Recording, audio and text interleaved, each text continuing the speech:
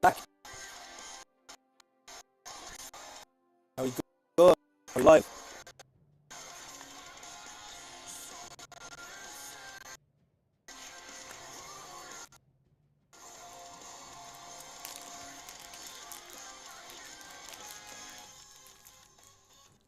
Just in time for the preparation day. I apologise for all this, guys. I don't normally have this many technical difficulties right before the start. We seem to be okay, though. Hopefully we are back and we're good and we're not going to crash again. Are we, phone?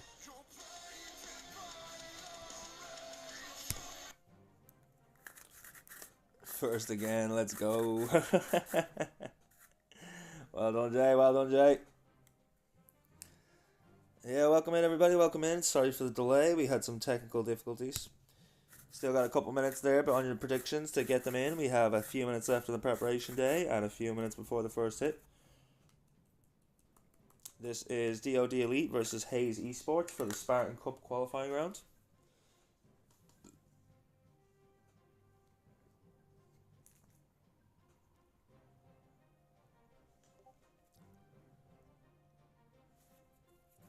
And Tigger finally gets one. But it's a second, Tigger. It's a second.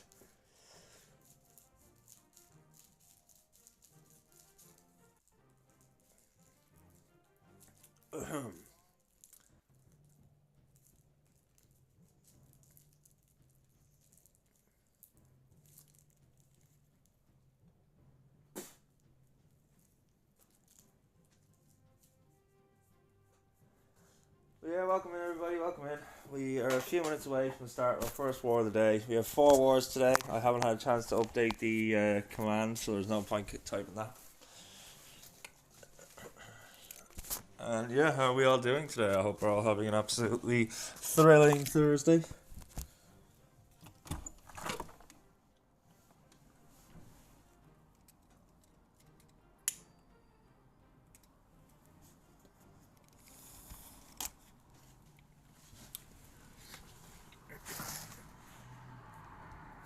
Yes, you should remember DOD.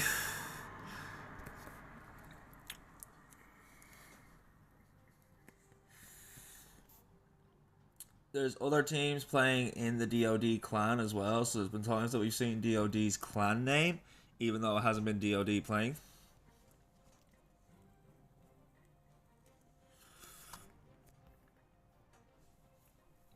Yeah, we have Darth 2 up, Droove, Lotner, Harshu, and Avnish on the side of DoD Elite.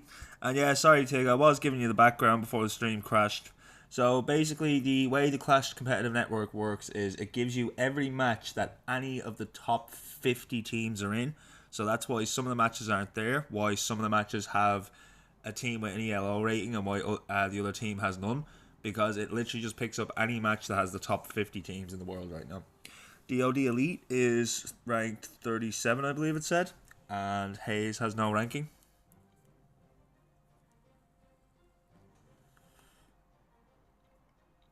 We have no past match data for Hayes either, but in the last 5 games that DoD have played, they've won 3 and lost 2. Their last 2 games being the losses.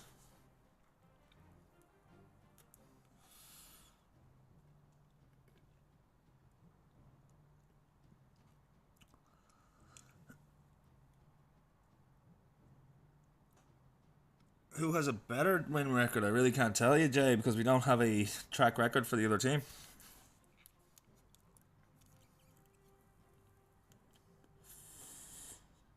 Hey guys, I apologise if I'm a little bit harder to hear today. I don't know if you can hear in my voice, but I'm getting a bit of a sore throat from all these long streams. So I decided to take it easy today. I've got my strepsils, throat lozenges, then I've got only 4 wars booked today.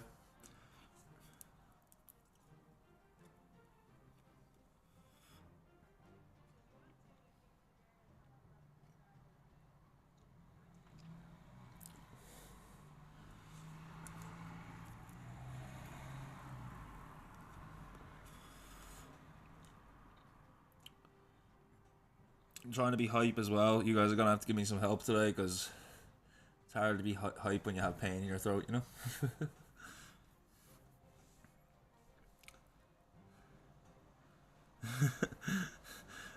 Add Tigger, I need your input. Yes.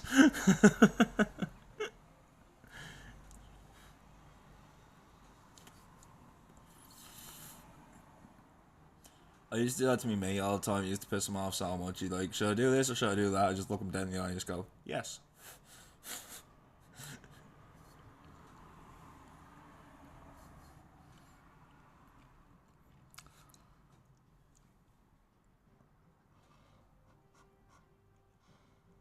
He's so mysterious. I love it.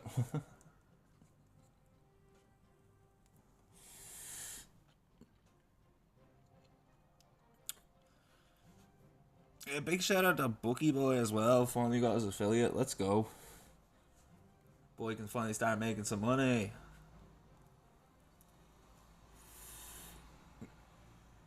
I find this funny.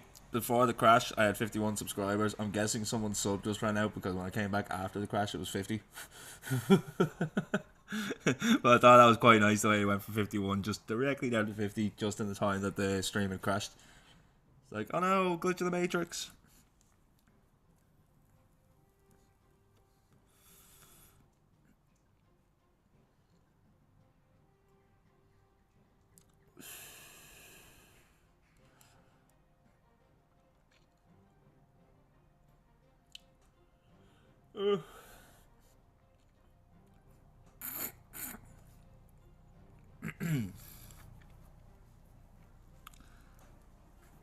Wow, somebody can't handle a little crash. It was probably just one of the gifted subs running out.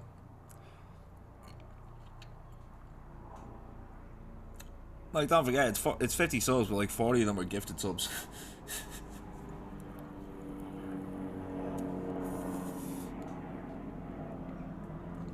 I know, Jay. You'll be here till I die. Heck, I could die and you'll still be here till you die.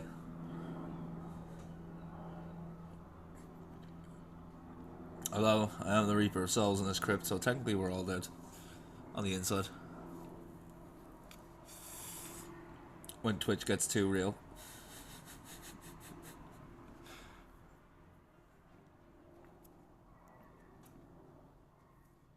Even in death, I'm following you. There's no escape. Motherfucker, I have your soul. I'm not locked in here with you, Jay. You're locked in here with me.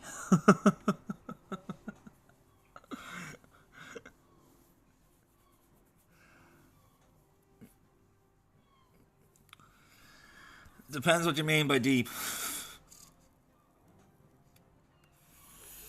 Emotionally, yes. Physically, never.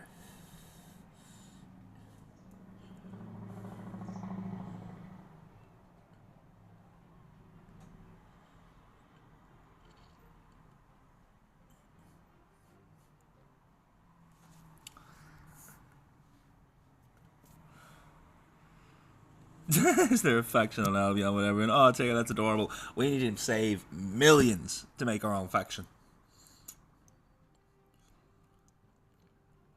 Tigger, if you're setting up Albion, you need to set up 2 accounts. You need to set the characters don't carry over, so you need a Europe account and an American account. They're both it's about the exact same account. You just have to make 2 different characters for each one for each server. Because sometimes we play with Bookie on his server, and I'm gonna try and get Book to start. Oh, there he is. Hello. We weren't talking about you, Book. Okay, I was totally talking about you, Book. Book, my laptop is bad. Let's start playing in Europe.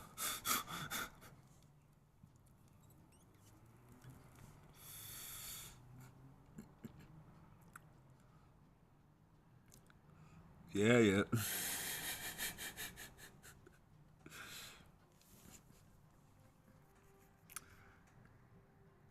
Alright guys, we're about 3 minutes out from the war. I don't know if the prediction is still open. It should be though. With the way I've set it up, it should be open up until roughly about the first hit.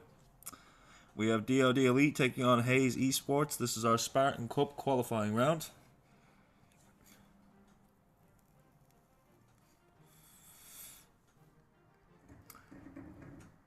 Okay, any EU character today? Sweet, bud.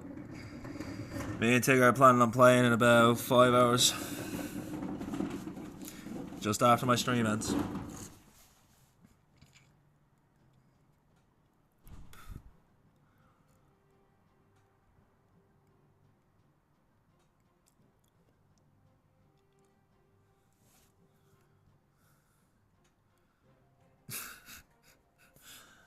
Tigger. Can't say that. Cancelled.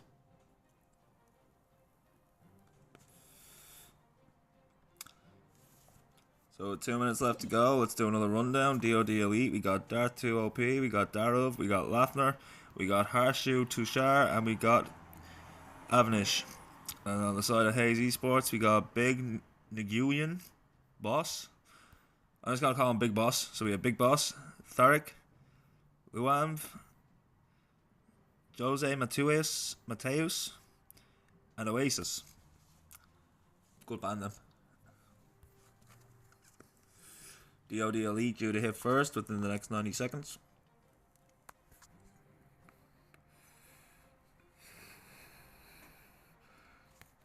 It was cancelled when I was born. I'll probably be streaming at that time. Buck, we had this argument yesterday. What are you going to be streaming? What do you think you're going to be streaming?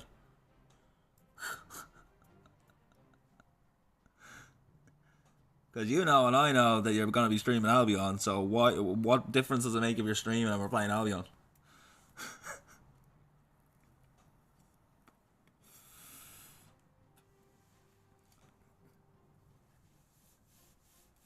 Or are you going to be doing some Need for Speed?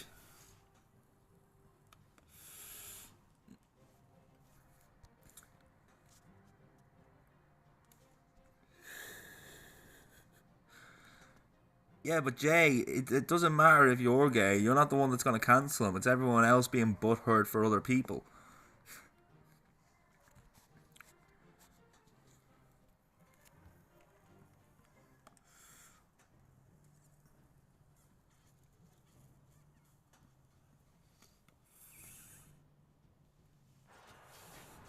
Alright, we're locked, we're loaded, we're ready to roll it. We have Avnish coming in. Our first attack of the day, we are going to see Super Dragons. I see the Super Dragons coming in. So we have a giant arrow straight across the base from 3 o'clock to 9. Beautiful value there, managing to hit a lot of the defenses, getting a bit of chip damage on them. Archer Queen now going to continue the walk and the charge into the 3 o'clock side, clearing out some of those defenses, starting to set up the funnel for those Super Dragons. Baby Dragon at the 12 o'clock side, going to help to set up the funnel on the opposite corner. Recall of the Archer Queen. Has lost her Frosty though. You see the Archer Queen redeployed along with the healers and the Barbarian King at the 12 o'clock corner. Gonna clear out all the defenses now, start making his way down to the 9 o'clock side. Skeleton Traps move to intercept the Queen. That is going to slow her down, but not going to be too much trouble for her. There goes the Spiky Ball and the Earthquake Boots. Pretty sure that was a forced ability. King has gone to the Phoenix. King is about to go down. Here come the Dragons, here come the Loons. We see a Stone Slammer instead of the Blimp. Interesting choice. And we should see that Eternal Tome being popped any second now to protect all those Super Dragons as they pat their way into the base.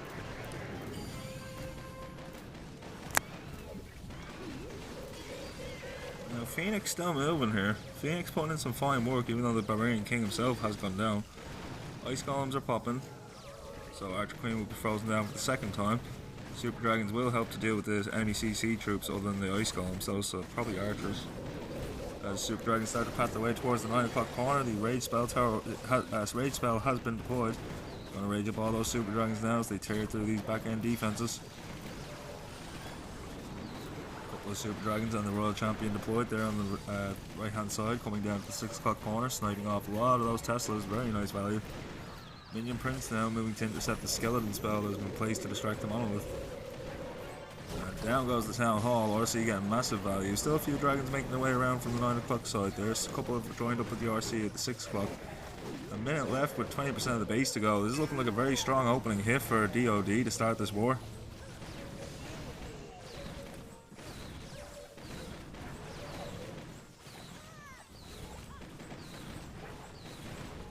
A lot of air sec skeleton traps there though. Oh no, he's not going to have the force on the back end, is he? This is going to be a defense for this opening hit. Just the Spirit Fox left. 8% of the base left to go, 30 seconds on the clock. Not liking the Spirit Fox's chances, does have a healer in support, but still. Even if it survives, time's against him here, 7 buildings left to go. Spirit Fox the absolute MVP of the attack right now. How is the Spirit Fox still standing? Finally goes down. 93% 2-star to open the war.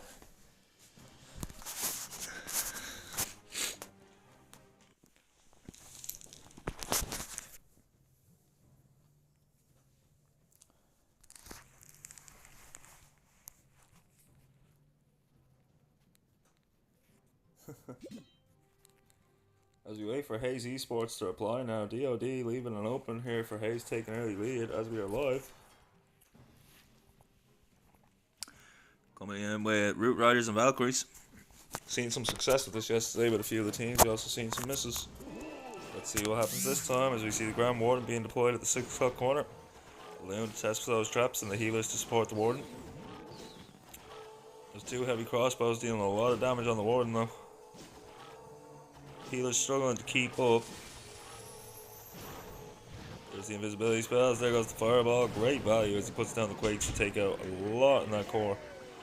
Including the poison spell tower, which is going to save him a lot of hassle on the back end. Barbarian Kings deployed in support. We have the siege barracks with the Peckers and the Wizards coming out to clear the 3 o'clock corner. That's going to allow all these Root Riders and all these troops to path their way directly into the core and look to take down the Town Hall.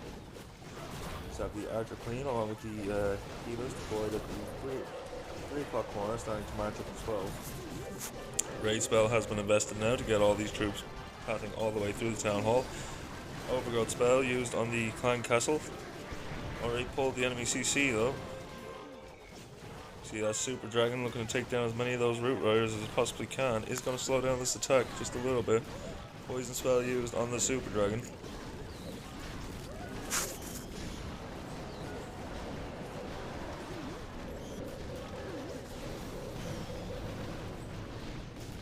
Overgrowth spell has been invested yet again. No more spells, still has his RC. We see the RC deployed now near the 9 o'clock corner. Gonna path their way in, keep the troops moving on the inside of the base, keep the Root Riders moving through the walls and opening everything up. Should have good timing now on this overgrowth, that it should wear off just in time for the troops to collapse back towards the monolith.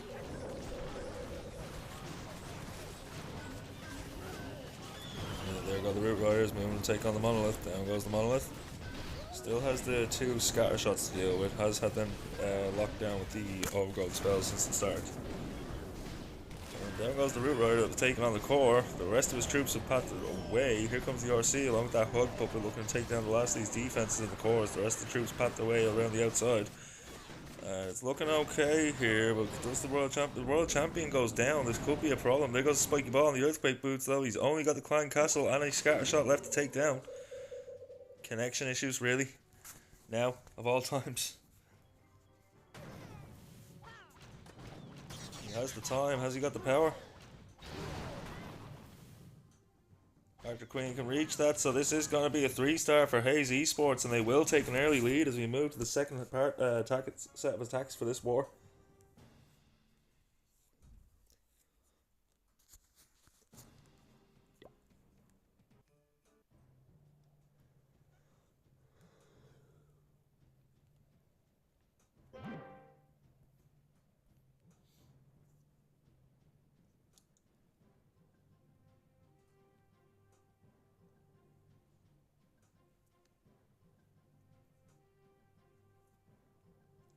So DOD need a triple here to keep pressure on Hayes Esports, and they also need a defense.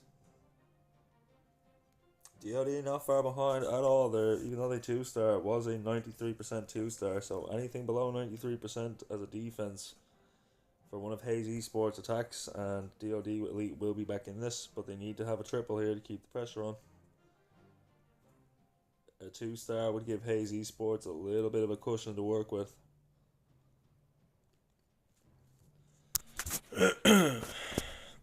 Rich, what's going on? No, you're fine, buddy. Rich, I want to ask, I scoured all the tournament brackets that I am a part of. There's no matches for Mercy at the moment, sure is not?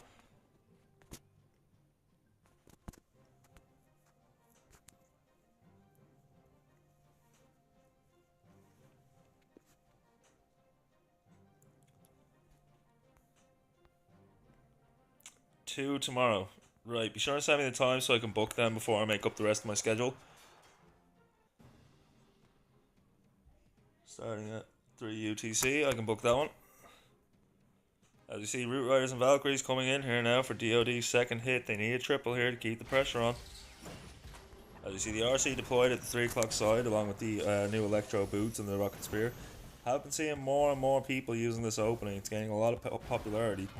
We use the invisibility spells to keep the Royal Champion alive for as long as possible as he just continues to make its way through the base, sniping defenses as it goes, and then normally the resource buildings would be ignored, but those Electro Boots doing a lot of chip damage, so depending on where the defenses are positioned, RC can also manage to take down a couple of those resources along the way without even having to look at them.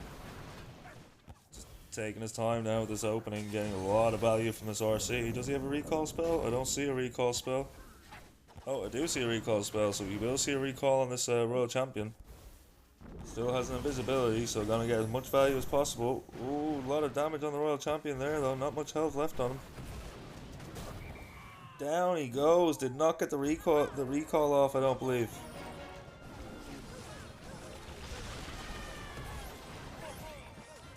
Now we have Peckers and Wizards coming out of the 12 o'clock corner. We have the Root Riders down. We have the Valkyries down. We'll not see that Royal Champion come back up, unfortunately. That recall spell was just a little bit too late, but the Root Riders and the Valks now pathing their way into the Town Hall compartment where the new Fire Spitters are also positioned, so getting a lot of value here. Barbarian King moving up down the left hand side along with the Pekkas and the Wizards there to clear out everything on the outside, keep these Root Riders in the base and smashing through the core.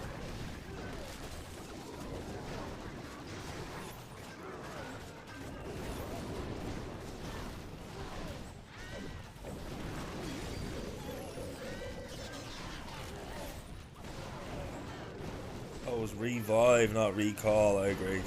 Fair Richard, my bad. Or Richmond.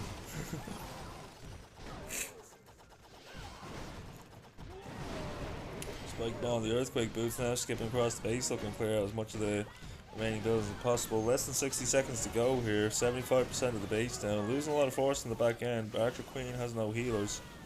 Still has some Pekkas, still has some Wizards.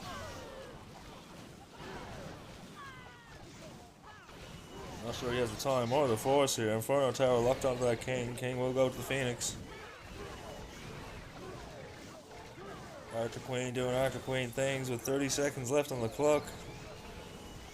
The more and more like this is going to be another defense for Hayes Esports. DOD Elite not being able to find the triple for their first 2 attacks. And now Hayes Esports with the opportunity to take a huge lead as we move to the midpoint.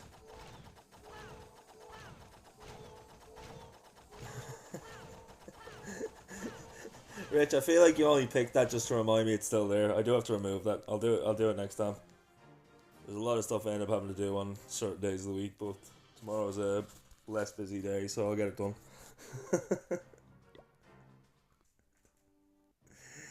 I don't even have the game on my phone anymore because I haven't played it in weeks at this point. I've just been streaming so many wars and doing so much Clash stuff.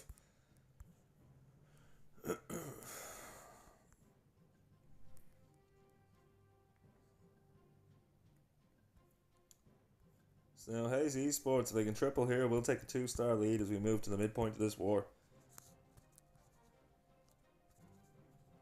And for the regular viewers of this channel, as we normally see, 2 stars behind is very, very tough to try to come back from. We have seen it once, I believe, when we had a dreaded 1-star come in when there was a 2-star lead. But now he's going to try his luck with the Dragons and the Dragon Riders, a few Rocket Loons in there as well.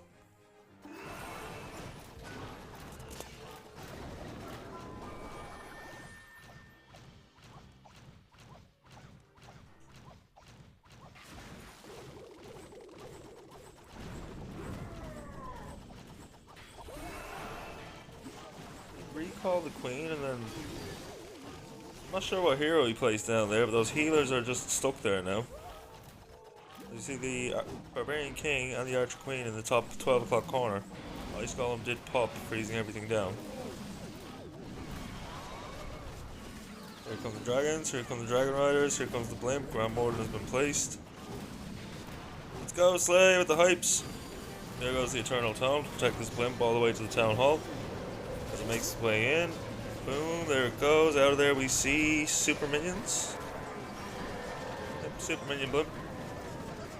Dragons passing their way around from the 3 o'clock corner, going to start making their way down to the 6 o'clock side. As we see the Royal Champion now deployed from 12 o'clock, looking to snipe those defenses. Hopefully path over to the monolith after this fire spitter. Already gone down to very low health though, and down goes the Royal Champion. Spiking all the earthquake boots to open up pathing for the troops to make their way towards the monolith here. Even the King now will have a bit of trouble. Gone to the Phoenix, does get the monolith down. Now, most of the dragons have died off. This is the problem we've been seeing with dragon attacks. They lose an awful lot of power on the back end.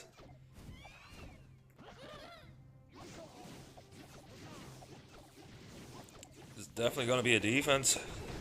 Just how high is the percentage going to be? Looking more and more like it's going to just be the 65, okay, 65% 2-star. Don't see him getting any more than that.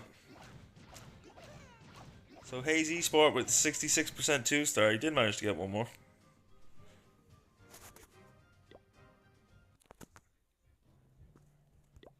They are still in the lead by 1 star, but DoD Elite now have the lead on destruction.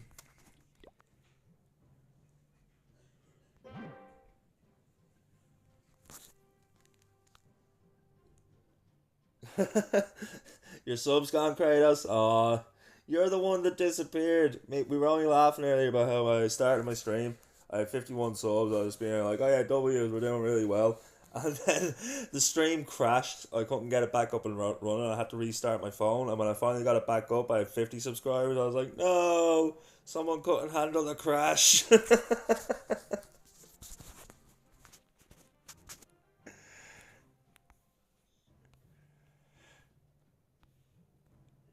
Well, that takes care of that. Let's go, Rich. Hypes in the chat for Rich.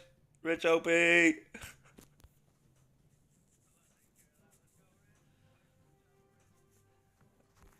about to have an attack. I'll get Rich's points after the attack.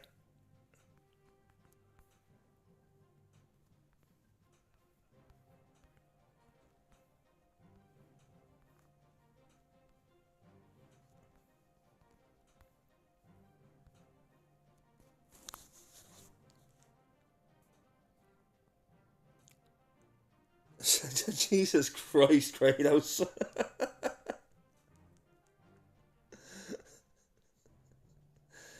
That has got to be the wildest way I've ever heard someone say thank you for a gifted sub.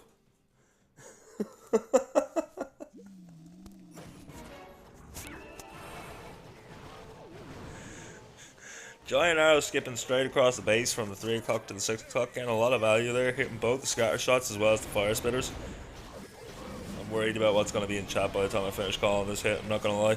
As we see the Electro Dragon doing the funneling at 12 o'clock, we see the dragons, we see the loons, we see the Grand Warden, we see the Dragon Riders. There goes that Eternal Tome. Blimp being protected now all the way to the Town Hall, freezes down the Town Hall as well. Rage Spell Tower was popped, but Rage Ball on the Warden is going to help rage up these balloons and these dragons. As we see Yetis coming out of that blimp, I believe. Yep, Yetis, as they start tearing down that core. We see from the outside the Royal Champion, a couple of rocket loons being used in support to help snipe down as many... Oh, that's the Archer Queen, I apologise. Snipe down as many defences and take care of the Tesla farm before the main Horde dragons make their way to the bottom of the base. Still have plenty of those bowlers in the core here, getting lovely value as the dragon starts to pat their way around from the outside. But down does go the last dragon. Oh, yep, there goes the last dragon. He's got one E-Dragon, he's got his minion Prince, he's got his Grand Warden, he's got his... No, the Archer Queen's gone down too, so he really hasn't got much left on this. Oh, no, there's the Phoenix. Phoenix gone down, Grand Warden gone down. Minion Prince gone down. Solo minion run. Minions looking to solo the base. DoD Elite had an opportunity here to try and close the gap.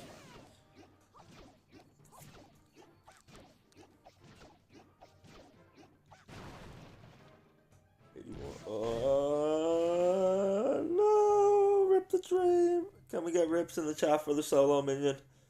One day, one day. 81% 2-star for DoD Elite, which will put them at 6 stars total. Hayes Esports have 5 with an attack in hand.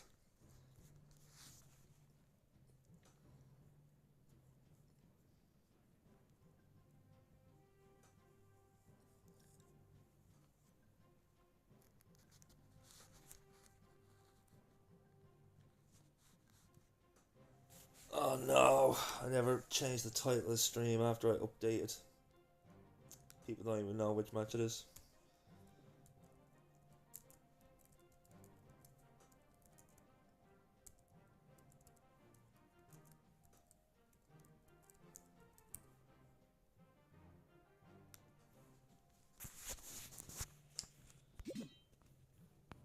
So Hayes Esports looking to reply here now. A 2-star will keep them in the lead. A 3-star will have them sitting pretty at a 2-star lead as we move to the back half of the war.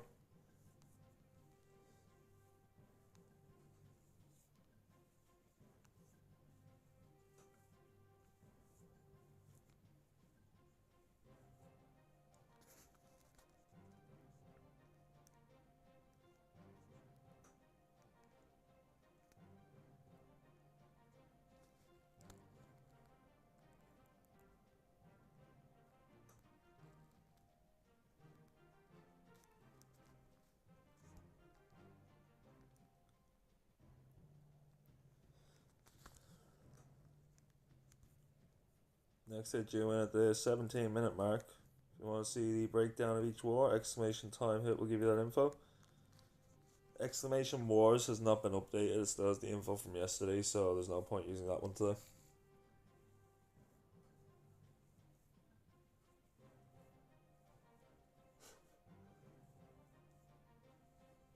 So while we have some dead time, my username is pronounced Rich Mondesi. Got it. Rich Mondesi. As we have Jose Matus coming in now for Hayes Esports, looking to extend the lead. Attack has started. A couple of loons invested to take down the Wizard Tower on the right hand side. Does pull a couple of hidden Teslas.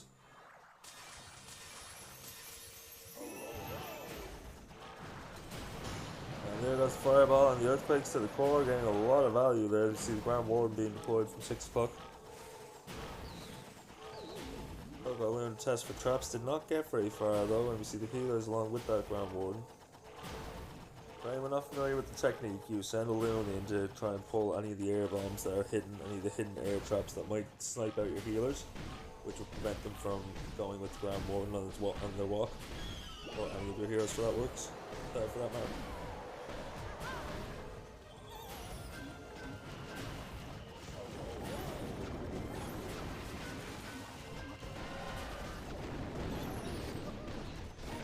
I'm reading what you're saying, but just you know, as you see the siege barracks deployed at the 3 o'clock corner, we have the Peckers and we have the Wizards coming out, clearing out that entire corner as the Ice Golem does pop, freezing down everything in the middle. As we see here come the Super Witches, so here comes the Giant Larrys breaking down the wall along with the Barbarian King. Here comes the Ice Golem moving to intercept, and the Super Dragon coming out of the enemy CC. So there's a problem concerning he doesn't really have any air troops by the Witches to snipe down the Dragon, but he does get it as the Spike Ball and the Earthquake Boot skips across the base, opening up the core and giving access to the Town Hall. There goes the Giga Bomb as all the troops get pushed right back.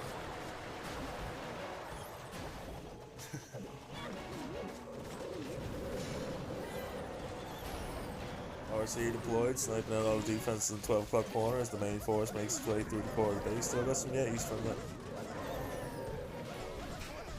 Jump spell has been deployed, giving access to all the back compartments, bar the one with the 2 mortars. Indian Prince packing up to 12 o'clock now, trying to reinforce the Archer Queen and the Royal Champion is. Oh, we got the Phoenix, Barbarian King still going strong. Still got a couple of Giant Larrys up there, but most of the force seems to have died off. World Champion sniping down the Inferno Tower and the Bomb Tower. We'll move in now to take on that multi-archer tower. Running out of shots on that rocket spear though, so we'll have to start stepping up to the defense now, start taking them down. Unfortunately, down goes the World Champion too. They will keep the lead thanks to it being a 2-star, but Hayes Esports looking like it's going to be a defense, not going to find the power to push through on the backside.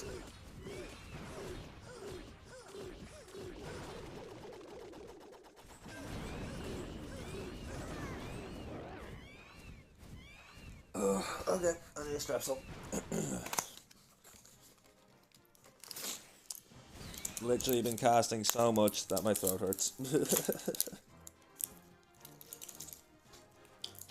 But are we having a good time? I think we're having a good time. We've been having some fun. So DOD Elite still only down by 1 star as we go into the back half. So there is still a chance to pull back here in the last few attacks of this war. It's far from over. A 2-star detriment would have been a lot harder to deal with, but 1 star, all they need is a good defense of 1 star or 2 defenses and to triple out, and they will win.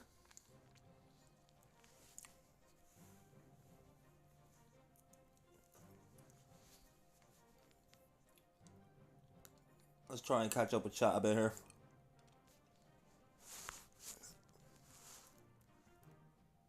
Salomon sent me some money. That's about the feet picks, I'm assuming. Oh, we're live. Going fast here. After we have Lochner coming in, we're going to see Root Riders and Valkyries.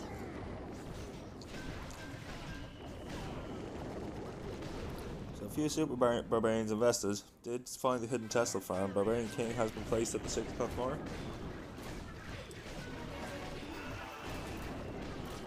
Skelly Spell placed at the 3 o'clock corner. Interesting choice. You see the Root Riders and the Loons coming down along with the Healers, and the Valkyries going to start passing their way through the core of the base here. We have the Royal Champion deployed as well, and the Siege Barracks, so the entire attack force coming in from the right hand side here. You have 3 Ice Golems coming out of that enemy CC as the Giant Arrow skips across the base and the Eternal Tome is activated. Now remember, the Eternal Tome will protect troops from damage, but if an Ice Golem pops, it will still freeze down those troops.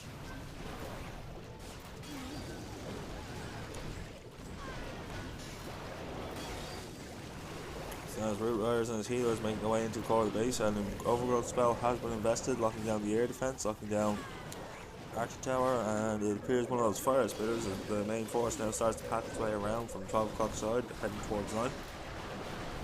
Spiky Ball on the Earthquake boots down at the 6 o'clock corner, going to clear out all the rain buildings in the core.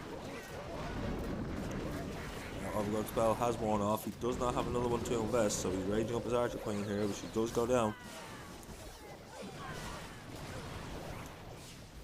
Royal Champion and the Pekkas along with the Root Riders now smashing away from the 9 o'clock corner.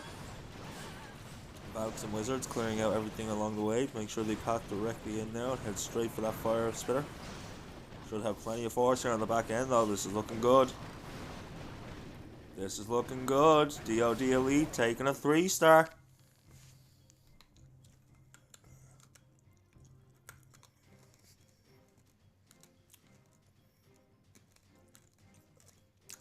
Yo, Iron, what's going on, buddy? Welcome in, welcome in. Did you raid me?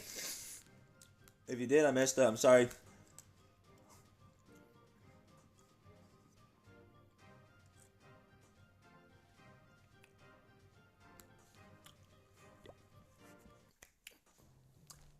Yeah, enjoy your lurk, buddy.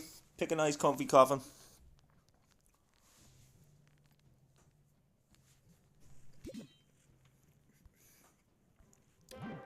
So Haze Esports needing the triple now to keep a hold of their lead. Based on damage, a defense would even a 2-star defense would lose them the lead based on the damage.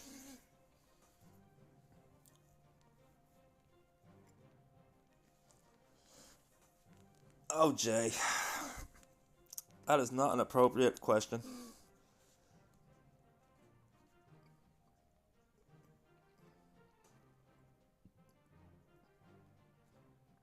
Thank you, sir.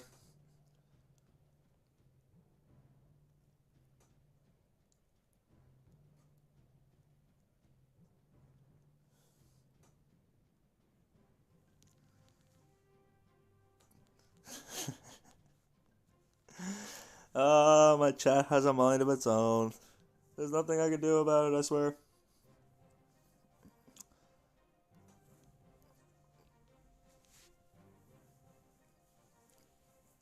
But kind of player? As we see the next hit coming in from Haze Esports, they do need the triple here to hold on to their lead. Defense, I mean, a 2-star at a very high percentage may help them here, but I don't think it's going to hold on to the lead for them. It has to be a triple. As we see the RC being deployed at the 6 o'clock corner here, so it looks like we're going to start with that new RC walk opening that we've been all seeing. The recall used quite quickly, didn't get much value from that. As we see the Grand Warden come down. Down go the invisibility spells, and boom, there goes the fireball straight to the core, getting himself the clan castle, getting the fire spitters. I'm not sure why he placed that earthquake over the fire spitter on the far side. That wasn't affected by the fireball. Archer Queen has been deployed, and we have the healers along with the Archer Queen to help support her, as we have the Grand Warden walking in to take on smaller buildings on the right hand side of the 6 o'clock corner, freezing down the monoliths, and then a couple of loons. Archer Queen will charge in there now, as we have the siege barracks deployed at the 9 o'clock corner. Out come the Pekkas, out come the Wizards, going to absolutely tear through that corner and make sure the funneling set correctly for these Root Riders. Here come the Root Riders, here comes a couple of Barbs, all going to path their way in now towards the compartment with that Inferno Tower. We'll hopefully move over towards the Fire Spitter then, because that Fire Spitter is dealing a lot of damage. Poison Spell Tower has been activated, so that's slowly going to chip away health at all of his troops, while also slowing down any troop that's in that area of effect.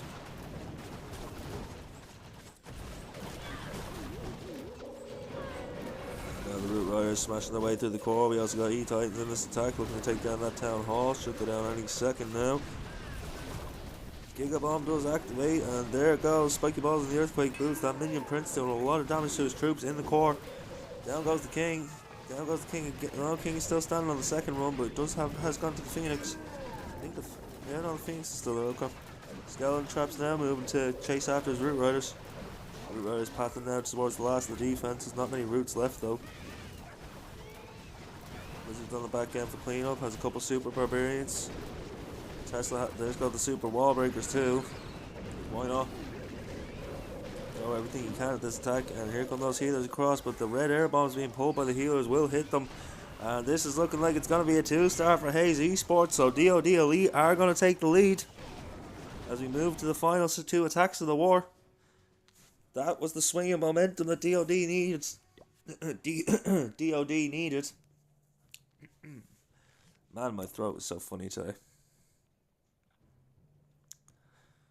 So yeah, by average destruction, DoD Elite have taken the lead.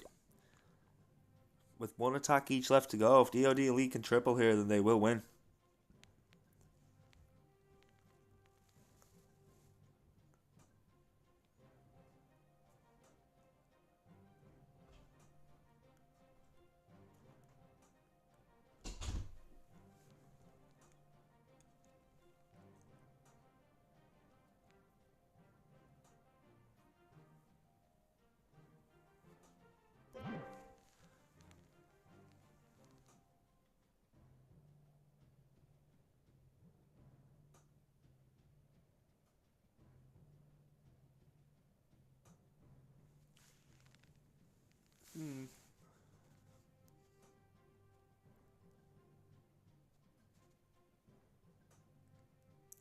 That's a nice thought, Jay.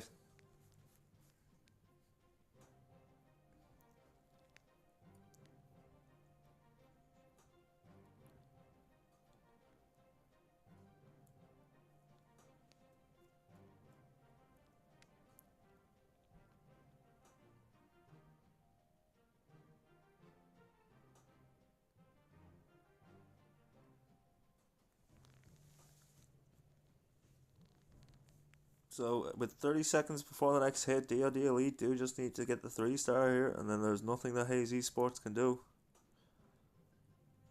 A 2-star will open the game back up for Hayes, so right now it is still anyone's game, but if DoD tripled, then that's it. That's all she wrote.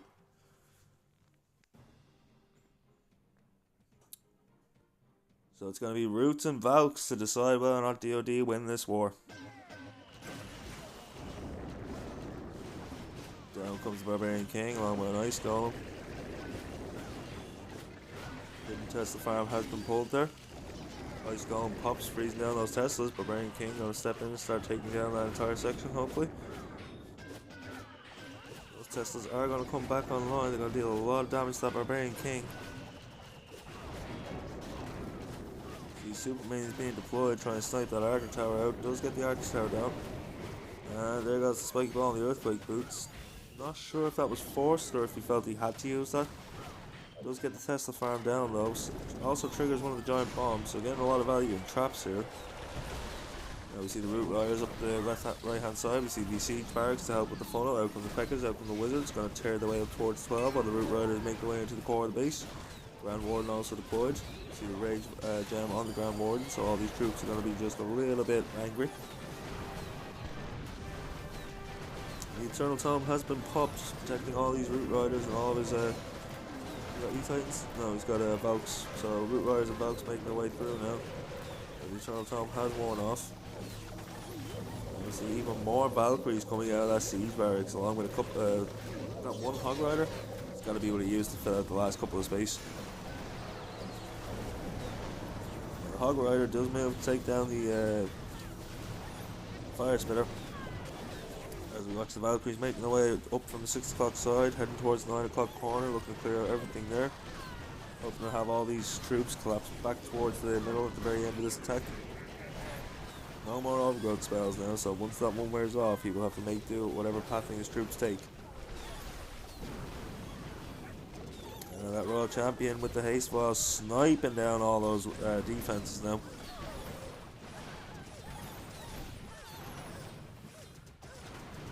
Chat getting all philosophical while we watch this war. You'll love to see it. Fire Spitter being slowed down. Remember, a 3-star here means DOD win. Still has a P.E.K.K.A, still has the Archer Queen, still has 41 seconds. Has multiple Archer Queens now. And with this, DOD Elite will win this war with a triple to finish out their attacks. Due to damage percentage, even if Haze do get the triple on their final attack, then it will go to DOD Elite, so we can pay out our prediction. GG's, GG's. We'll watch the final attack, because we do have respect for all players here. They still took the time to plan their attack and give us a show, so we're going to watch it.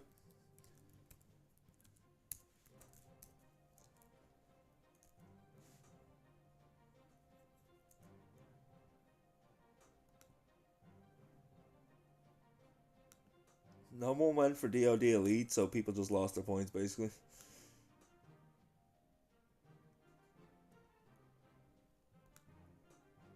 I just lost my life earnings.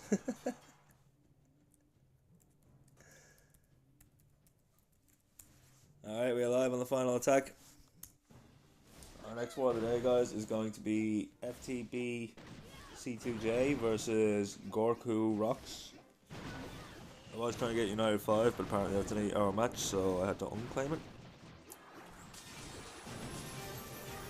Invisibility spells being invested on the Royal Champion. This new Royal Champion card being a very favourable opening to a lot of the teams the last few days.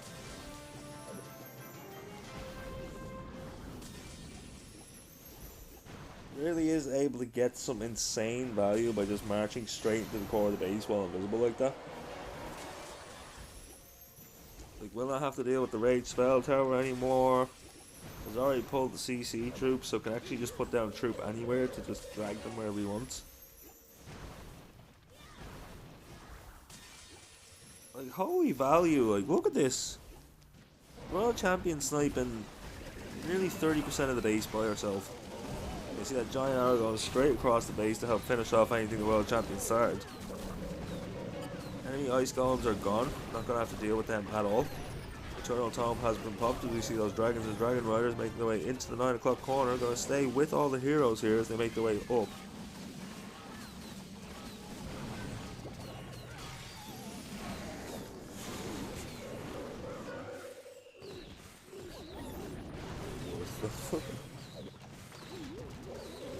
And then all those dragons being raged up by that rage gem as they make their way up towards 12 o'clock corner. Gonna pat their way around now to come down by the 3 o'clock side.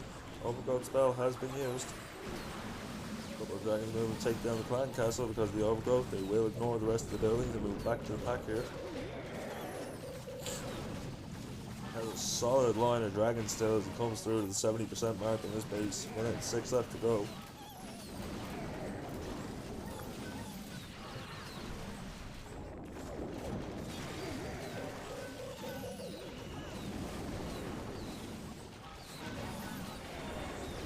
Dragons pat their way around the 3 o'clock corner. Still a big bunch of them there. This is actually looking solid for a dragon hit.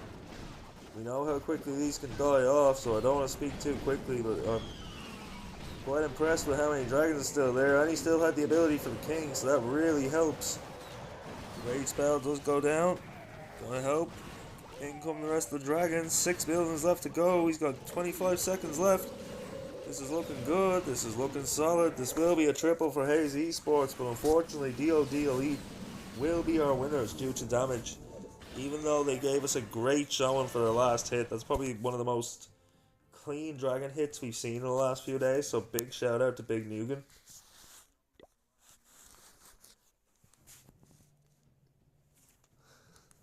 The only way I'm remembering that is 1, 2, 3. FTB and Gorka. Alright, we have to set up for our next match of the day.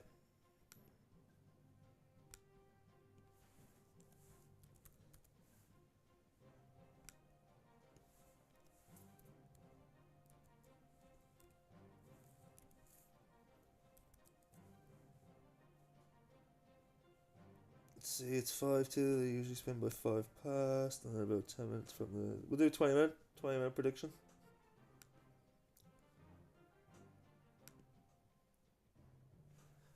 Now, I need to apply to the clan because I'm a noob streamer. Dazzy, what's going on, buddy? Welcome in, welcome in. Didn't even see you get here.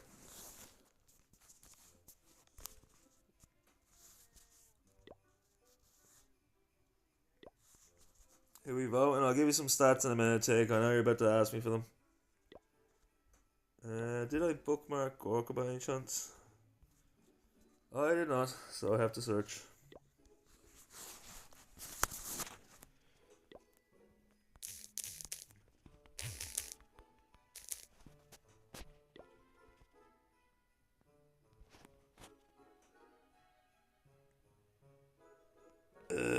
Which one is it gonna be?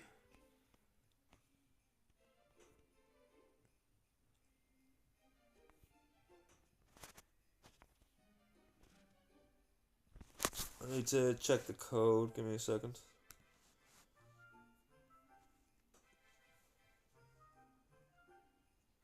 Now I need to update the title of the stream. This is gonna be the Battle Chess Championship round of 128. Oh no, why do you always do this? Oh, I hate this laptop. I hate this laptop. I hate this laptop. You just chilling out, Dazzy? Good to hear, buddy. Glad you're having a good day.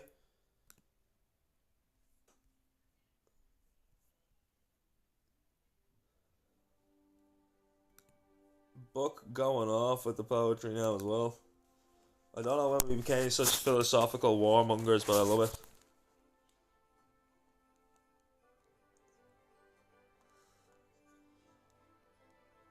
Still working on it, Dazzy. Still working on it.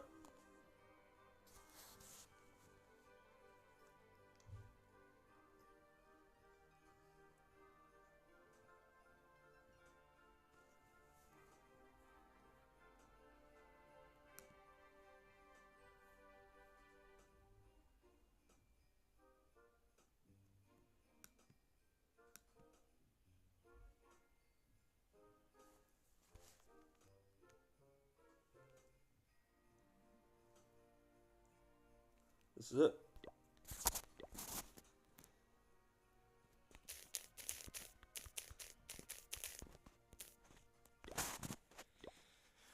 Okay, so we need to change over our overlay now.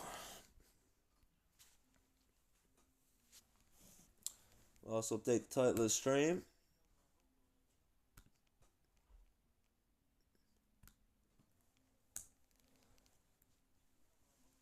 FTB C2J versus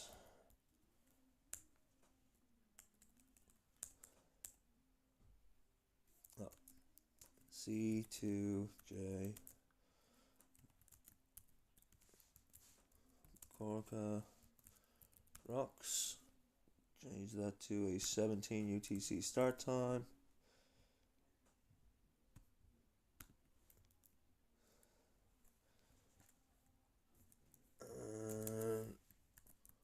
War 2 of 4 today.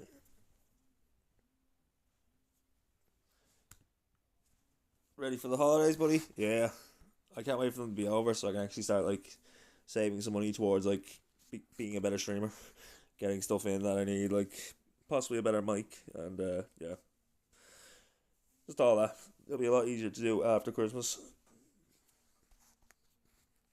What am I looking for here? I'm looking to change this picture.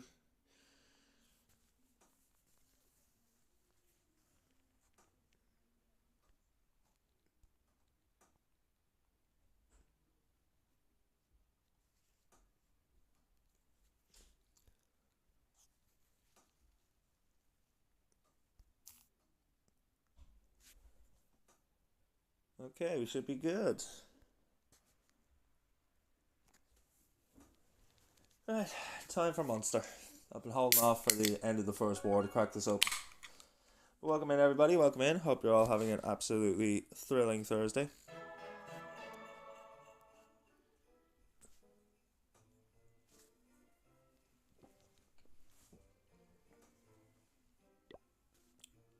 We are in Gorka Rock, so we're good to go for our next war. Predictions are up, so be sure and get your skulls down on who you think's going to win. This is FTB C2J versus Gorka Rocks in the Battle Chess Championship Season 6 round of 128. One of these teams will move forward to the round of 64, could end up facing the defending champions, our very own Mighty Mercy and Esports. Been having a lot of fun with Battle Chess yet again, so I can't wait to see where we go with Season 6, and hopefully there's a Season 7. I know you guys have been enjoying Battle Chess as well. It's definitely one of our most featured tournaments on this channel.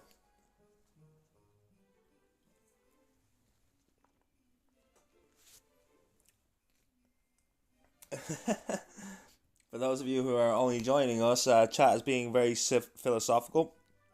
Kind of a strange game to be philosophical during. Literally a war game, but okay. It brings out the best in people, I guess.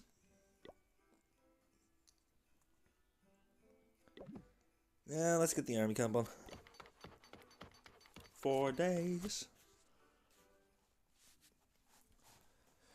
So we've just gone the 5 o'clock mark. They're due to spin at 5 past 5.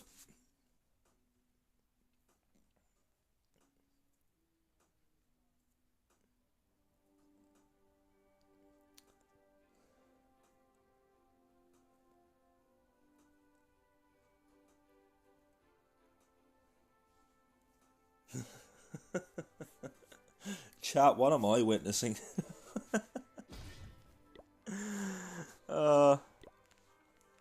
This is so not on brand for DJ Venus himself. So we have a 5-minute preparation day, 45-minute war day. First hit comes in at 37 minutes, and our first hit should be coming in from FTB.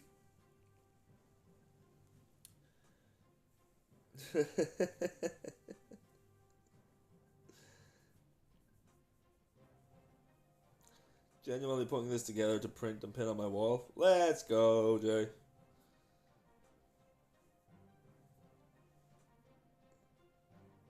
Should have been in my Discord, brother. All freaky shit aside, that was a masterpiece. Nice. I wish I had read it, but I was a bit busy setting up for the war.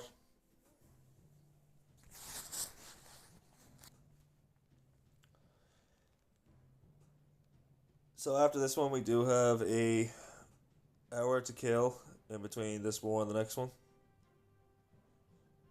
Probably won't end stream. Probably just keep streaming.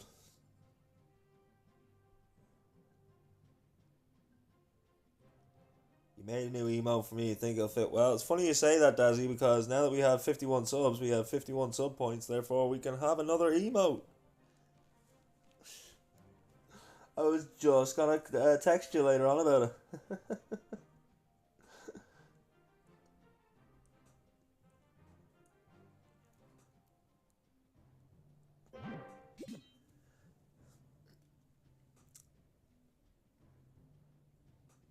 So you guys, you have roughly about 12-13 minutes left to get your predictions in. Who do you think's gonna win? FTB or Gorka Rocks? Tigger, I know. Stats, I'll check for you now.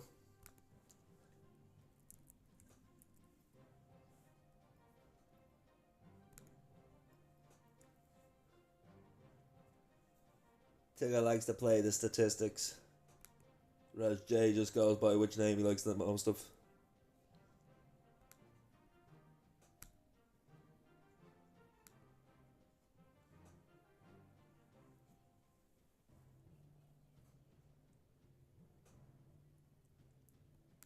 Okay, we have stats on both these teams this time. So, FTB C2J are ELO rank 67. Gorka Rocks is ELO rank 30. They have no head-to-head info. And in the last 5 games, FTB has won 2 out of 5. And Gorka has won 2 out of 5.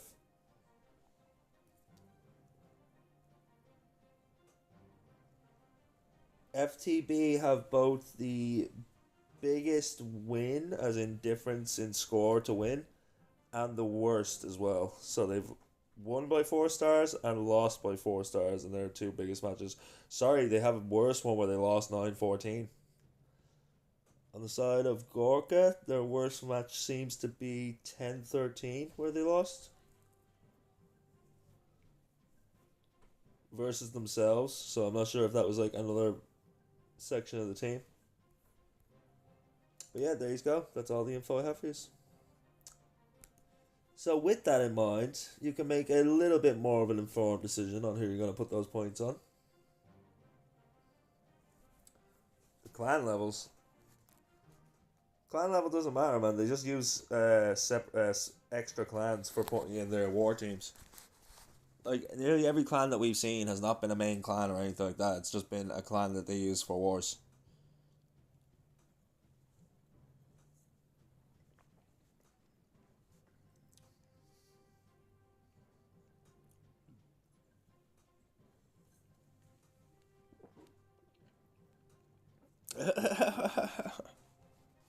Can you not see them there on the screen? They're level 10 and 9.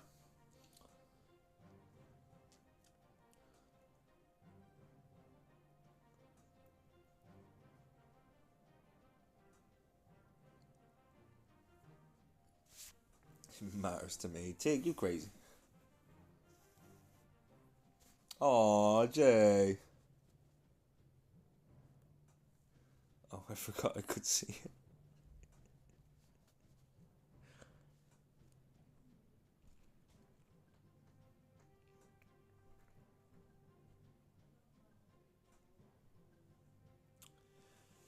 So as our preparation day comes to the close, we will have 8 minutes from the start of the war to the first hit. 45-minute war, 37 minutes is the first hit.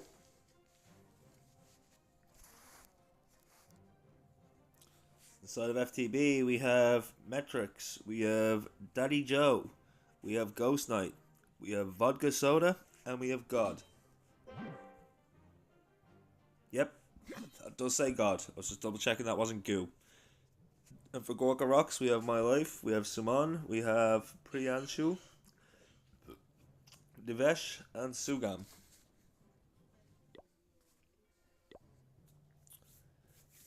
Five v 5 Town Hall 17 War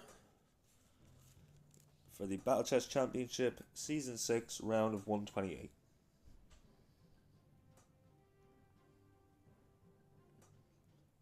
This is a single elimination format, so if you lose, you are out.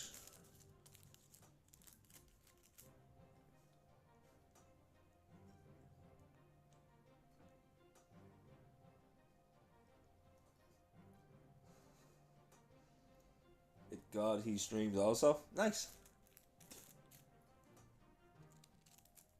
I did not know that.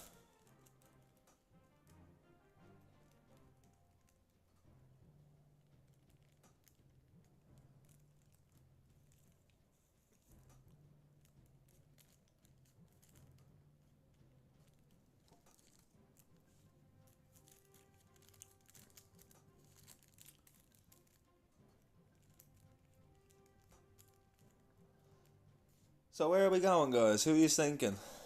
Have points been put down on anyone yet? Oh, we have some points down. We have some points down. Interesting.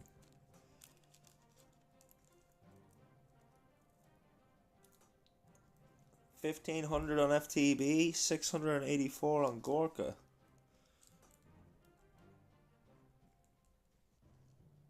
roughly about 1 to 2 and 2 to 1. Someone's either gonna double up or someone's gonna 1.5 up.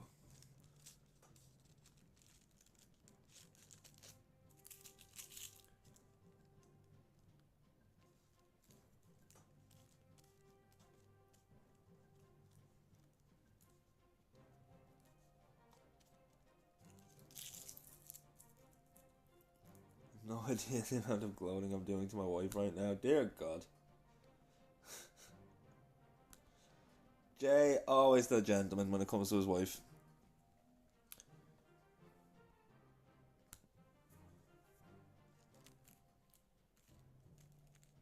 Yeah, we have 5 minutes to the first hit now. Seen Gorka Rocks a few times on his channel. This will be the first time we've had FTB here.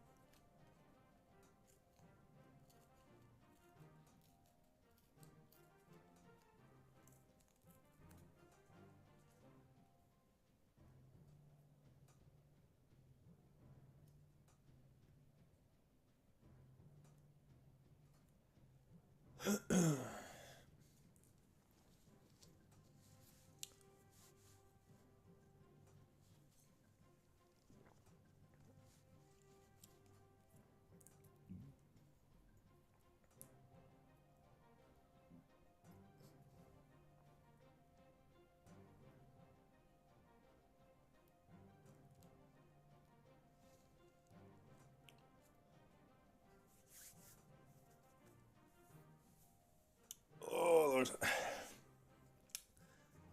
I apologise for the little bit of quiet there. It's a little bit harder to be hype with the sore throat goes. I am taking lozenges and stuff for it, so hopefully it won't last too long. That's what happens when you spend 17 hours streaming over 2 days, I guess.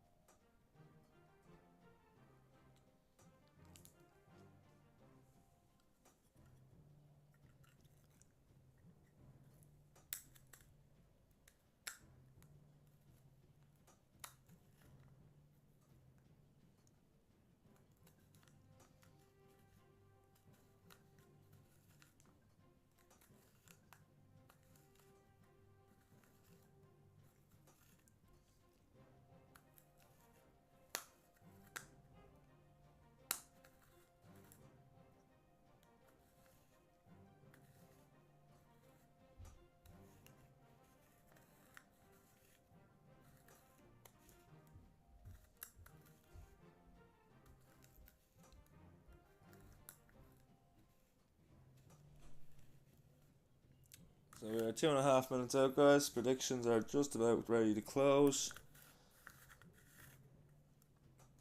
Our second award of the day for the Battle Chess Championship Season 6, round of 128.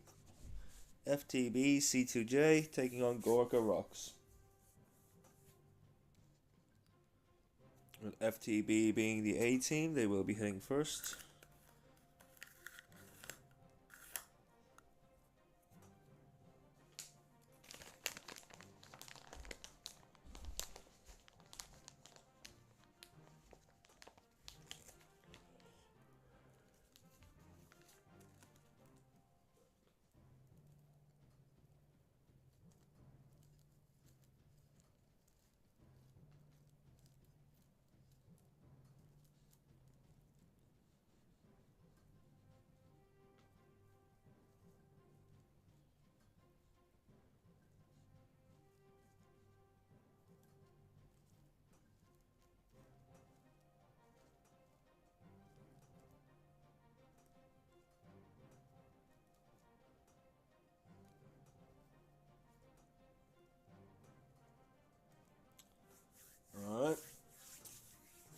As we hit the 60-second mark, we're locked, we're loaded, we're ready to roll it.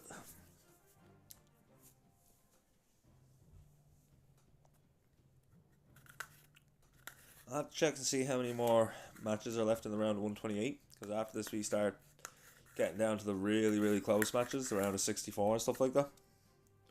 Remember guys, the further into these tournaments we get, the closer and closer these wars are going to be. And the harder it's going to be for you to make your predictions in chat as well.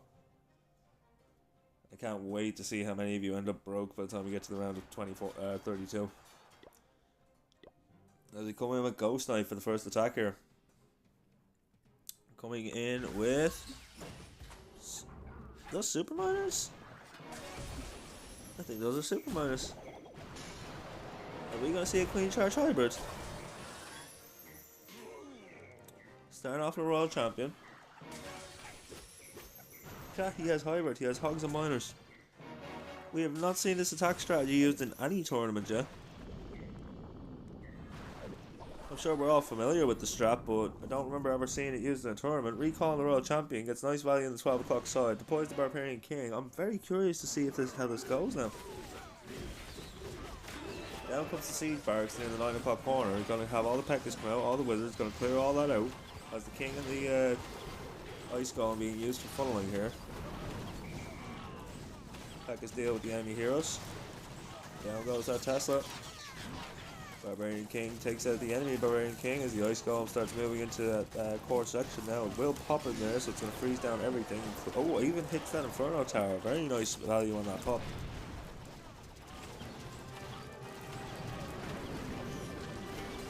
Spike Wall, the Earthquake boots being used to open up the compartment to the Town Hall.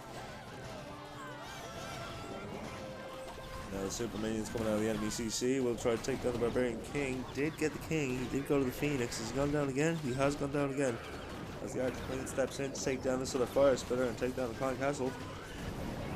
And the rest of the troops pathing their way down from the 9 o'clock corner all the way to 6. Grand Warden and the Royal Champion making their way through all the defenses on this side. Now I think he's just got his heroes left. Has a few cleanup troops to deploy on the outside, but there's a hog. Where's his miners at? Miners putting in some super value.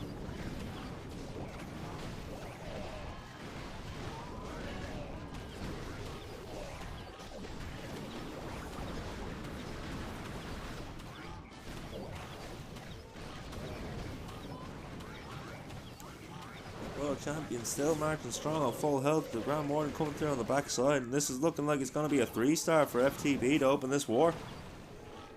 Fairly quick as well, 2 minutes 20 seconds, not bad, not bad.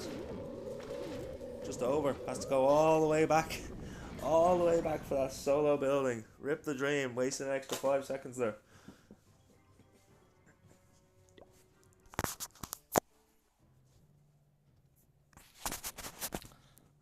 He is indeed. He has been quieted for some reason. I'm assuming the wife came home. Because that's usually the only thing that silences J Venus. Oh my god, I'm having such trouble breathing right now. I apologise for that chat, I needed to clear. Absolutely clogged up to.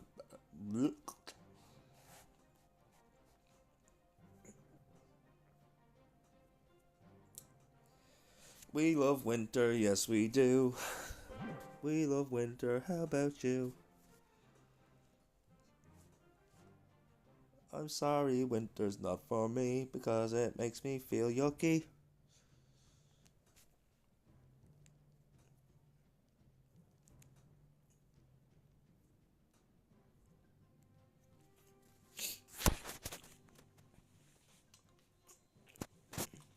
I think my poem did him in. I think what he did to himself while reading your poem did him in.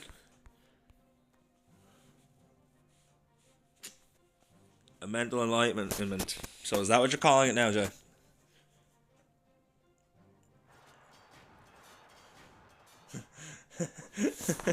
I knew it. I knew it. As we see my life coming in now. So Gorka need a triple here to stay on the toes of FTB C2J. I need to be faster than about 2 minutes and 24 seconds, I believe is the total time. We start with that Royal Champion opening that we've been seeing more and more of. Town Hall Artillery is locking onto the world champion. Already lost a lot of health. Visibility spell is being invested on that world champion to make sure she stays up and starts pathing her way through the main defenses here. Looking to snipe down that Town Hall early. Dragon deployed. Town Hall Artillery does rock onto it though and rains down hellfire from above before going down. They're getting a lot of value here from the 9 o'clock corner all the way in, but all these defenses going down. Another invisibility spell invested to keep this going even longer.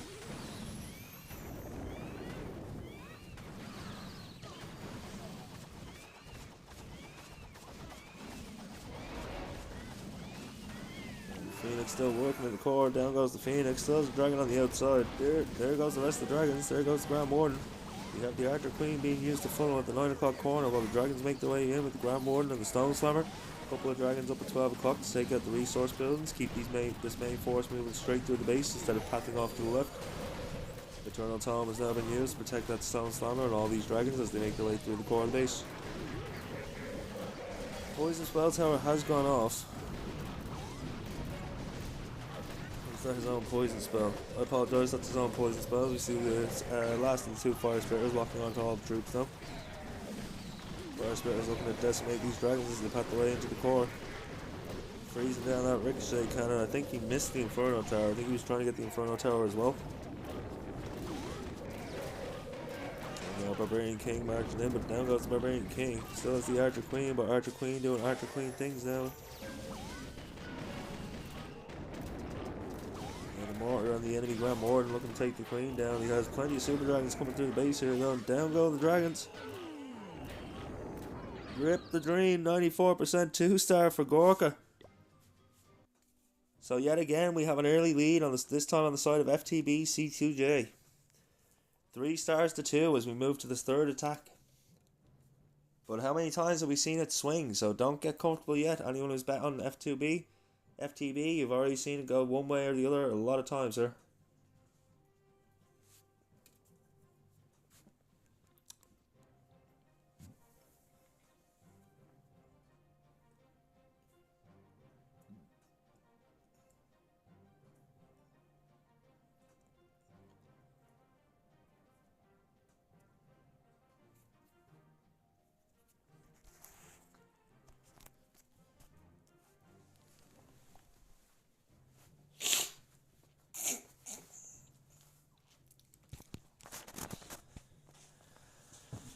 Our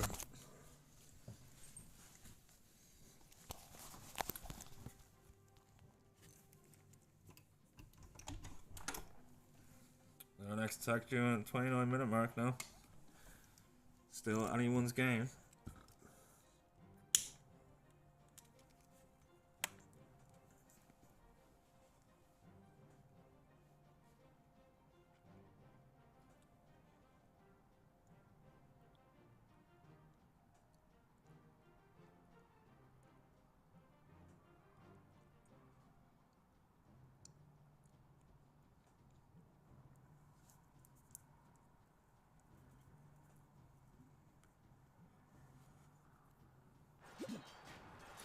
And we're live. We have Daddy Joe coming in. We have another hybrid army. FTB, the first to show us the hybrid. Is he going to start with the World Champion charge like his teammate did? No, he's going to start with Grand Warden and Angry Jelly, I believe. No, it is the World Champion. Nope, Archer Queen. I am blind, I apologise. We see the Archer Queen coming in from the 12 o'clock corner there with the Angry Jelly to help her avoid all the resource buildings and just path to the defences.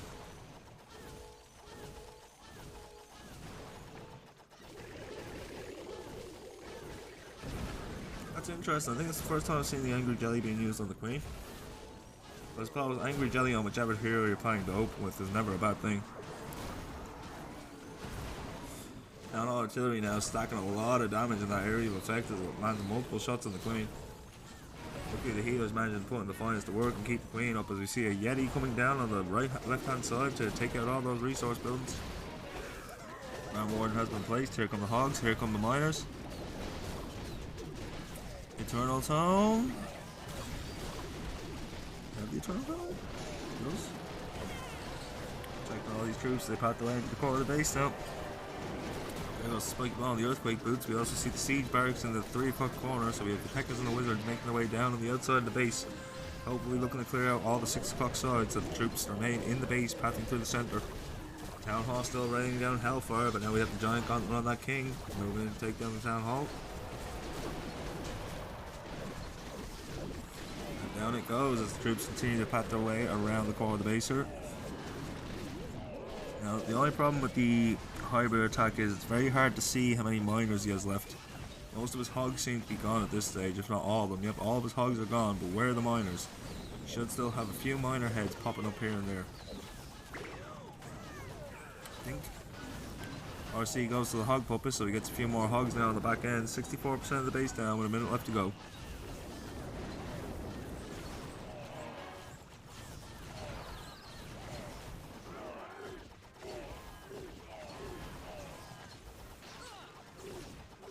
Unfortunately, it's looking like it's going to be a defense for Gorka. Not looking like this is going to have the power to push through.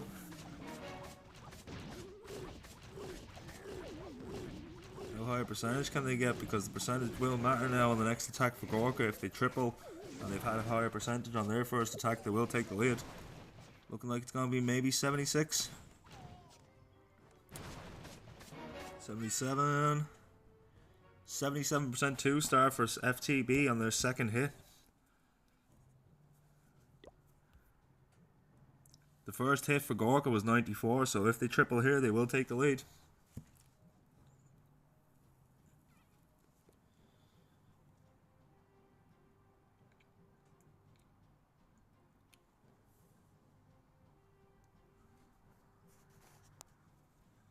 This is why we say, do not sleep on hard mode, people, and do not judge anything by the first 2 hits of the war.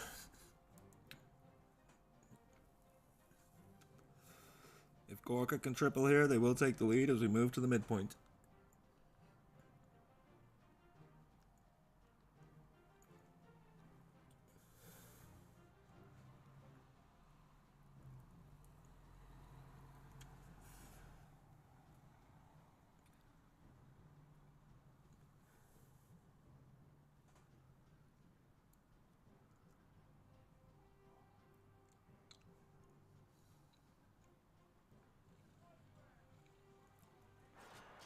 And we are live. We have Sugam looking to secure the lead for his team. If he can triple here, they will take it. We have Dragons and Dragon Riders coming in. What does that say? Judging will never change. I've missed so many messages in chat. I do apologise for that, people. I will catch up with you and have a laugh just for the next hour though after this hit, because we have an hour break before the next match. As we see the Royal Champion charge being used here, and a Rage spell being invested to help rage up that Royal Champion as well. Wait, is that Super Minions? That was a Super Minion blimp, I apologise, I did not see what happened there. Taking down a lot of value here. Down goes Town Hall.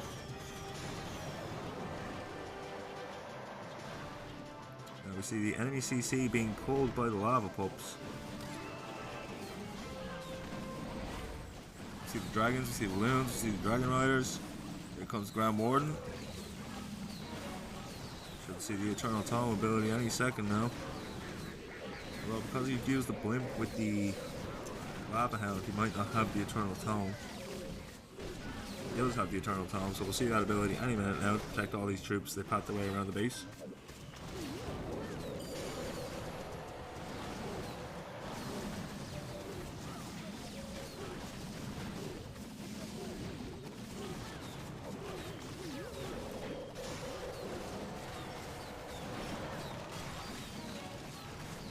Yet again, the same thing with these dragon attacks. Not a lot of force left that I can see. Gorka an opportunity to take the lead here, but will they have enough force with the dragons to make it all the way through? Half his time gone, half the base down.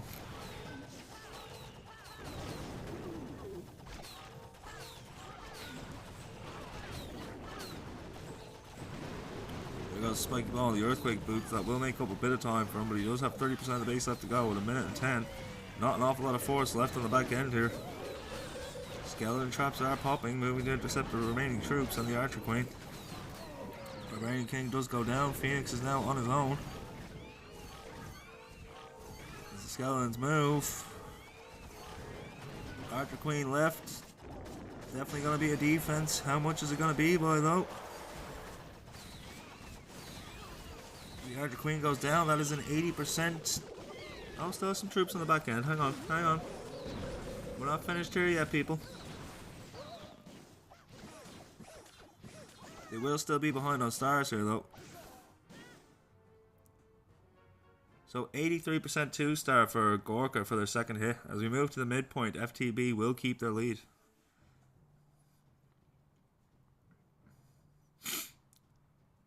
I think that also puts Gorka behind on damage.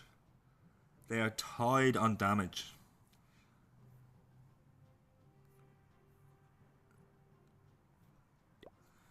Gorka does have the time advantage if they do end up on a tied damage and tied star situation, but it shouldn't be possible for them to end up that way because to tie the stars, one of them has to triple and one of them has to miss.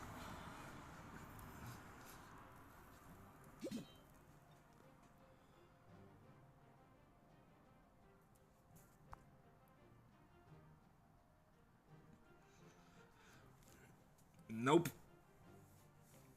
No clue, Tier. All I can tell you is on my EU server I'm building a mage, and on the American server I'm building a hunter. Tigger, we're all noobs. We're all starting off at the same level.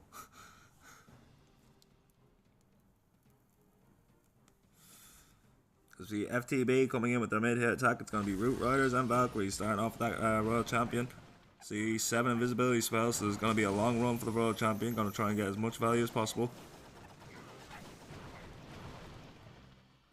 Spirit Fox in tow to support the Royal Champion. You didn't know that? Yeah, Tig, we're all going to stumble around the game together. I started 2 days ago, maybe 3. I've only played a couple hours after stream each night with Buck. That Royal Champion getting a lot of damage here, getting a lot of value as it pats its way into the core of the base. Looking to get that raid spell tower, down it goes. We'll not have to deal with that later now.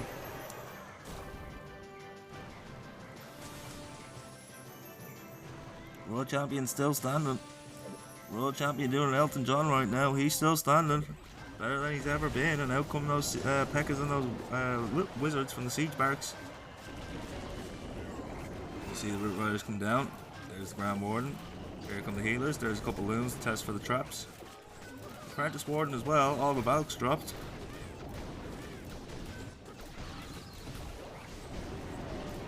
Also the Archer Queen in there, and there goes the Spike Ball and the Earthquake Boots. Pretty sure that was a forced ability though, as he used the Eternal Tome to protect up all these Root Riders. They pat in, take down the Town Hall. Plenty of Wizards and Pekkas still making their way up the left hand side. Out come the minions and the super minions. They're going to help clear everything up towards the 12 o'clock corner. Grand Warden does split off from the Root Riders now, with the Root Riders patting back towards him. He's got a good condensed space for all of his troops here. His main force moving as one, making their way around this base. Fire Spitter is locked onto everything though, dealing detrimental damage to all of his minions. Ooh, that mortar starting to hit the range to hit all these Root Riders as they pat their way through the corner.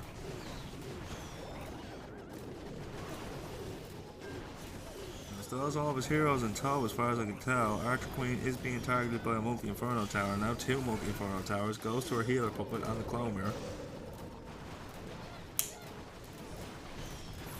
Just under a minute left with 25% of the base left to go. Looking like he has plenty of force here, but that could just be the abundance of minions and healers.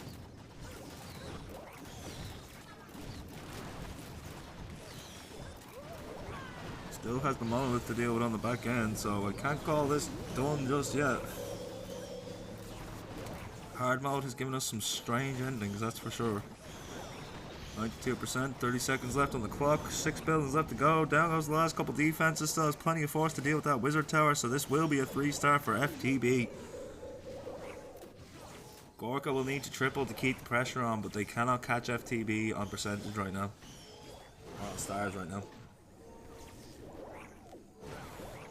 They need a defense on the next attack. They have 2 more chances to get it, but without it then FTB will win on stars.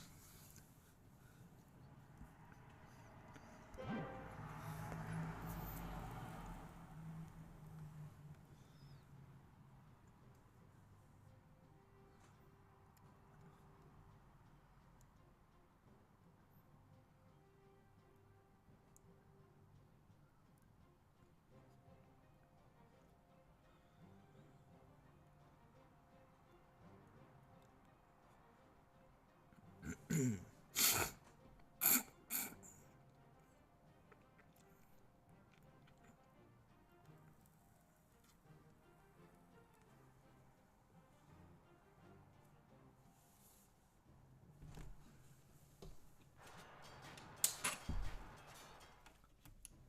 we're alive.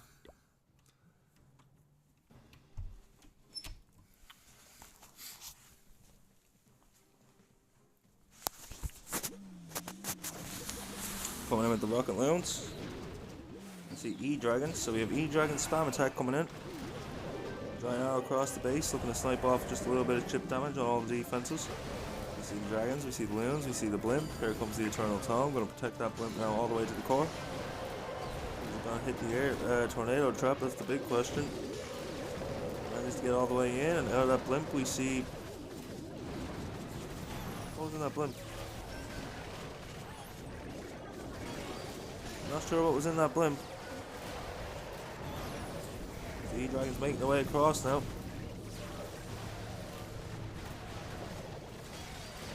Guys, what on earth is going on in the chat right now?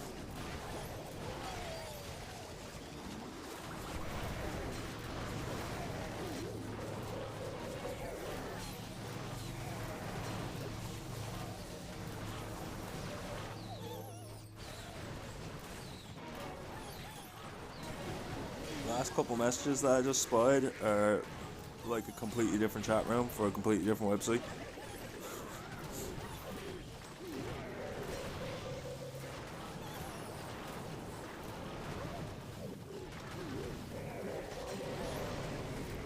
We got a spiky ball in the earthquake boots clearing up the entire 12 o'clock corner.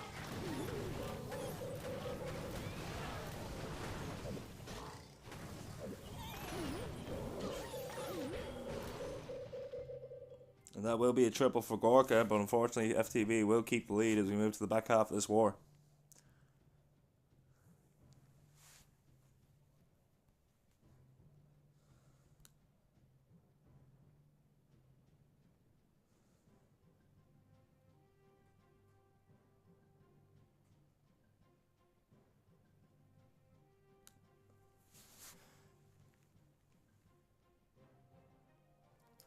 I don't even know what to say.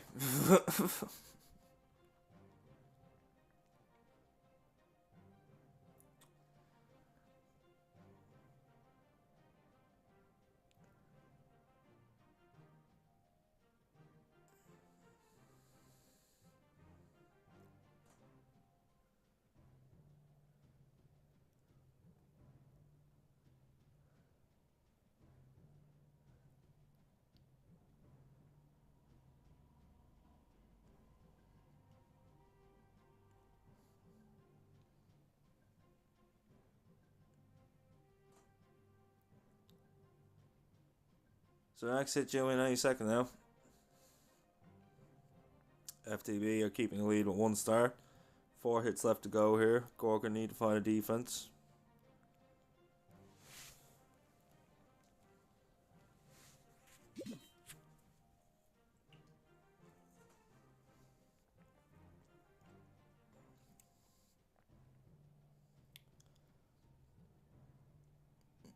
I quit work, going to play Albion now. Nice.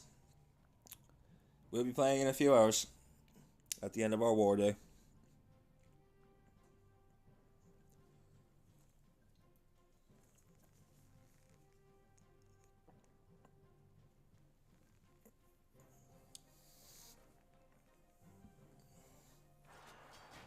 We are live with vodka soda. Need a triple here to guarantee that they keep the lead. Have Super Witches coming in. I love those giant Larrys.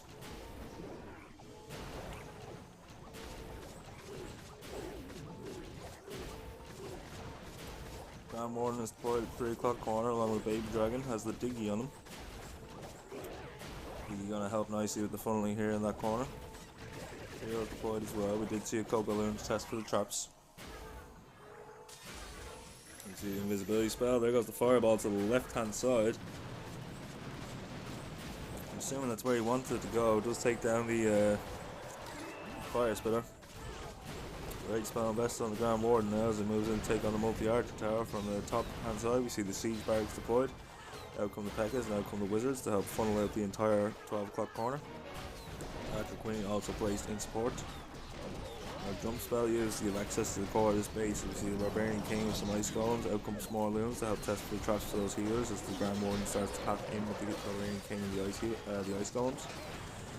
Ice Golem does find a spring trap though, so pop goes the Ice Golem, freezing down a compartment that was already down. There goes the Spiky Ball and the Earthquake Boots, open up the entire core of this base. This is looking very nice, 46% down with less than half his time gone. And now we have the Yetis making their way down with the Archer Queen making their way down to the 9 o'clock corner. Super Witches passing their way through. Barbarian King still holding strong, still have the Grand Warden, still have the healers making their way through the core. Archer Queen now taking down the storage. We have the Pekkas clearing out the left hand side. We have the Royal Champion coming in from the 9 o'clock corner to snipe down the Ricochet cannon. Should move on to the okay. The Wizard Tower should be the Monolith after that. What's on to the Monolith? Down that goes. Barbarian King has gone to the Phoenix. Has the Barbarian King gone down? I believe he has.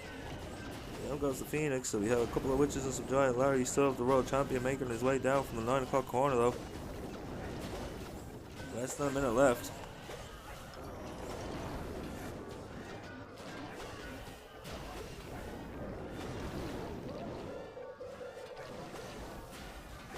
Dazzy throwing up 3 stars.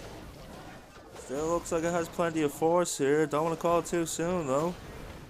Well, only a Wizard Tower left after this Ricochet, after this cannon, so yep, this is looking smashed. This is looking like it's going to be a triple. 30 seconds left on the clock with 9 buildings left to go down. So FTB will keep their lead with 1 attack left to go for them. If they can get a triple on that, then it'll be impossible for Gorka to win. Gorka needs a triple here to keep the pressure on FTB for them to triple out on their next attack. Because of the way damage sits right now, if Gorka triple and FTB miss, then Gorka should take the lead on damage.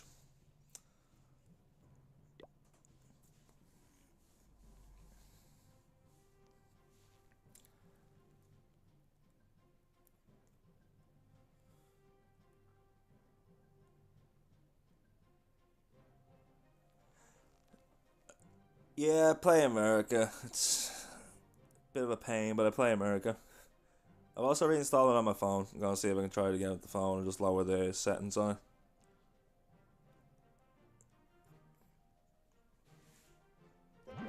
It's the same account either way. You should install it on your phone and play it on your phone at least once anyway, because you get an extra reward for doing it for the crossplay.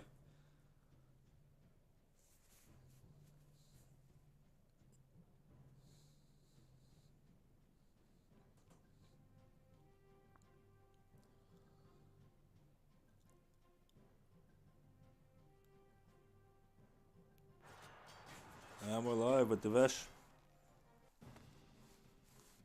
Needs a triple here to keep the pressure on. We have Rocket Loons, couple committed to take down the mortar. I see a Flame Flinger in this attack as well, so Flame Flinger is deployed, going to get the finest of work done over at the 9 o'clock corner while the Grand Warden comes down at 3. Angry Jelly on the Warden, so he will ignore all the resources and just path to the defenses. You'll love to see it.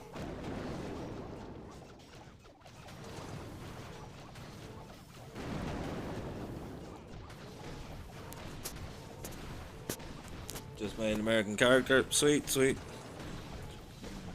Warden Wall continuing. Flame Flamer continuing to get fine value. Gonna completely chop in on each side of this base. Keep it a straight line, straight from the 12 down to 6.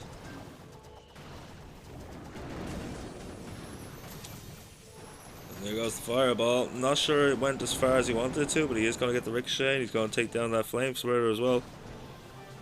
Probably wanted to deal with the Clan Castle though, so he was trying. I think he missed one defense that drew the Fireball a little bit closer than he wanted it. You see that Ice Golem from the enemy CC go pop now. Poison Spell has been committed on those enemy CC troops, so they do go down quite easily. Baby Dragon used for funneling along with the Barbarian King now along the outside. Flame Flinger still doing what the Flame Flinger does over at the 9 o'clock corner. Archer Queen deployed at 6 as well. There goes the Spiky Ball and the Earthquake Boots.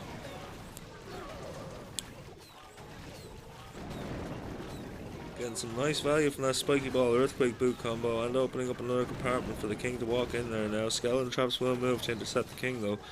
Grand Warden continuing to put in the finest of work on the 3 o'clock side, while the Flame Flanger continuing to do its thing on the 9 o'clock side. Now he is running a little bit low on time here. He's going up to 2 minutes into his attack, so he's only got roughly over a minute left. 60% of the base down.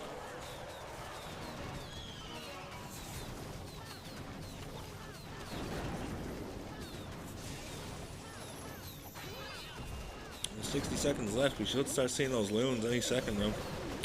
He has 16 rocket loons left to deploy as we see the World Champion Rage spell deployed. Freezing down the enemy minion Prince. World Champion will take him down. Town Hall will go down. Still has 12 rocket loons. Alright, he's finally down to 3 rocket loons. He's deploying them all in. He's cleaning up the last few buildings on this base. It's looking good. Has he got enough time with the loons to take down everything that's left though?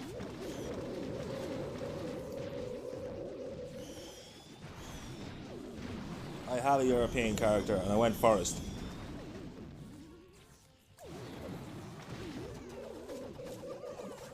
But I will come down to the swamp if I ever play on Europe again. If the book ever gets around to making that European character. And then the tornado trap slowing this down. 5 seconds left. Has he got enough to take it all out? No, he does not. It's going to be a 97% 2-star for Gorka Rocks. And with that, FTB win. I believe. With 1 attack each left in this war, they are 2 stars ahead. So if they can get 2 stars on their final attack, then they win the war.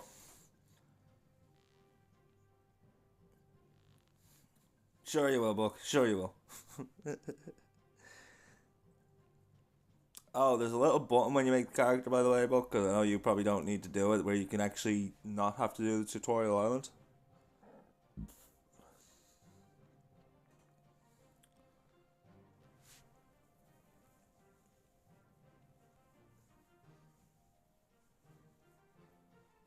Yeah, with the American character, go to Highland Cross. Don't do what I did and accidentally fat thumb Swamp.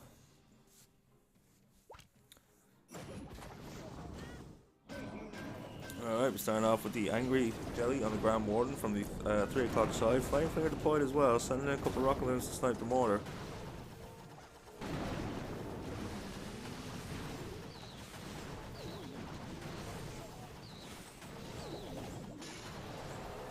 Rage up the Grand Warden, continuing this walk into the 3 o'clock corner. Yeah, for the European server.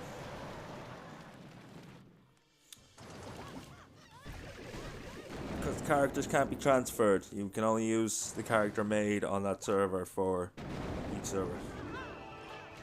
Do it, Kratos. And send that character to the forest.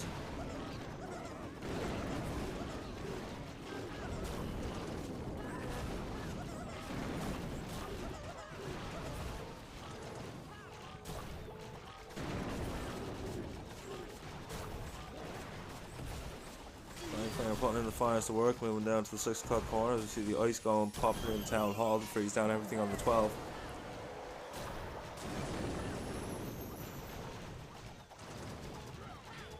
I'll go too far, it's got Swamp Iggy.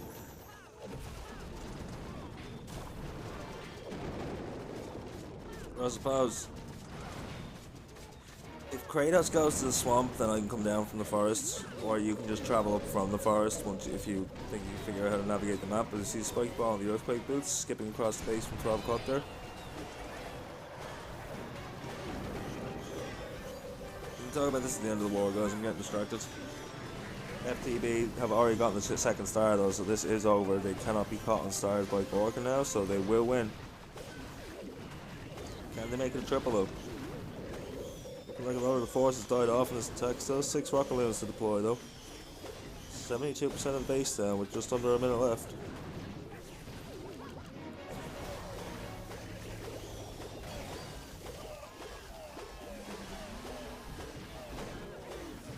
And pop goes the Lava Hound. Do have some lava pups to distract a few of the air defenses. Still has 2 lava rocket loons to deploy.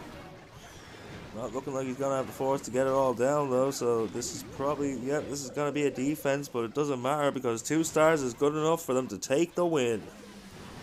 They will move to the round of 64 in the Battle Chest Championship.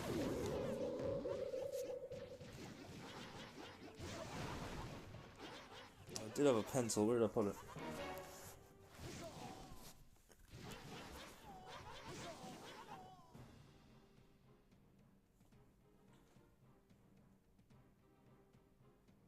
Oh, I did. They won.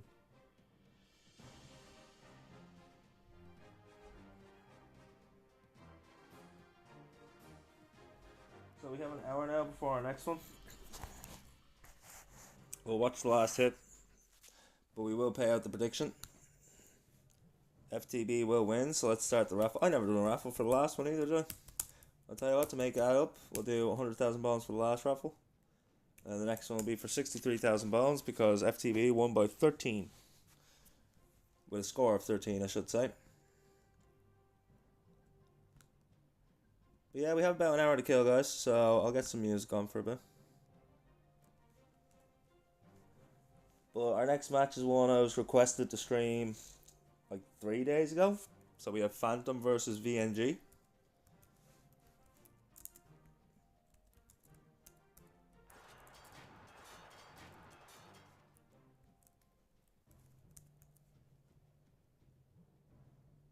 That's due to start at 19. The rest of our wars today will be for the Battle Chess Championship.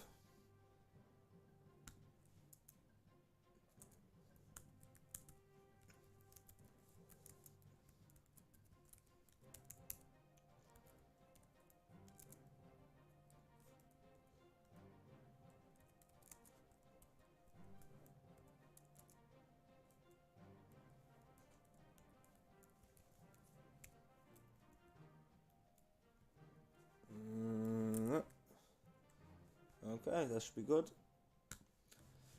So we're not starting for about an hour for that war. Last hit is in.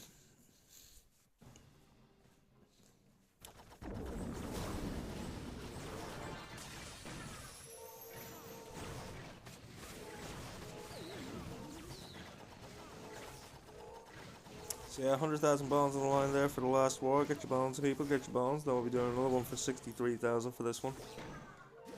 Normally I do the 100,000 for perfect war, but I goofed and didn't do the raffle at the end of the last war, so there you go. My mistake is just made up extra bones for everyone to enjoy.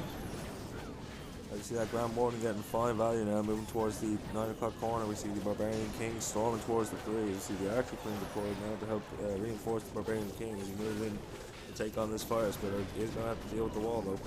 Never mind, Super Wall Breaker deployed, but I think that broke open the wrong compartment. I think he wanted to get into that fire spitter. As you see, the Spiky Ball, the Earthquake Boots skipping across the base, does get down lots of value here with his hero. Still has his Rocket Loose to deploy as well. This is looking very strong, so he has over 60 seconds left, but 54% of the base down. Royal Champion coming in now to help deal with things. The Siege Barracks to help deal with things, clearing out all that corner with the Texas Wizards.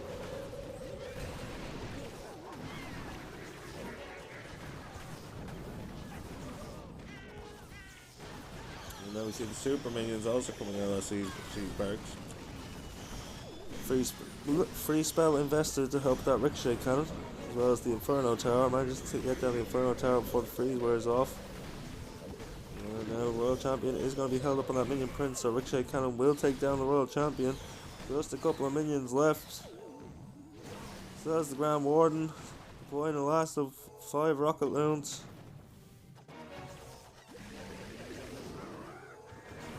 Baby Dragon deployed, couple of wizards on the cleanup, less than 20 seconds left with 5 buildings left to go. There's 3 loons left. I don't know what he's holding them for. Send them in. Send them in. 6, 5, 4, 3, 2, 1. 99% 2-star. He needed like 2 more seconds to get that last building. So that will end this war 13-11 to FTB. They will move to the round of 64. Unlucky to Gorka Rocks, but congratulations to FTB. We'll look forward to seeing them in the next round. And now we start that raffle for 63,000 bones.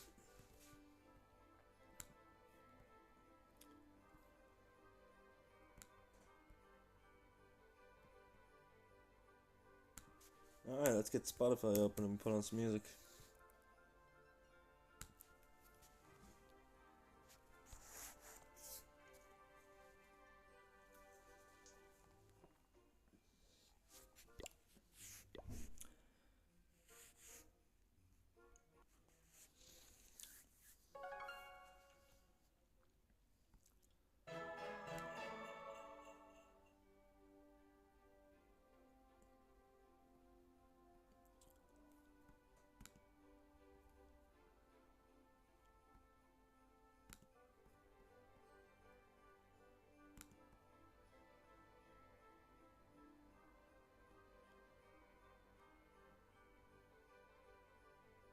Are we playing? Are we playing? Seriously, are we playing? Let's go, music. Let's go. You can do it, music. Let's go.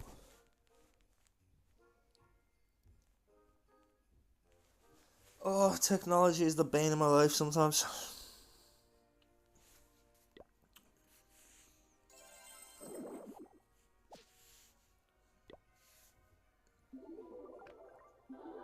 Oh my god, am I in war? Here we go again.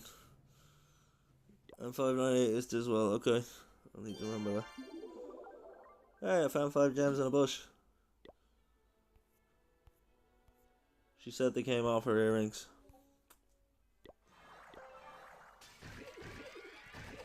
Can we get some music? Let's go.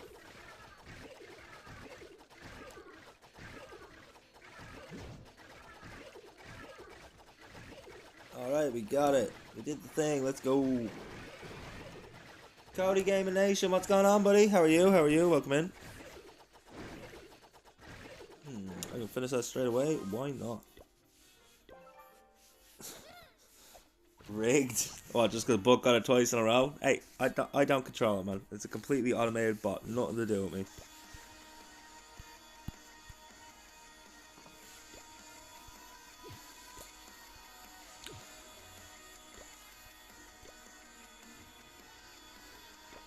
So I'm getting close to maxing out everything here now.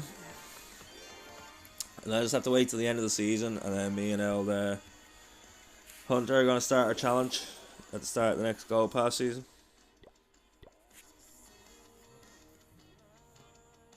Grinding walls on your 17, man? Nice. I'm entering the stage of grinding walls on my 11.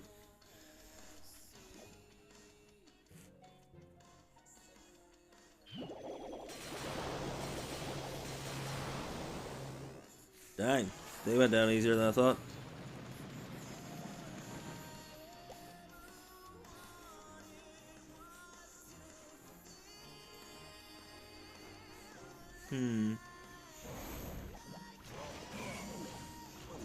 Oh, I didn't mean to put you there.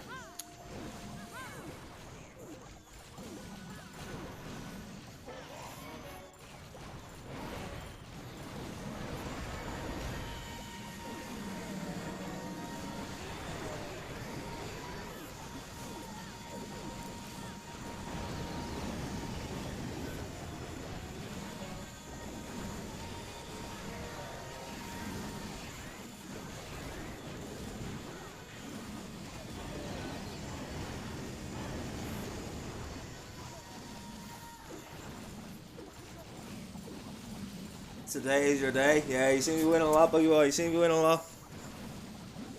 I'm starting on a raffle based on what percent I get on this attack. 1,000 for each 1% I gain.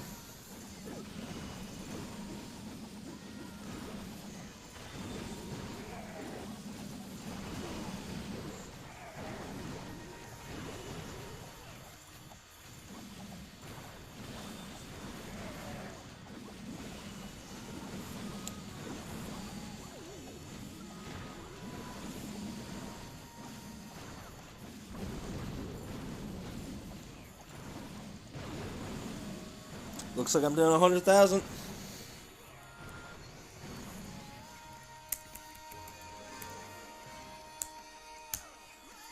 Get your bones, people. Get your bones, because I just got a triple.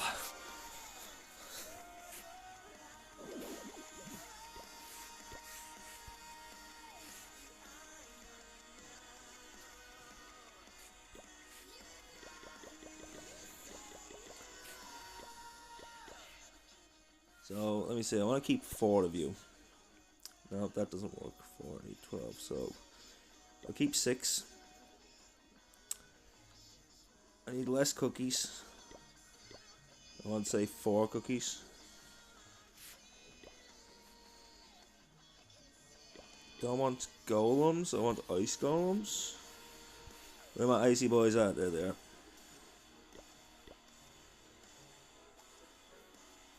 Four ice golems should be enough. And then I need witches.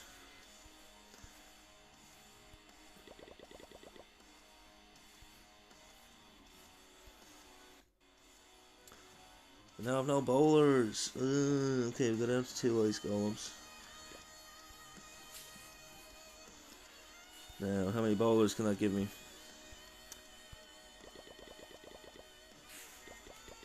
Destroy the spell lineup, because what the hell am I even thinking with that? 1 jump spell. I want a couple rages. I want to heal.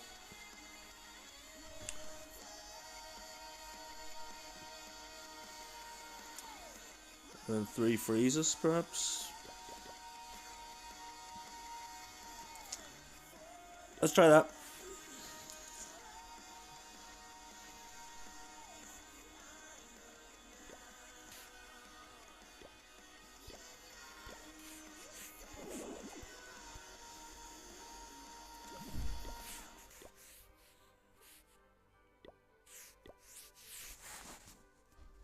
There you go, Tigger. Get your bones.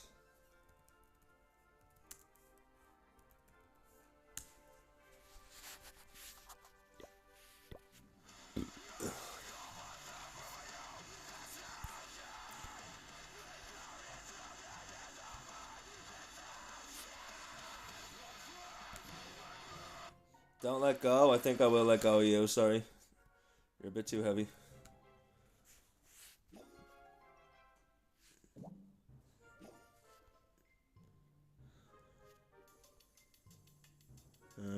You're not gonna step close enough to an air defense for your pop yard.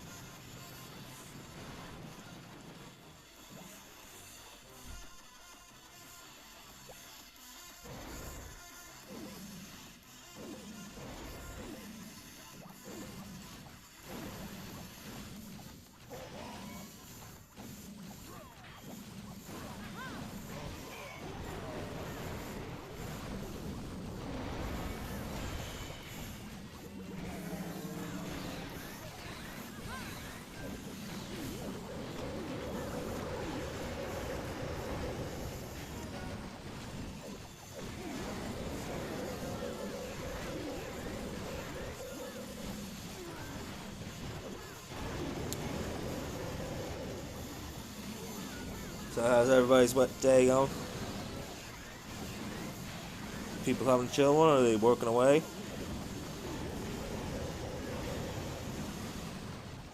I got shocked by what chat was talking about earlier. Now you've all gone quiet. I feel like I've scolded naughty children. I apologise. Didn't mean to make you all upset with me. Come back, we were having fun.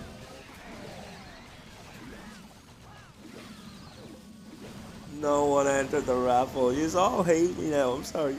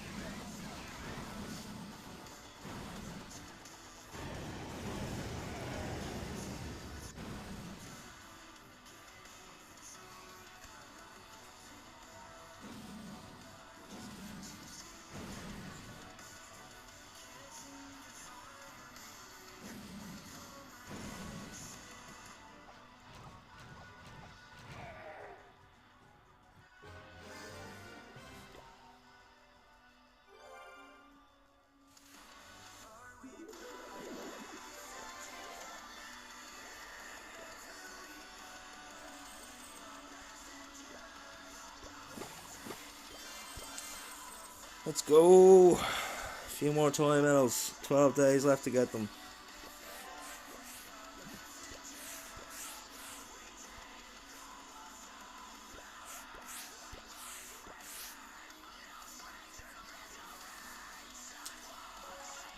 I've said this a few times now on stream, but my own personal clashing has been suffering a little bit due to all the wars I've been streaming. Like, I literally stream a war and then I have like 5 minutes to sort out everything for the next war, else I'm not going to be ready for that, so I don't really have time to do an attack or anything in between.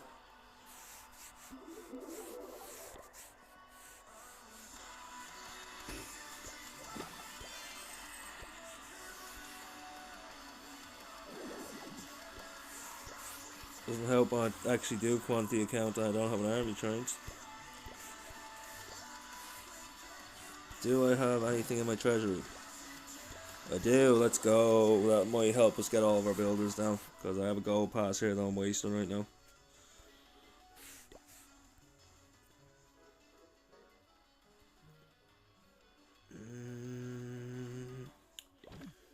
Those archer towers are 2 million. I'm looking to get 3 things on. 1.6 by 3 is going to be 38. No, it's not. It's going to be 48. 4.8 million in gold. I don't have 4.8 million in gold. So I can stick on 1 archer tower here at this level. And then I can get the other 2 builders down on the cannons.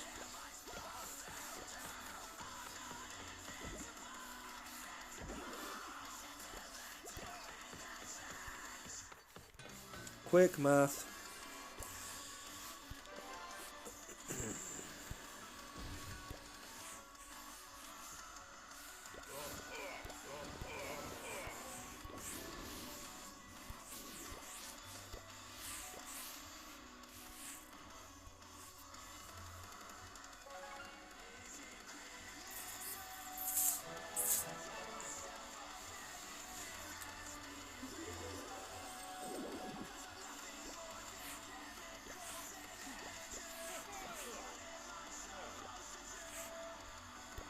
I should probably apply for the clan that we need to be in for the next one. We'll apply to the clan of the player who asked me to stream their match. So I'm sure he's going to turn up to watch the game, so that's probably the best one to go for. Yo, Dazzy! Dazzy coming in with the messages.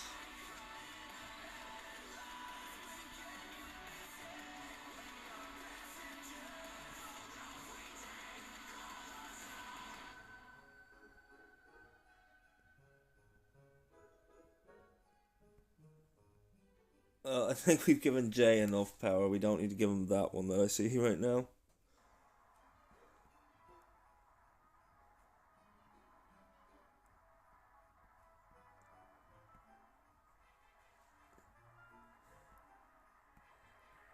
Huh.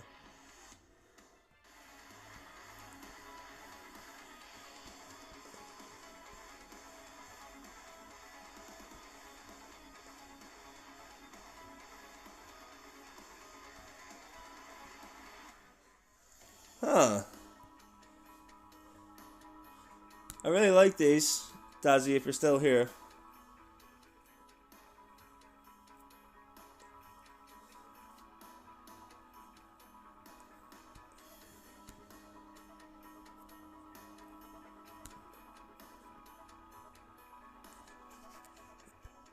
Oh, we got a bunch of millipedes in a box.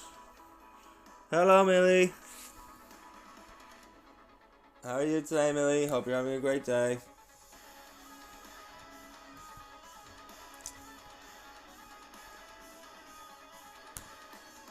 Yeah, I'll start adding some text ones for the next couple of emails, Dazzy. That's not a problem. Just send me the file as the actual emails instead of the picture of them, because you know yourself, I need them individually to upload them. Millie! We got a Millie in the chat, everyone! Everybody say hi, Millie!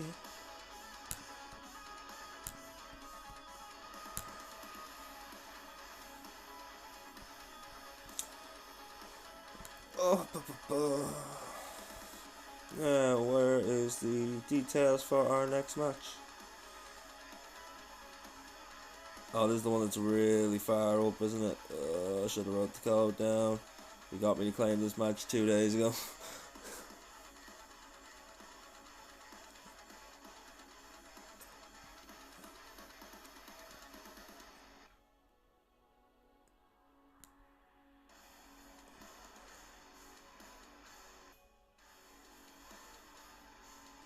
No, it's before that one. You know, Amanda, guys, just trying to find what I need.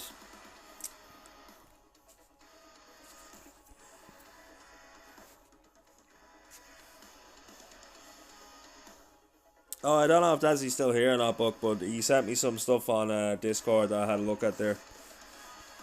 I think he sent it a little while ago while I was busy calling the last war, so I was just, if he was still here, I was trying to get back to him and reply to him about it.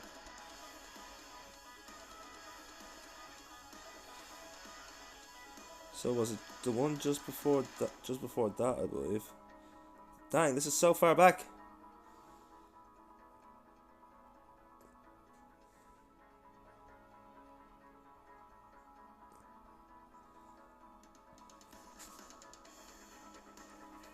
It's a good thing I have an hour to sort this out.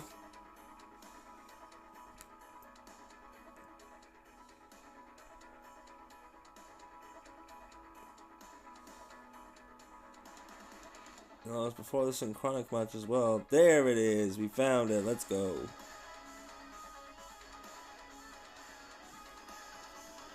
Alright, let's apply to Phantom now, I guess. Alright, guys. Meet the Be Right Back screen. He wants to say hello.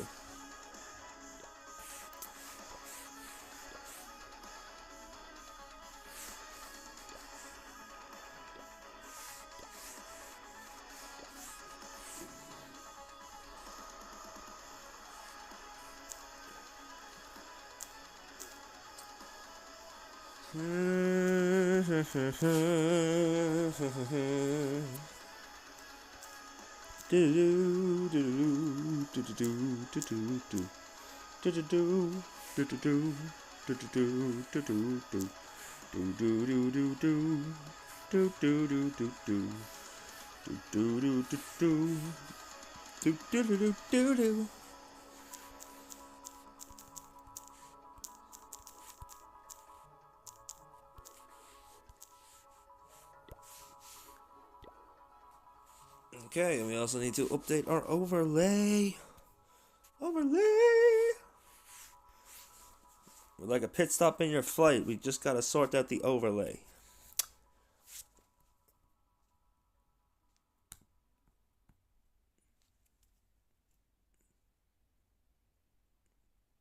Dazzy was the friend we made along the way. Dazzy is truly inside all of us. Did we eat Dazzy?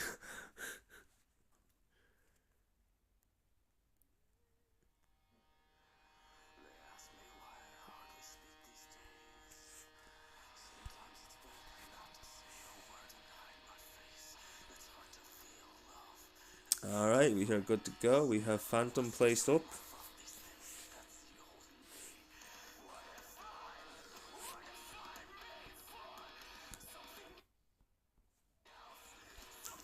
Ball music, go away.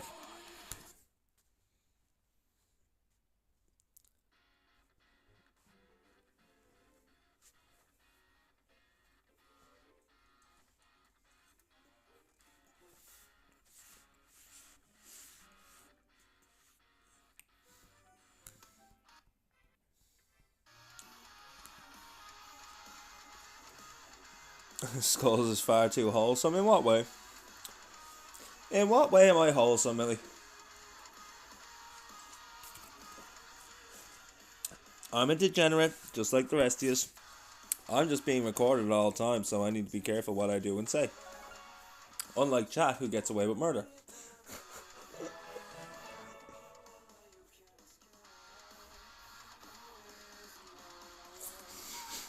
I'm made of oats.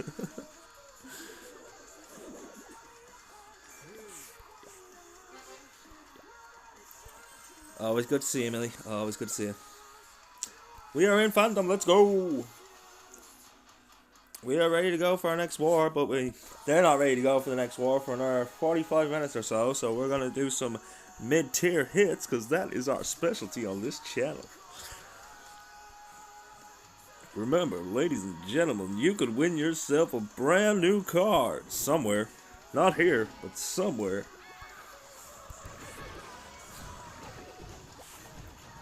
Got your hopes up, didn't I? Ain't I a stinker?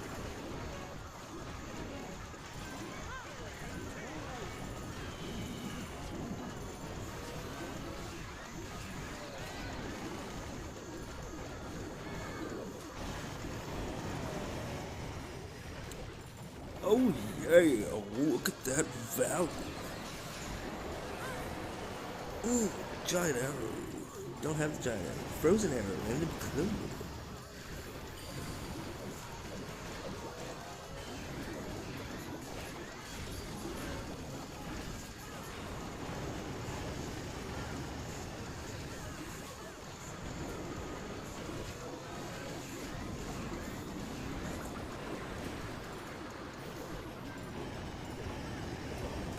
We're gonna do some made is such a skull statement. It's the truth though. Do you guys come here for pro gameplay or do you come here for the absolute utter catastrophe that is my wildest? Caffeinate, Cody, thank you very much. I will caffeinate right now, good sir.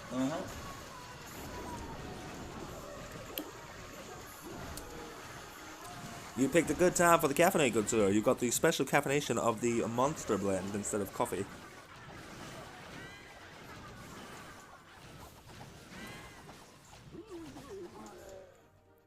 Hey, what's going on with my stream? Why'd that overlay like that? It shouldn't look like that. I don't like it when it does that. Millie, tell it to stop.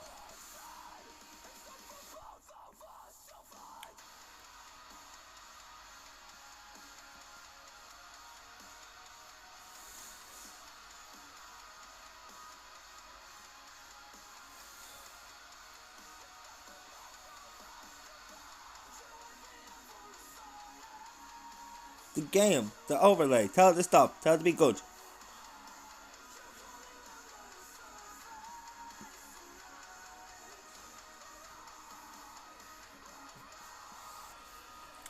Throwing it back, book. I love to see it. I love to see it. Throw it back, everybody. Everybody in the chat, throw it back.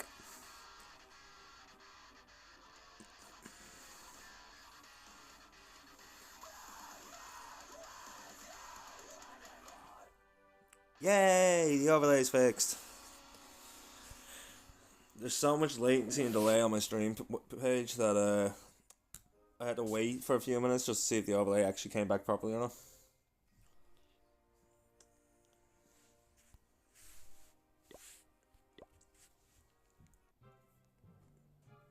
Okay, I could do it a triple here to get the daily bonus, so I'm gonna see if I can find a bit of a weak base to take on.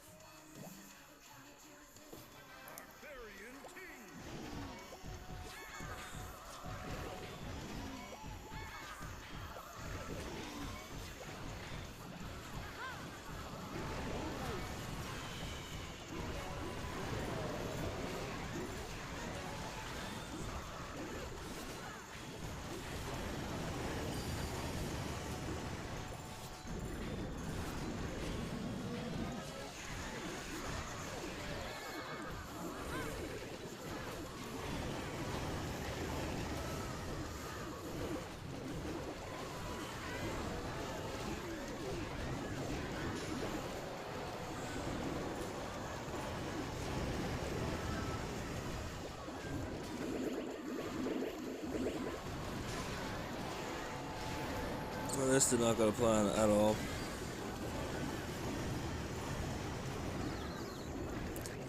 Why did I even put those spells there? I was looking there for... Ignore that. Ignore that, chat. That was a bad attack. Shut it on.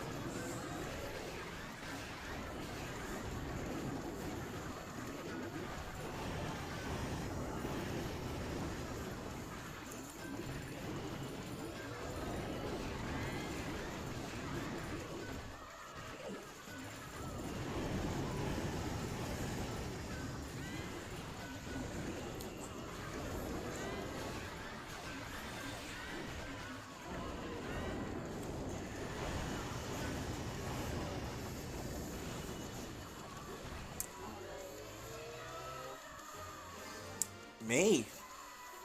Or book?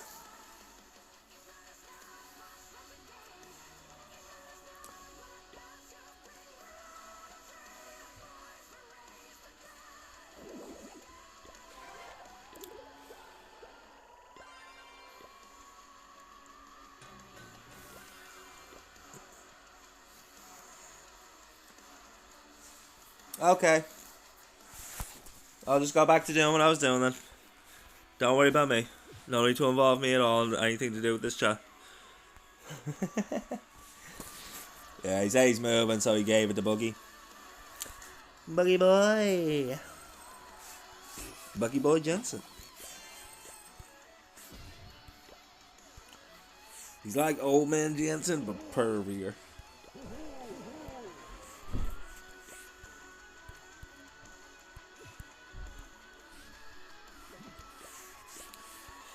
Time to train armies.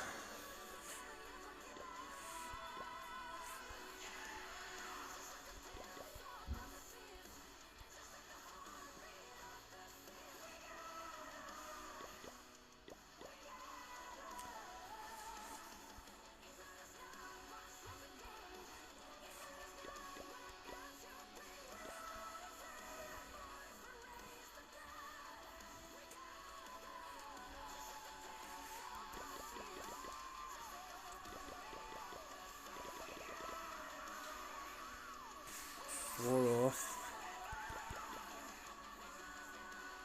Still four off.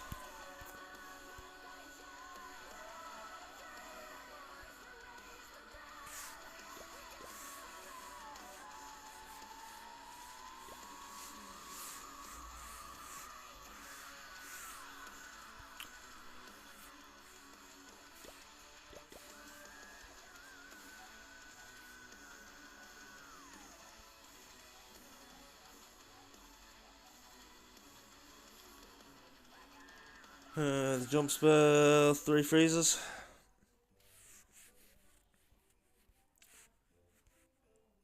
Six witches should be enough if I bring the 4 cookies instead. Still missing a couple. Let's take 4 archers just in case there's any corner buildings I miss. Okay, we'll see how that gets on. We're about 40 minutes out from the start of the next third war, people.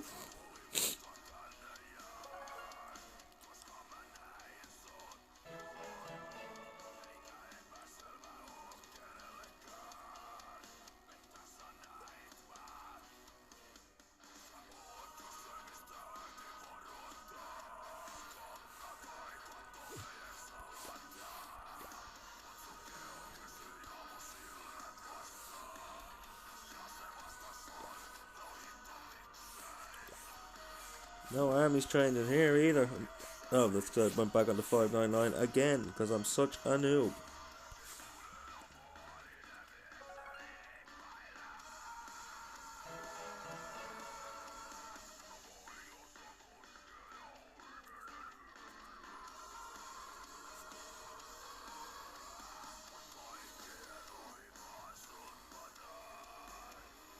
In order to create an empire, I must supply free housing to my peon friends. I'm planning on making free housing in a huge medieval tower with room for like 10 people. Plus, if 2 people shared 100 blocks of floor space, that's my current project. Nice, Mel. Nice. Making sure everybody's got a bed.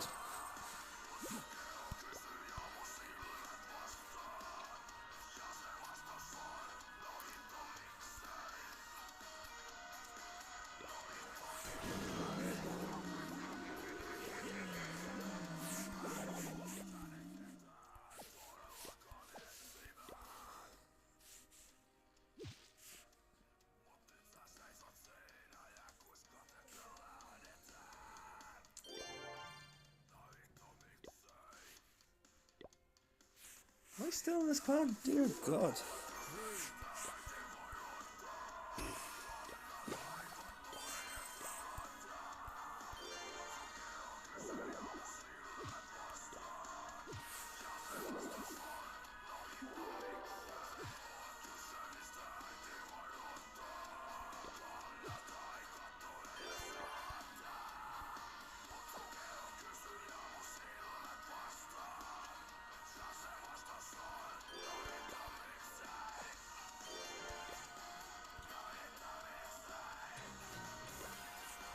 Speaking of gems,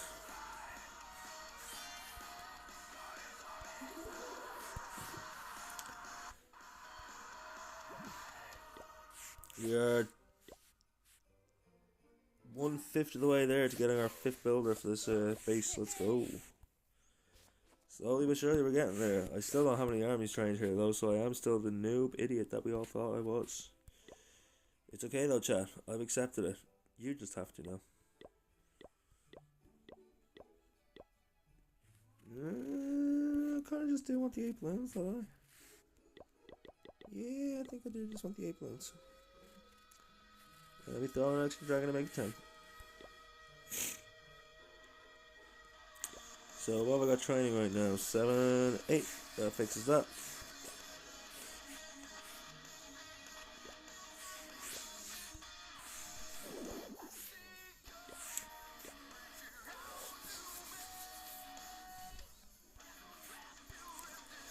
Alright, let's see what's going on with these small accounts, the mini.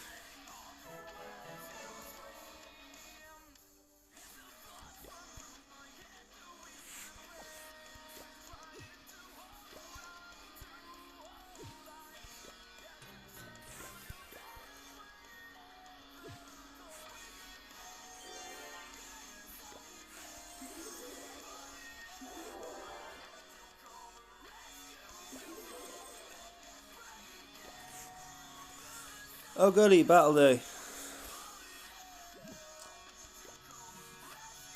We do have war, just for everyone in chat, in case they were wondering. It did only just start though, so you have until roughly this time tomorrow, half an hour earlier than this time tomorrow. Yo, Tigger's back from the American, let's go. Tigger, chat's been very quiet. Tell them to do better.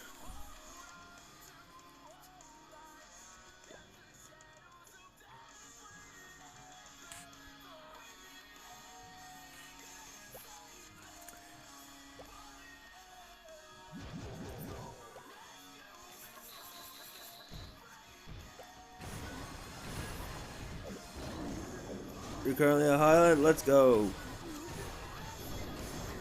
Well, we'll be playing now in about 2.5 hours, my man. We're just waiting until the end of the wars, and then I'll be jumping on.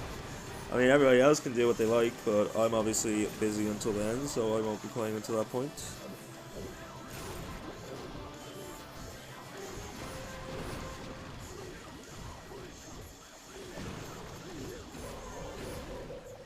These event troops at this level are just ridiculous, like...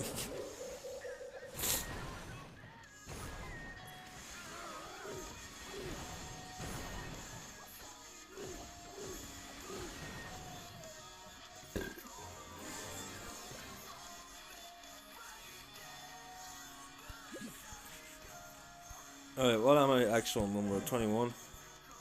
21? Yeah, definitely can't take you on. Let's have a look at you. Yeah, I don't think I can take you down either. 24 on the other hand. Oh yeah, smash you. Absolutely smash you. If I have an army trained. Why do I not have armies trained? What is wrong with me? Why am I such an idiot, chat? Anyone please help me.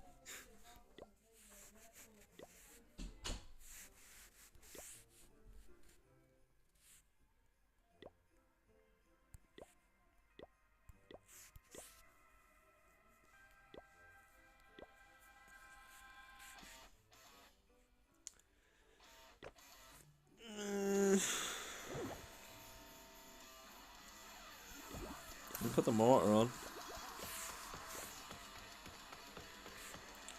And then I guess we're going cheapo McCheap on the elixir storages, elixir collectors and the gold mines. Just so that we can like save some resources here. I have not been doing much on this account at all.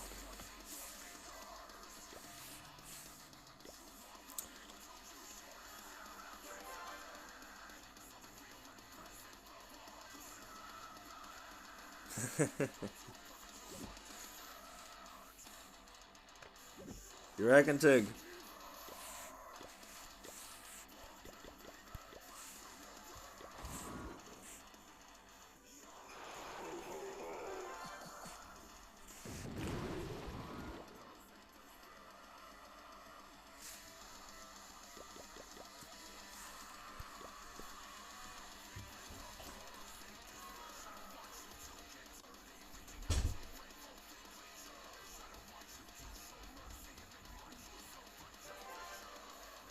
Imagine speaking. Yeah, why would we ever want interaction on Twitch, which is literally just interactive TV? Does not make any sense. Why would we ever want that?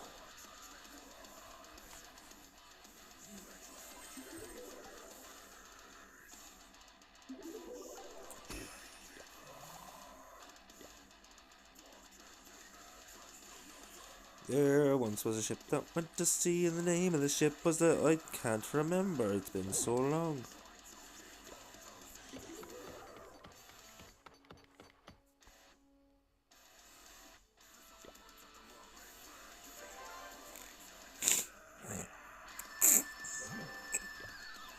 Oh, there's some loot. That'll do.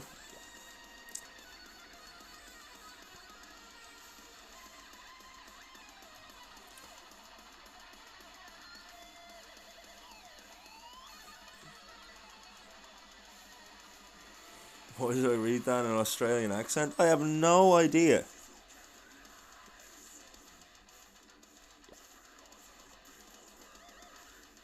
The fact that Tigger's ginger makes him more Irish than me. True story.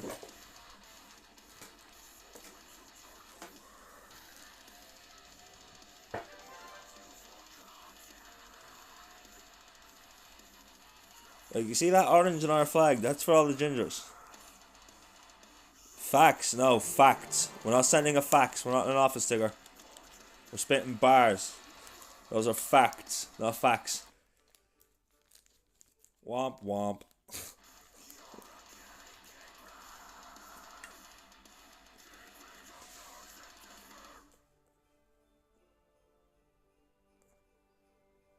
Said it twice as well. Oh, Tig, I feel for you. You poor ginger fucker.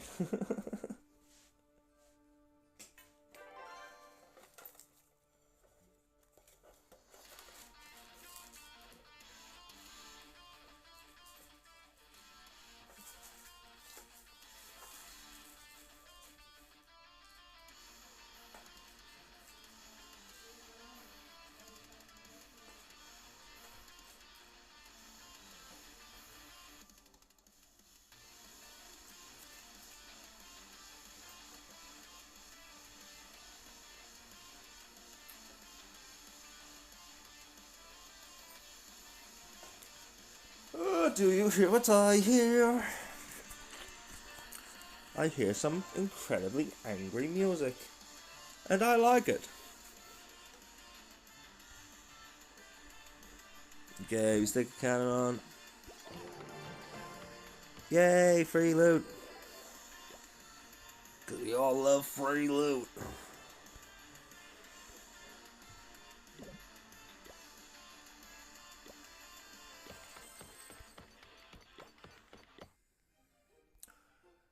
Quacksadazel.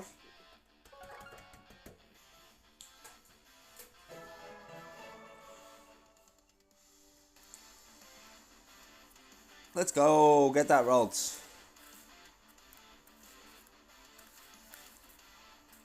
If you want, Des. Rich Mon Des.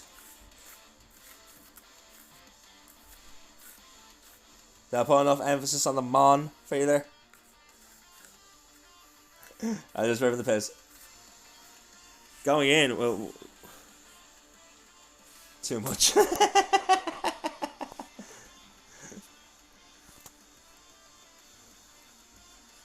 Richmond Desi, got it. I don't think we're friends on this account, are we?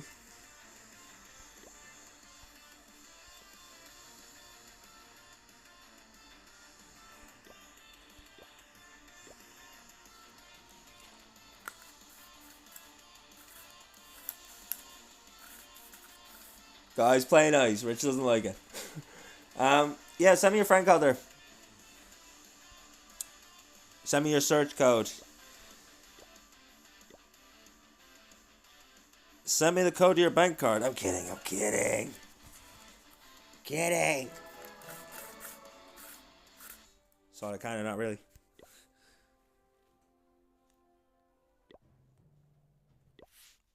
Oh, you're on about... what am I on about? You're in our clan. You're on about from 601. I'm such an idiot. I am stupid. Yes, I am. I realise what Rich meant now.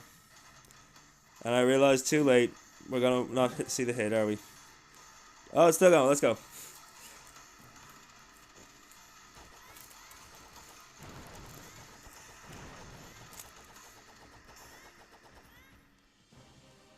Shut up, Tig. No one asked you, Tig. I'm kidding, Tig. I love you. Don't go anywhere. As you see the dragons making their way up from the 6 o'clock side. Very nice dragon attack.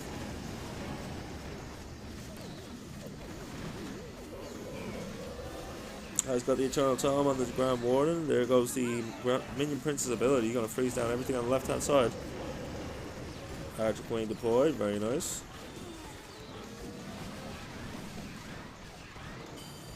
This is for the Warren Skull's Crypt, in case anyone's wondering. So if anyone else wants to do their hit live, they can. We do still have about 25 minutes to kill for the next match.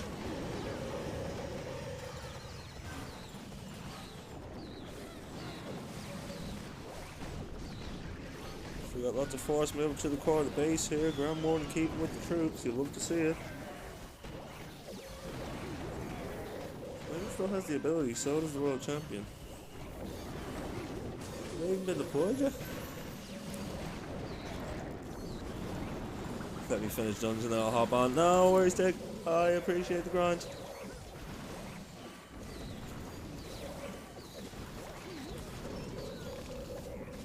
Dick trying to make sure he's not the noobiest noob when he plays Albion. This is looking crushed. So many skulls on the back end. Skull's Crypt live in action. Yes, it is, Jay. Richmond Desi.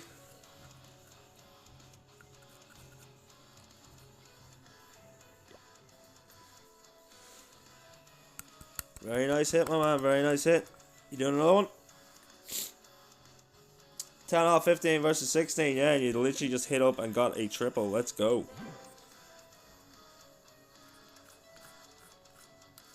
So that 14 is probably just no problem to you.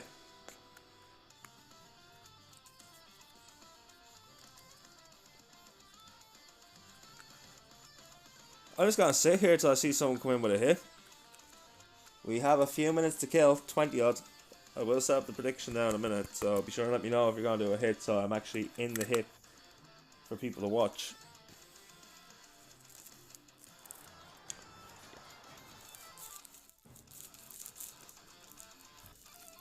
Here we go again, taking on the 14 this time. He did just crush the 16, so he should be okay. There's his blimp.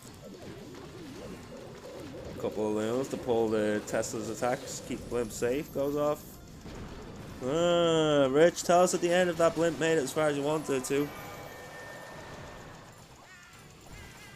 I think he wanted to get over that wall. Should still be fine with the super archers here though, plenty of range on them.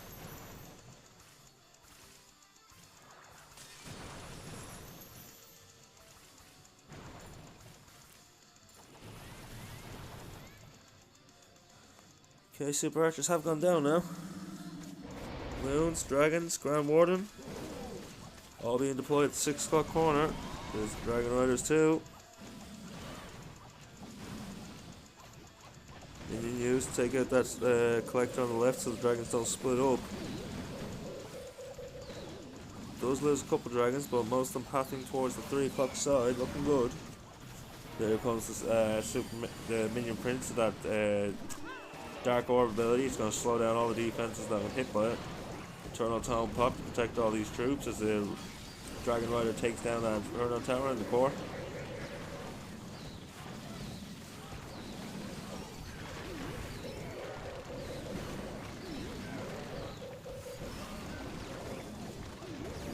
Oh, not gonna lie, chat, I think I'm getting sick again. Today has been fairly hard, quite stuffy, and the sore throat is not helping things. We will push through, because once we claim a match, we're committed.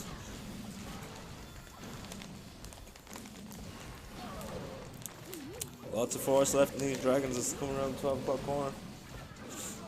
Yeah, I'm gonna strap it up here.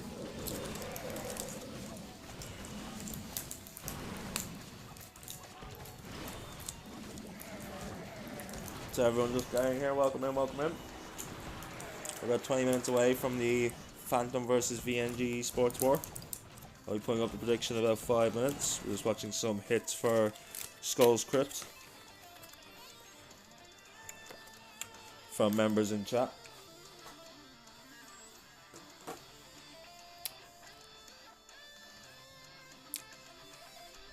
If you really wanted deeper, you would have invested in the Toronto Tom. That's fair. That's fair. Nice hit though. Very nice. One up hit, one down hit. Call that even Stevens on 2 level attacks, I guess. The down hit cancels out the up hit. 1 sec. No worries, Tig. Gives me time to put the prediction up.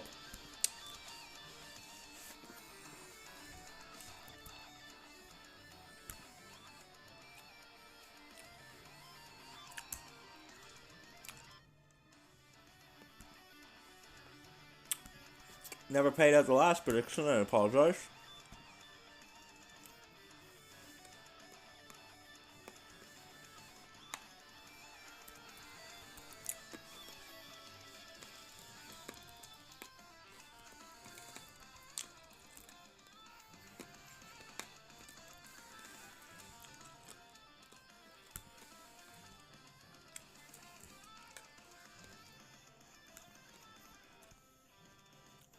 No, we're alive.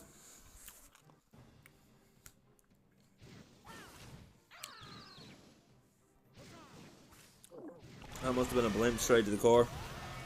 Super archers.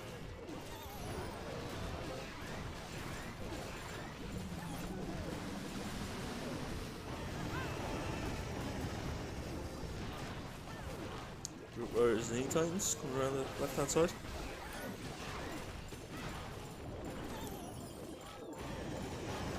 Loons and rocket loons mixed in there as well. Starts to tank down some of the defenses as the Root Riders and the E-Titans tank for the loons.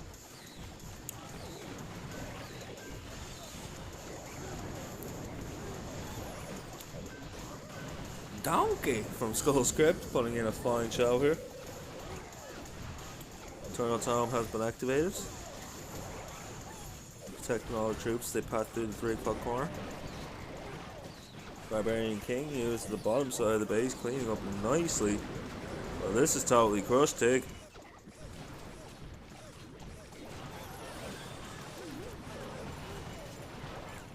That is completely smashed. Well done. So we have Phantom versus VGN, VNG.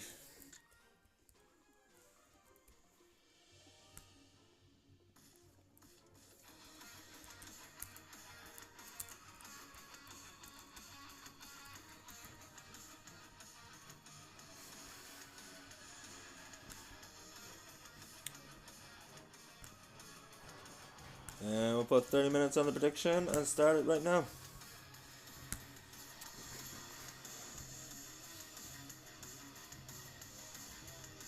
And now again, whoop.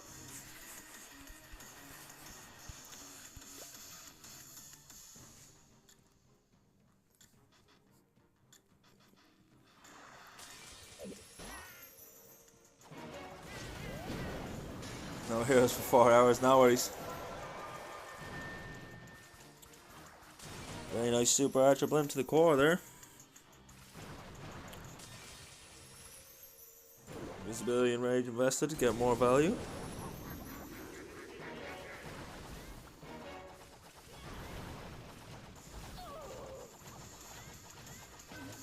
Just clear out the entire core. Couple rocket loons now to snipe the mortars. Should see the Grand Warden, let's assume next. Yep, here come the Root Riders, here come the E-Titans. There's the Barbarian King, the Grand Warden. Archer Queen there as well, perhaps? Can't see properly.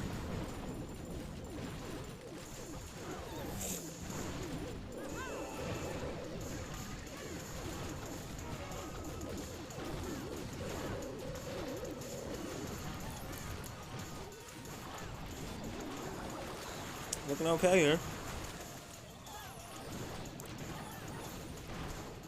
Haven't seen the world champion yet. Could have just missed her, but I don't normally miss when the heroes come out.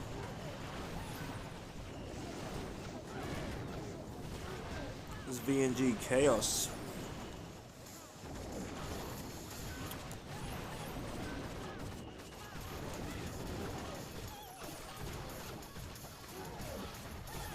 No.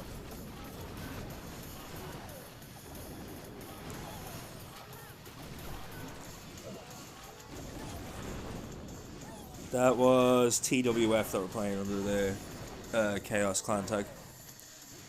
There's no team in this actually called Chaos, it's just the name of the clan that was being used.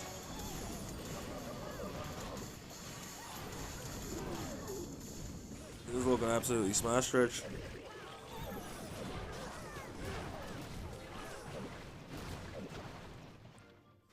Absolutely goated. Let's go, Rich. 4-3 stars on stream.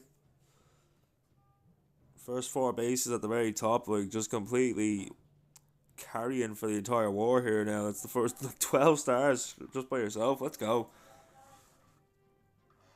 You were gonna swag the RC? Sure, why not?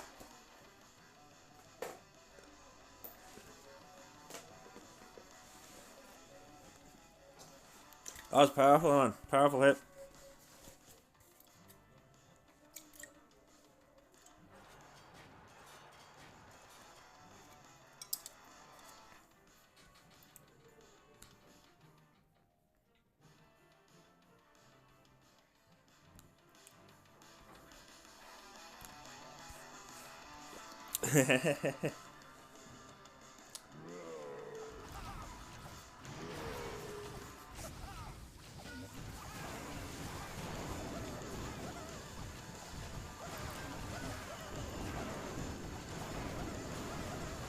Starting off strong here. Got Yetis and Wizards in the corner to clear things out.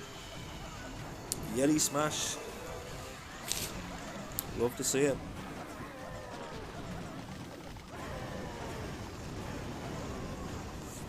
Wall wrecker, log launcher deployed near the 9 o'clock corner. Start smashing open all the walls, moving towards the town hall. Gonna try to path as deep as he possibly can here. The town hall being all the way on the other side of the base, that log launcher is going to continue to travel all the way through the base. Holy value, he's getting so much value from this log launcher as the rest of the troops path through the core, taking down everything around the left and right hand sides. Rage spell invested on the Yetis now.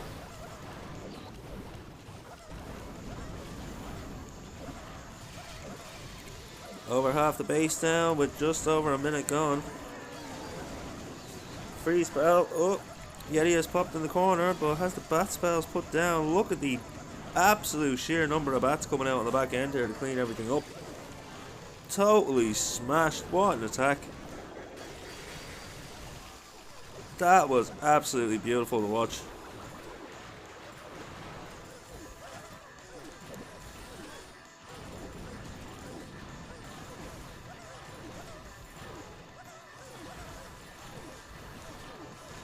Holy value. Swagging the poison spell. Still got the Archer Queen.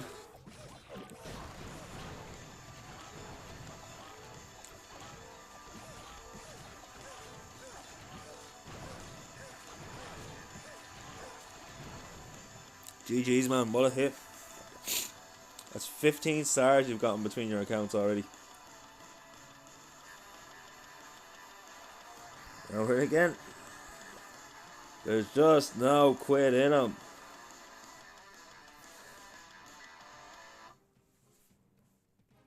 Background on the two clans? No, you have to go in blind. I actually think this one wasn't in the list, but I'll have a look.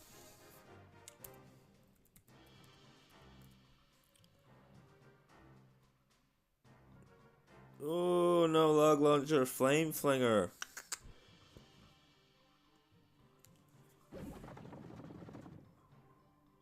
Do have wall breakers though, so could still make it work here.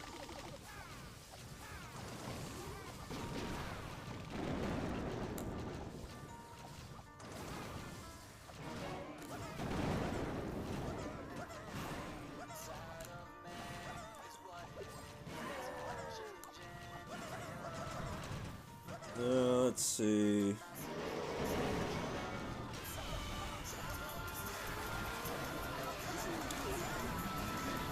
Yeah, I have no info on these. Other than that, I was asked to stream this match by a member of one of the Phantom side that turned up in chat, asking if I'd stream the match for him. I was like, yeah, sure. That should be due to start in the next 10 minutes, everybody, so get your predictions in while you can. We have about 20 minutes left on predictions. I'm gonna run to the bathroom really quick while you watch the rest of Rich's hit.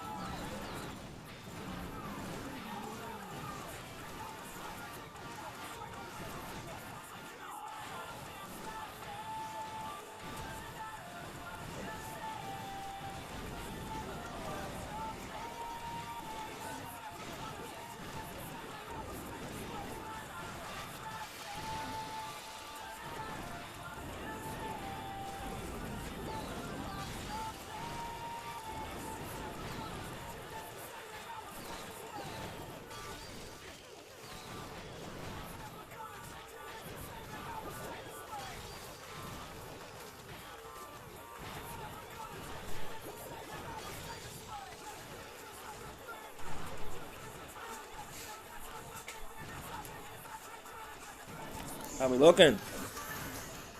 Oh, there's still some force in the back end though. Ooh, okay. Didn't bring his wall wrecker, so he's keeping us on the edge of our seats with this one.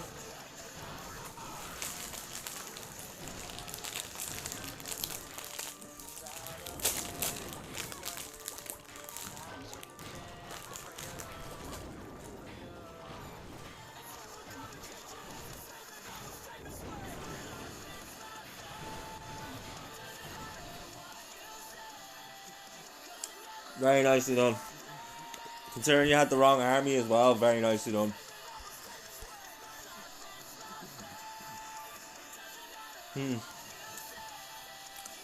We have time for one more if you want to do one more.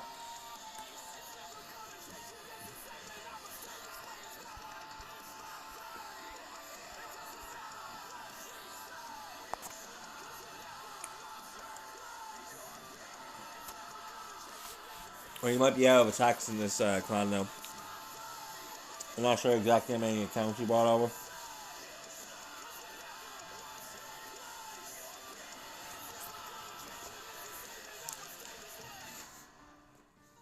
Flint and Flam. I love it.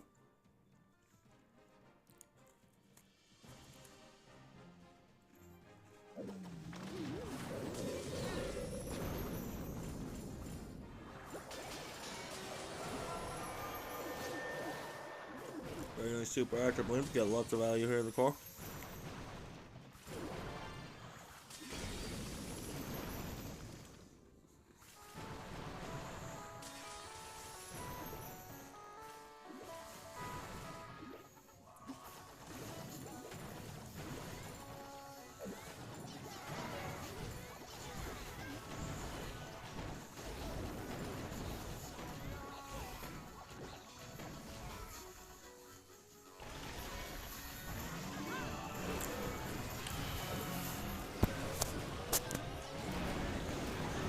Got more invested at the 9 o'clock corner now.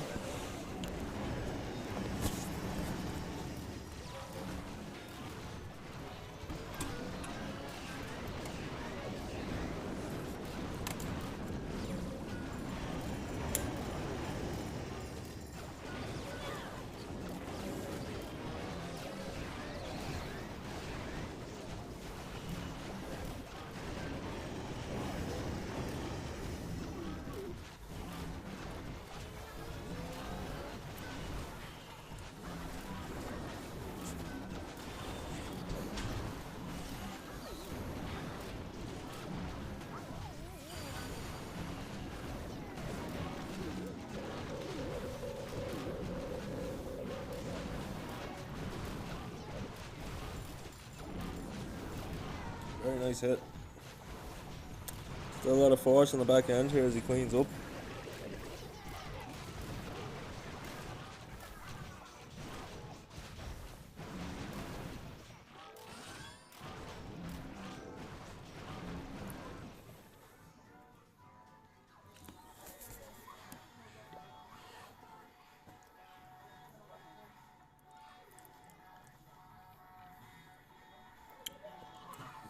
Well played, man. Well played.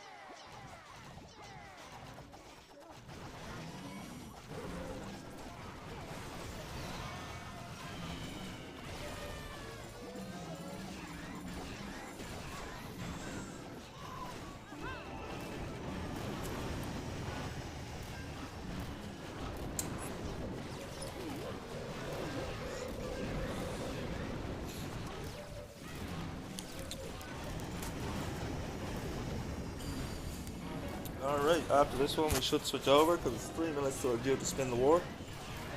Welcome in everybody, welcome in. This is our third of 4 wars today. We have Phantom versus VNG Esports coming up.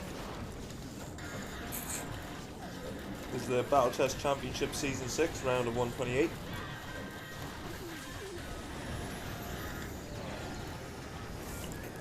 Just watching a couple hits from Richmond Desi in the chat there. Doing his war hits for Skull's Crypt, my clan that I started for viewers. We'll be switching over to the other account I'm using for streaming now in a second.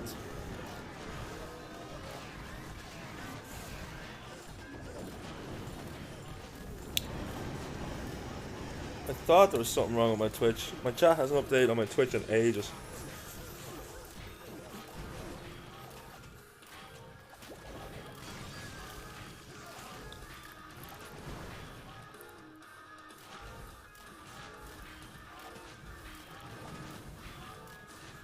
I apologise if you've been chatting away and I've been missing anything. My chat hasn't updated since Rich said that he had no log launcher. No, the VNG war isn't over. It's starting now in the next 5 minutes or so.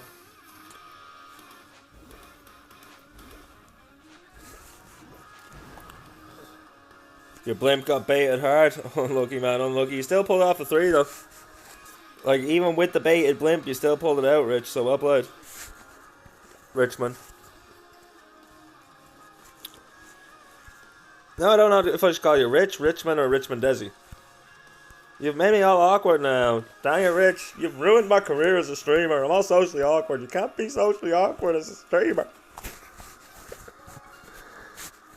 Yeah, guys, there's still plenty of time there. Just Rich, that's fine by me. Still plenty of time in to get your predictions in there. Are we going for Phantom or are we going for VNG Esports? Phantom is the team that asked me to stream this match. So I'm expecting us to see the... Was it Jay Costa or something like that? Was the guy that was in stream the other day asking us to stream this? Hopefully he turns up. I have claimed the match. I am in the clan. So we are good to go. They still have not spun the war, so while I have a minute, I'm going to get the code for the last clan of the day.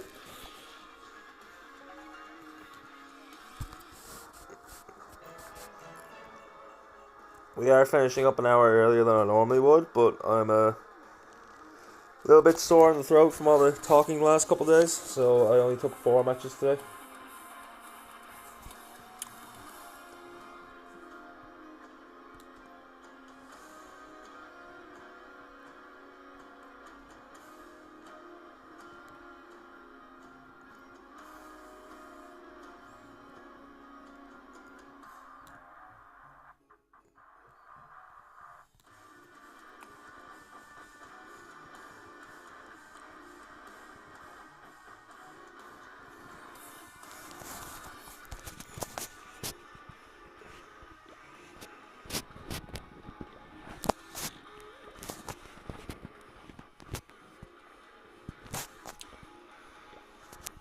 Alright guys, you're gonna get hit with the BBI back screen for just a second.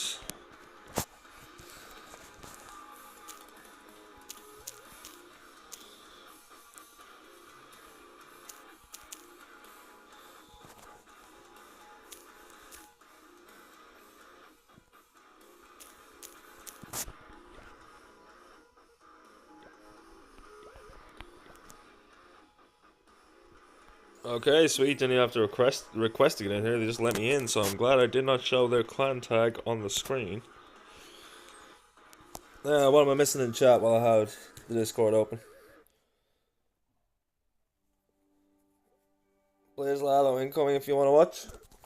Charlie, what's going on? I don't have your match booked today, buddy. I had someone come in a few days ago and asked me to book their match, so I already had one booked. There he is over on YouTube. There's Jay Costa. Let's go, buddy. Welcome in, welcome in. If you want to chat, bud, come on over to Twitch. That's a better place to watch. If anyone wants to hear me twice or see me twice, be sure and open up YouTube as well. We are live on YouTube, so everybody say hi, YouTube. Yeah, Charlie, when I looked at the list today, I checked the time for the match that I'd already scheduled, which was Phantom. And I seen your matches at the exact same time. I was like, no!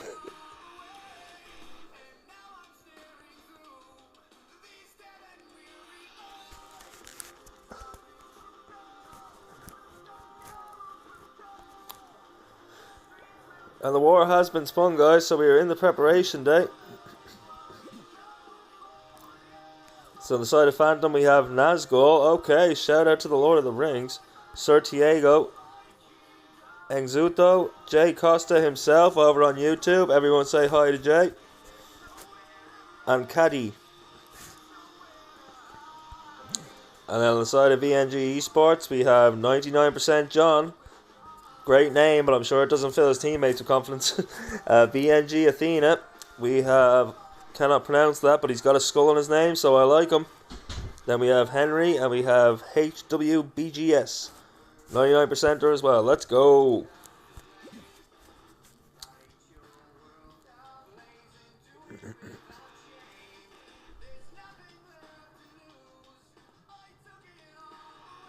$15.10 Para Phantom. You reckon, Diego? Reckon? I'm always streaming your matches. Why? Why not? Agent Big Ben with the raid of 3. Let's go. Thank you very much. And why not, Athena? Why not? Just give us a good show. I stream 8 or 9 hours a day. I've streamed 16 matches in the last 2-3 days. Today's a short stream for me because my voice is starting to get a little bit hoarse and my throat's getting a bit sore. Time fail. Milks Gaming, thank you very much for the first time chat. Welcome in, welcome in. Thank you again to Agent Ben for the raid. Can one of my mods give a shout out to Agent Ben there, please? Agent Big Ben, I apologise. Yeah, welcome in, guys. We're just getting ready to start the third of our 4 wars today. We have Phantom versus VNG Esports.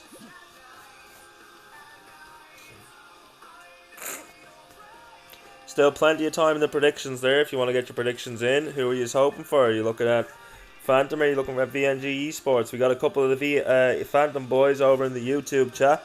So I don't know if anyone wants to double stream here and keep those guys company. And there we go. We have J.O. Costa himself in the chat. Let's go. We have him playing in this match. He's number 4 on the side of Phantom here. The man who asked me to book this match. Can we get some hypes in the chat? Are we ready to go, people? I've finally woken up.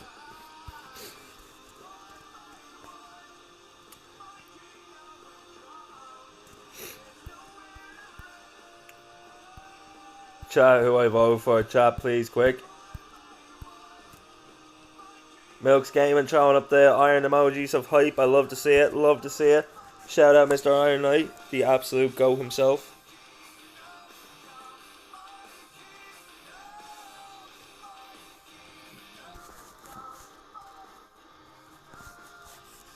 Tigger saying go Phantom.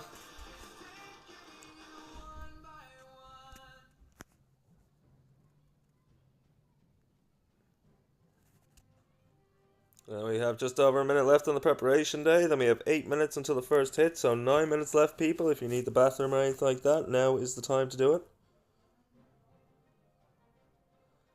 We are going to turn the music off very soon. While I have a minute, I may go grab a coffee. I will be back, people, because you know what time it is? It's coffee time.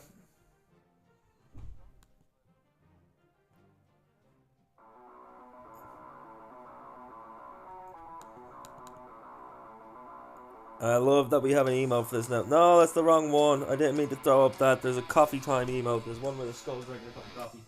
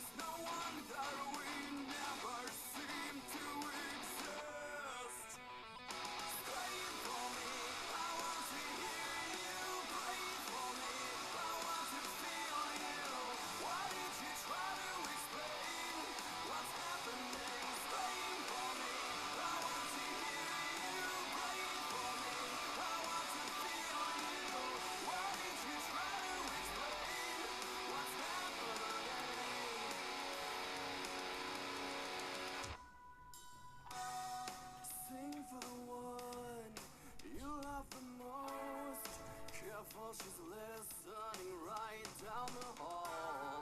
You cannot say we will not evolve. So we set sail, carry on, moving forward to take another step in the proper direction. Out of sight, out of mind, it's no wonder we never seem to exist.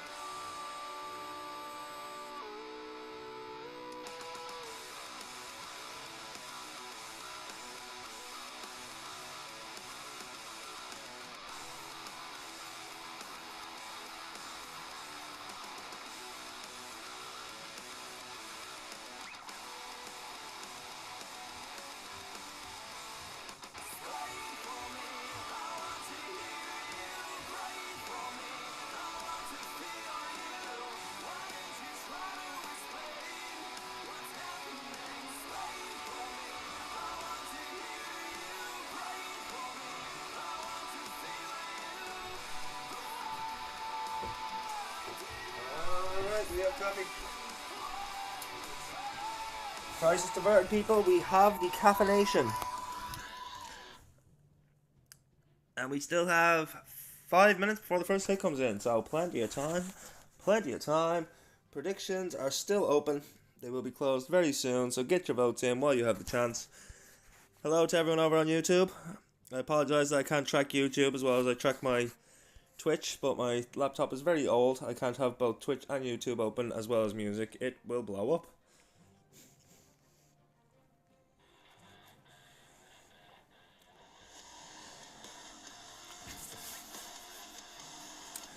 Yeah, be sure and like and subscribe over on YouTube there. I stream pretty much every day.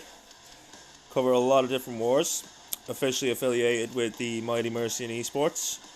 Battle Chess Championship Season 5 winners. and currently defending champions for Season 6.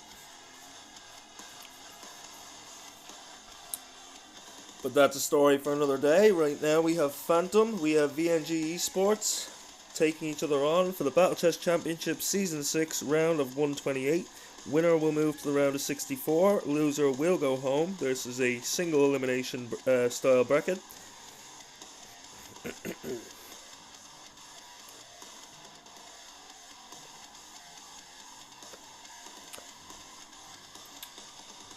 We got 1.3 down on Phantom. We got 888 exactly on VNG Esports. And then, interestingly enough, we have Athena from VNG in the chat. And we have Costa from Phantom in the chat.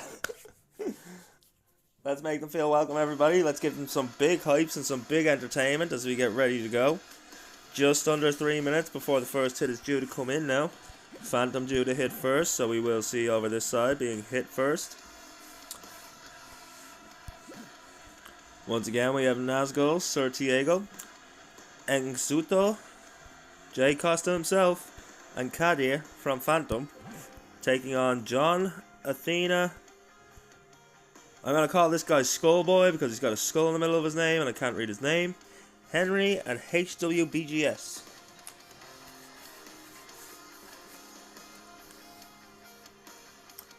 Joe, I love it. Costa in the chat showing here, showing great sportsmanship here, wishing Athena luck as we get ready to start this war. We should be coming very close to the end of round 128 as well. All the teams give us a great show, but I do always feel with tournaments like this, round of 64 is where we start to get down to the nitty gritty and start to see some very close wars where any slight mistake can cost your team everything.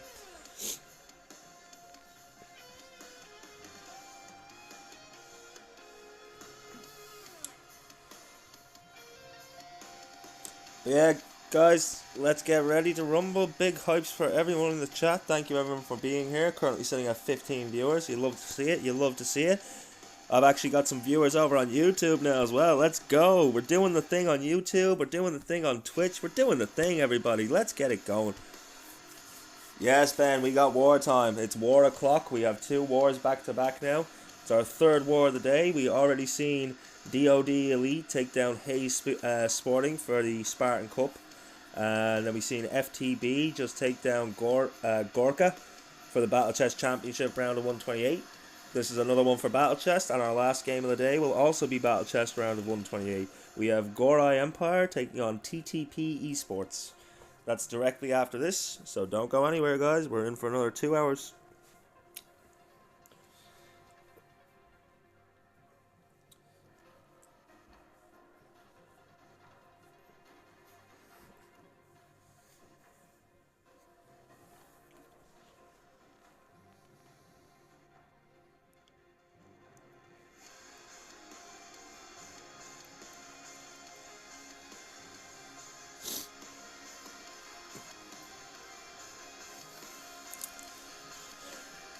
Alright everybody, I hope you got your predictions in because it is now closed. Everyone good luck, have fun, and let's smash some bases. Buck is extremely hype, I love seeing it. We got members of both teams in the chat. We got a little bit of division in the predictions too. We are starting this off with a Super Dragon and Loon attack with a Flame Flinger. Flame Flinger, we always know, puts in the finest of work.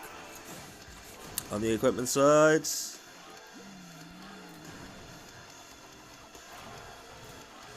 okay, so as we see the Archer Queen being brought in with the Coco Loon to test for traps and the healers.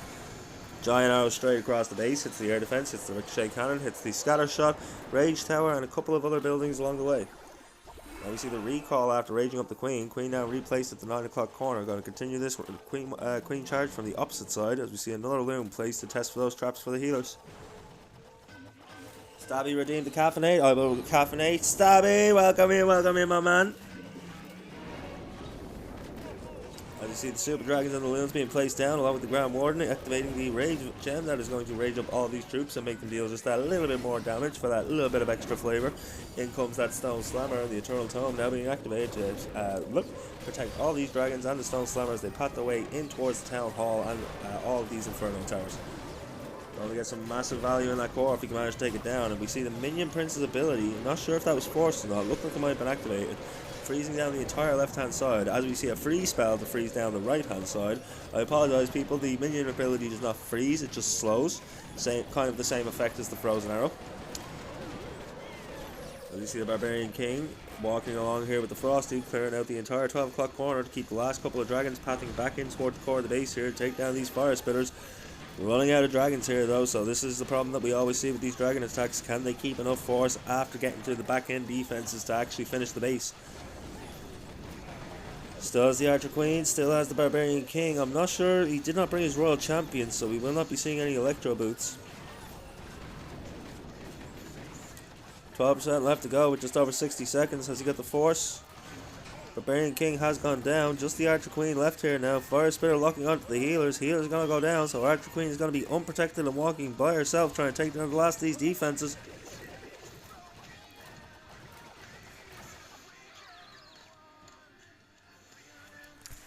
And that will be a 91% 2-star. I'll be back in a second, guys. We may miss it here. I have to bring my dad in.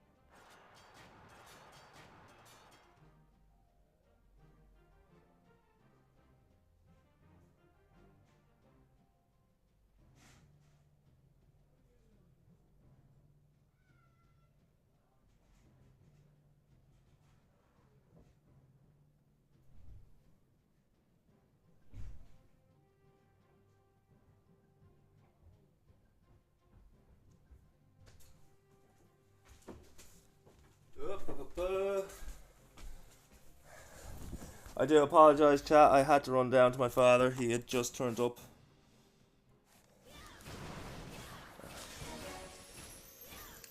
I got back just in time. We're only about 30 seconds in. Starting with a Royal Champion charge coming in from the 6 o'clock corner of the base. Whew, I need to catch my breath. Oh, Janie Mac, I've never set that wheelchair ramp up that fast in my life. Now we see the Rage Spell Tower going off in the core, going to rage up the Monolith and the Fire Spitter, so Royal Champion could be in trouble here if he doesn't keep those invisibility spells invested to get these defenses down.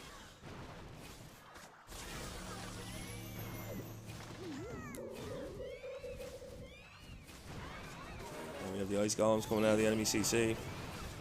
As they pop, they will freeze down the Royal Champion, who is being targeted by the Ricochet cannons, but we have the Archer Queen now, along with the Unicorn, and we have the Barbarian King with the Frosty making their way up parallel corners at the 6 o'clock side.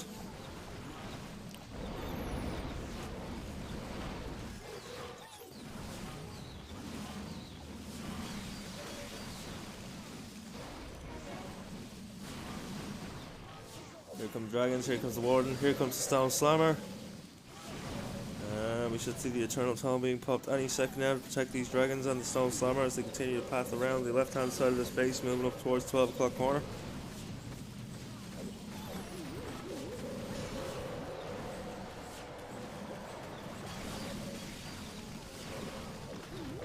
Whew.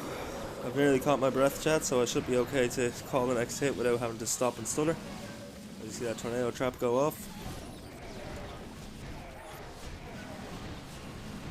Still plenty of force on the Dragons as he comes around the corner here, coming onto the back bend.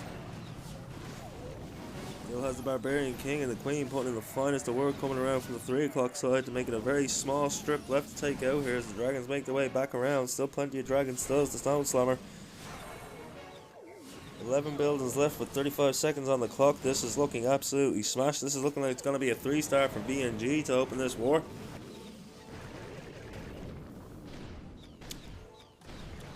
Henry giving us a fine showing with the Dragons. A lot of the time we see that die off on the back end. Look at how many Dragons he still has. Like, look at that. Henry truly the Dragon Master.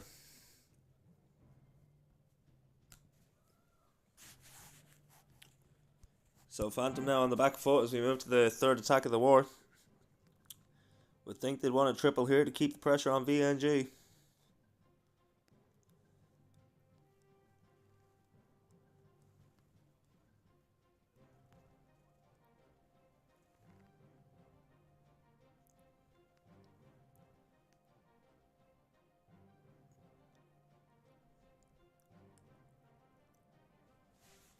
So who will we see next and what will we see next? Will we see some Super Witches? Dragons? Root Riders perhaps?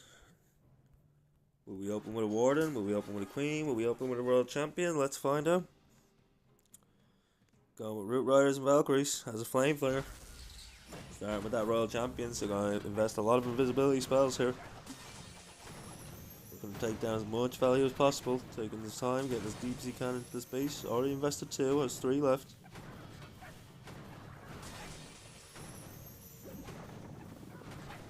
Now Flame Flinger being dropped at the 9 o'clock corner.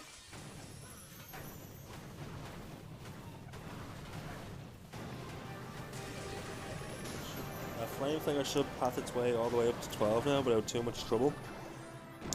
Skeleton traps though, and here comes the Barbarian King of the Arch Queen along with that Flame Flinger to clear out that side.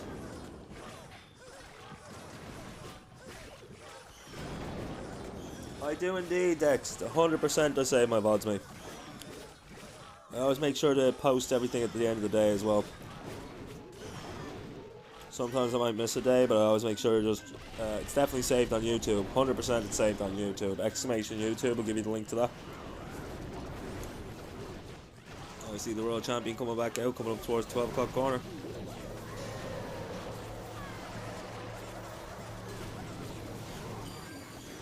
You shouldn't. We always talk a lot of shit. Yep. See, this is the funny thing for this stream about YouTube, because I'm not monetized on YouTube yet, and eventually I probably will get monetized on YouTube, hopefully one day. But because of the content that comes up in my stream chat, I probably will be demonetized by YouTube. So we're kind of ahead of the curve on the demonetization. So I always love to say, hi YouTube, don't demonetize me YouTube, even though I'm not monetized yet, but you're probably still going to demonetize me because of how bad this is. This is actually looking smashed as we see the rest of the force making its way through the 3 o'clock side here. 75% of the base down, still has some root riders passing through.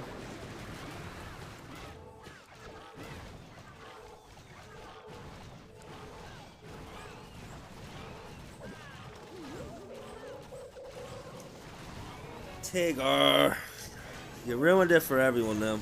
Donation messages only.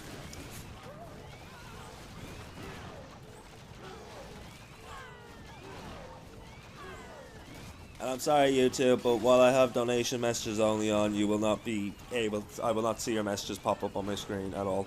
So if you would like to talk or anything like that, please come over to Twitch. 30 seconds left, hasn't got much force left on this attack, 86% of the base down, and that will be a defense.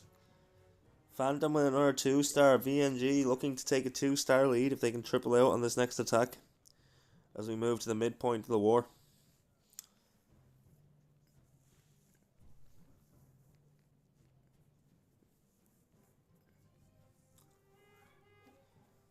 I blame it all on Jay. You can't blame it all on Jay. Jay's just the most creative of the degenerates in my chat.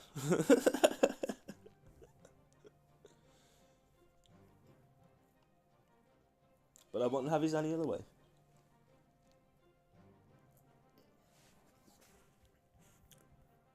Is VNG waiting to reply now? Due in at the 25-minute mark.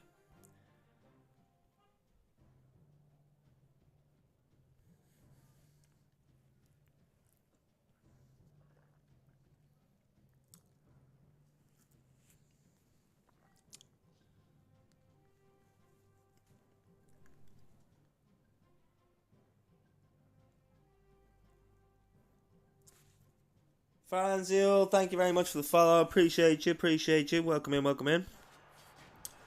Okay, so we have John taking on Diego. Got dragons coming in here, people. We got dragons, and I also see a blimp, so we should have the spiky ball, the earthquake boots, we should have the giant arrow, the healer puppet, yep, the eternal tome, and the healing tome, and the rocket shield, and the seeking spear. Oh, seeking shield and the rocket spear. Starting off with the queen on the 9 o'clock corner, gonna get some value there. Hopefully take down this mortar. A little bit of value here, a little bit of value there. Steps over, take down the wizard tower. Goes on to take down the barracks. Now has a recall spell used on that queen. As we see the queen redeployed along with the king over at the 12 o'clock corner, along with a baby dragon for some funneling here as we charge the queen and king in on the 12 o'clock side. Setting up some pathing for these dragons, and where's the dragons coming down? They're coming down just there. They've also got the loons. We also got the Grand Warden, Spiky Ball, and the Earthquake Boots. Pretty sure that was activated. We got way too much health for that to have been a forced ability. Great spell being invested on those dragons. There goes that Eternal Tome. Going to protect that blimp all the way to the Town Hall now. Will it avoid the tornado trap? It will avoid the tornado trap. Freezing down the Town Hall. Pop goes the blimp, and now that blimp we are going to see Super Archers. Super Archers going to get us a lot of value here. No, that's Yetis. That is Yetis, people. I apologize. That is Yetis. I guess I thought the Archers put on a few pounds. Anyway, as we continue with the Dragons making their way towards the 3 o'clock corner. Looking to pat their way through these defenses and hopefully make their way back down towards 6. We did just see a very powerful 3-star dragon hit from VNG Esports. John looking to replicate it here, but the dragon's not looking as though he has as much force on the back end as what the last attack did. The world champion has gone down. Still has 25% of the base left for the Grand Warden and a dragon. I think this may be the defense the Phantom needs to keep them in the opening and the running for this war.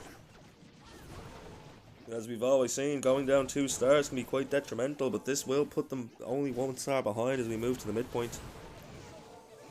It's not over till it's over, still has just under 60 seconds, 17% of the base left to go, still has the Grand Warden, still has the Queen.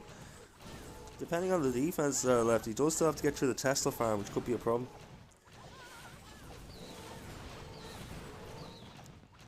Grand Warden is about to go down. Raging up the Grand Warden, raging up the Archer Queen. Is he gonna have time to save this? 30 seconds left on the clock, only 9 buildings left, 5 of which are the Tesla farm, so I spoke too soon. It's looking like John is going to pull through here. Can the healer's gonna keep the Queen alive? Is he gonna have the time to path back over for that storage? The skeleton trap is gonna slow him down. No! 10 seconds. Can he do it? Can he do it? Another skeleton trap. No! No, she stopped shooting it. Rip the dream. 99%. John lives up to his name with a 99% 2-star. What a hit. What a hit. Oh my god.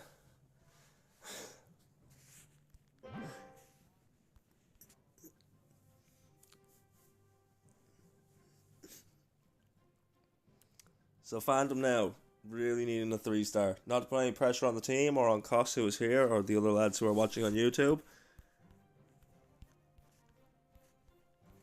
But a 3 here at another defense will put them level on stars. I don't know what we'll be at damage-wise. We'll have to wait and see. Right now there is an 11% difference on the damage, while they're even on attacks.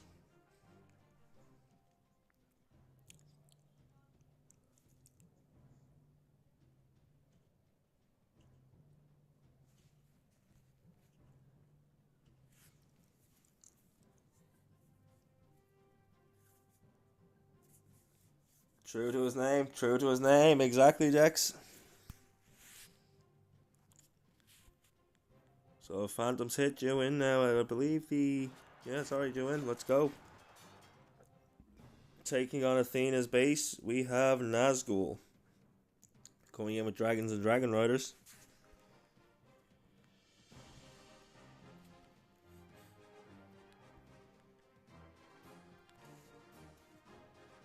Earthquake Boots and Spiky Ball, Giant Arrow, the Healer Puppet, Eternal Tom, the Healing Tom, and we have the Minion Puppet and the Dark Orb, because that is all we can have on that minion. Prince. Forgot the Prince. I apologize. As the Archer Queen now making her way through the 3 o'clock corner, going to start making her way down to the 6 o'clock side. And there is the recall. Total recall. What a movie. Great era to be alive.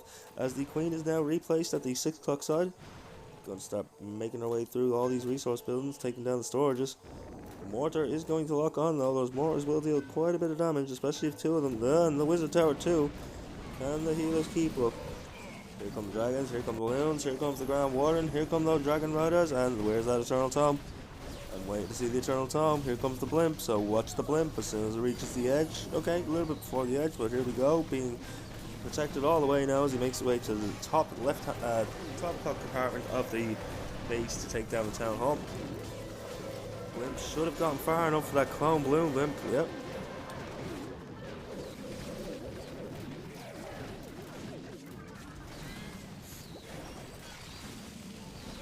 Found some weird ass streamers last night. Tanya Stabby, what would you do without me and Book?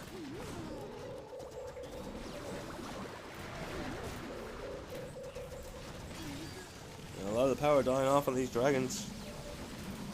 He's invested a lot of his abilities and a lot of his spells. No spells left. There's 7 minions left to drop on cleanup and a couple of super wall breakers left.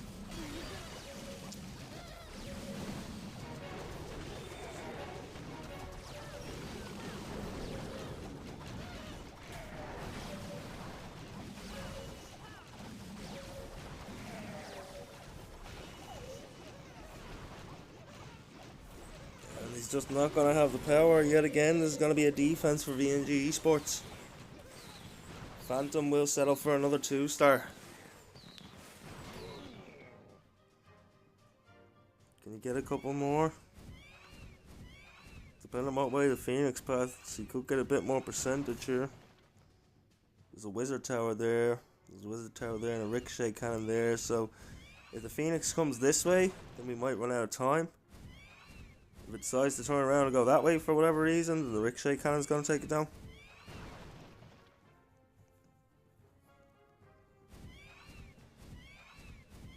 So it looks like the Phoenix is going to run down the clock here and gain a little bit more percentage value as it goes. Can we get some hype in the chat for the solo Phoenix? We'd love to see it. Phoenix going beast mode. Let's go. Not going to finish this base, but is going to finish in style. He's just like to the Wizard Tower now. You can't touch this as we finish with an 87% 2-star. Rip the dream. W's to the Phoenix. Kept the dream alive till the very end.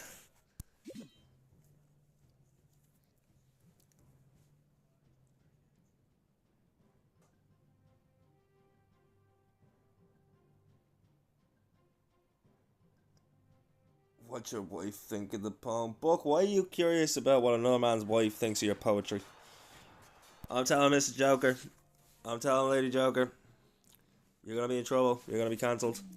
And here we go yet again with a Loon attack. Lava Loon coming in. Starting off with Grand Warden. The NG Esports looking to keep their lead here.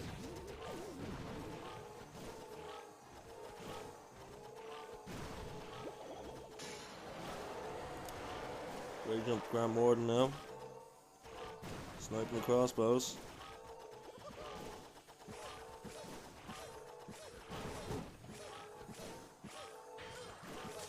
Grand Warden moving to take down the Barbarian King. There's the invisibility spells. Here comes the fireball. No, invisibility's wearing off. He must have seen something that he missed and didn't want to throw it.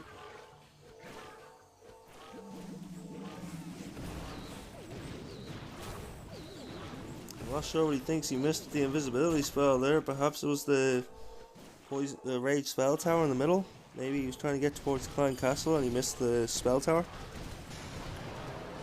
So Fireball does go off along with those Earthquakes to take down quite a bit of value there in the top 12 o'clock compartment.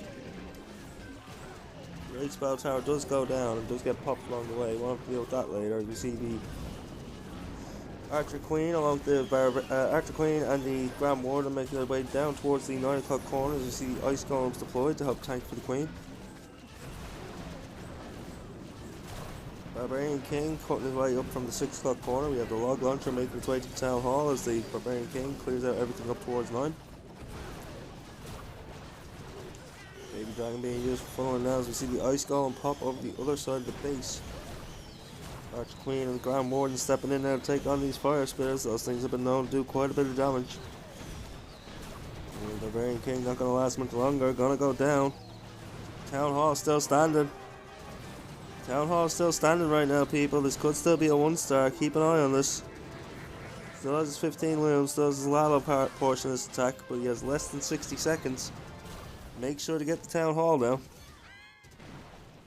The World Champion comes in, sniping it down. When's he going to place the Lalo? 45 seconds left. In comes the Lava Hound, in comes the Loons. Freezes down that compartment. Rage up the Loons to snipe off the last couple of defenses still as the Monolith standing up. A triple here will put them in a very dominant position if he can secure this final star. Less than 30 seconds, 25% of the base roughly with 20 seconds left on the clock. And he's not going to have it. It's going to be the time that beats him, not the base.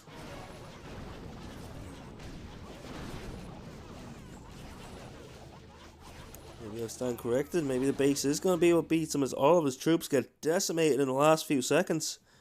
81% 2-stars. We move to the back half of this war. Right now sitting at 6-7. Not much difference in average destruction though. 5.3.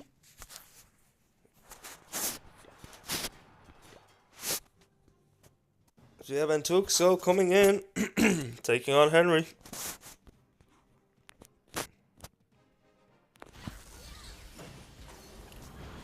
World Champion with the Electro Boots being deployed at the 12 o'clock corner. Those Electro Boots will deal continuous damage to everything around them. Invisibility spell being invested. So I see another 4 invisibility spells, so go and try and get some value here. Also see that revive spell.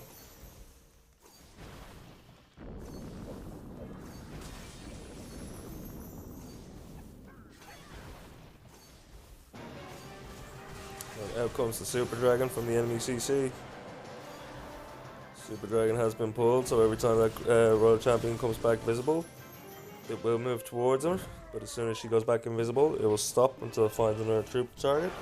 Barbarian King has been deployed now, along with the Archer Queen, and some healers to help keep them alive. We have the Siege Barracks at 9 o'clock, we have the Root Riders coming down in between the two corner attacks, along with the Grand Warden. We see some healers, we got the Valkyries, and we got the Ice Golem. Everything looking to collapse together now as we go into the core of this base. Ice Golem does go pop, freezing down everything on the top side. Expecting to see the Spiky Ball and the Earthquake Boots any second now to open up the core of this base. Overgrowth spell. No. Way that lit up right here. I thought it was an overgrowth spell. There's the Spiky Ball and the Earthquake Boots. Managing to open up a little bit, but I think he missed opening up the Town Hall compartment. Phantom giving us a great showing here, pushing through quite well. Just over half his time gone with 60% of the base down.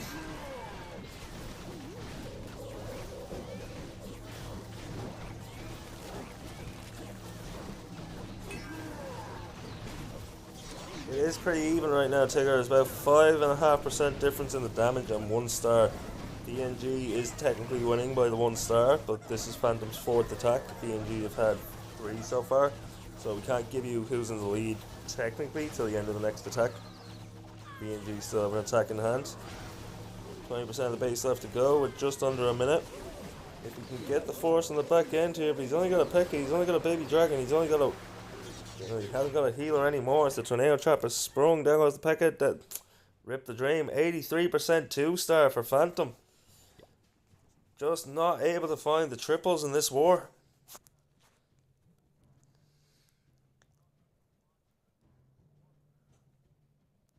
So VNG with a chance here to take that 2-star lead yet again. If they can triple, they will go 2 stars ahead as we move into the last 2 attacks.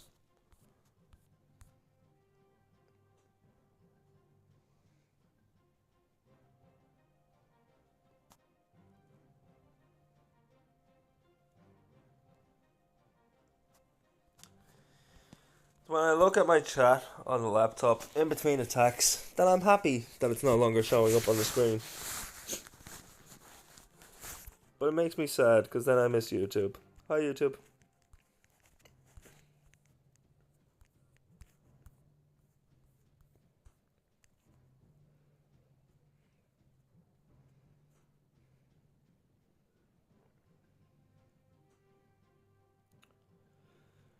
With VNG's attack due in the next 60 seconds.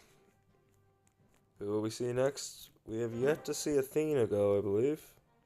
So it could be Athena, it could be HW Biggs. I'm saying Biggs because BGS, why not?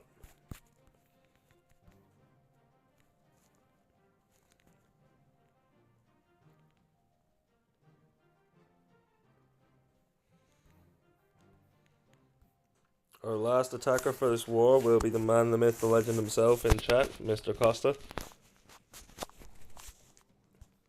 But before that, we have Athena, the other legend in our chat right now, starting off with the Grand Warden at the 12 o'clock side. Has the Electro L on that Grand Warden, getting some nice chain value in that corner. Has the healers coming in as well.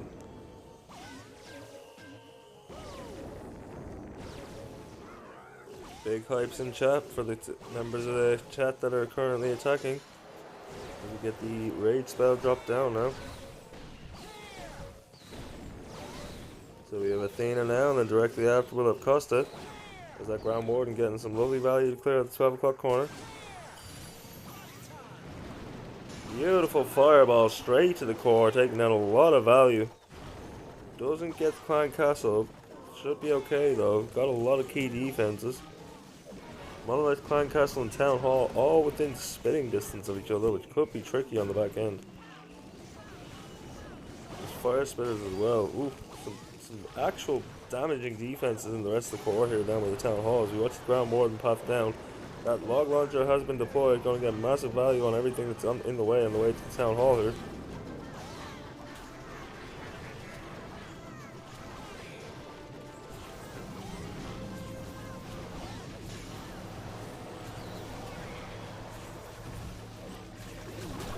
Log launcher, we see ice golems running in to try to take down the monolith, freezing it down as it goes pop.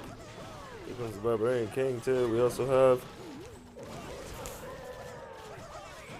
Grand Warden still walking his way through. Lalo is going to be the end portion of this attack with the 1 Lava Hound.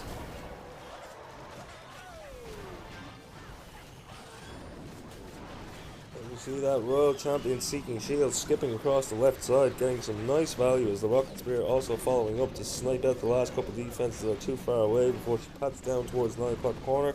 Here comes that Lava Hound, here comes the Loons. Looking to clean up here now, has just under 60 seconds left with 20, I'm going to say 20% of the base left to go down because with the spread out attack it's jumping up too high to be accurate with. Looking quite powerful though, looking like the last of the defenses are about to go down. Just that crossbow left, and there it goes. So this is going to be a 3-star for VNG Esports to put them 2 stars ahead with one last set of attacks in this war.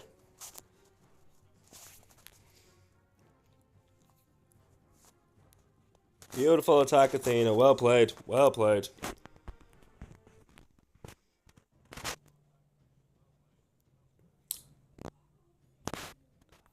I know, guys.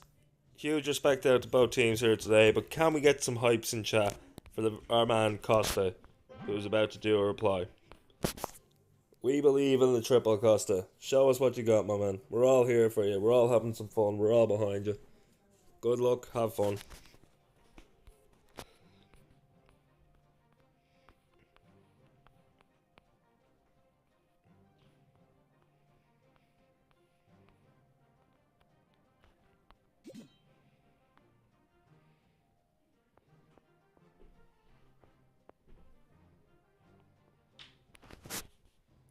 It only works when the fireball is not placed That's fair. That's fair.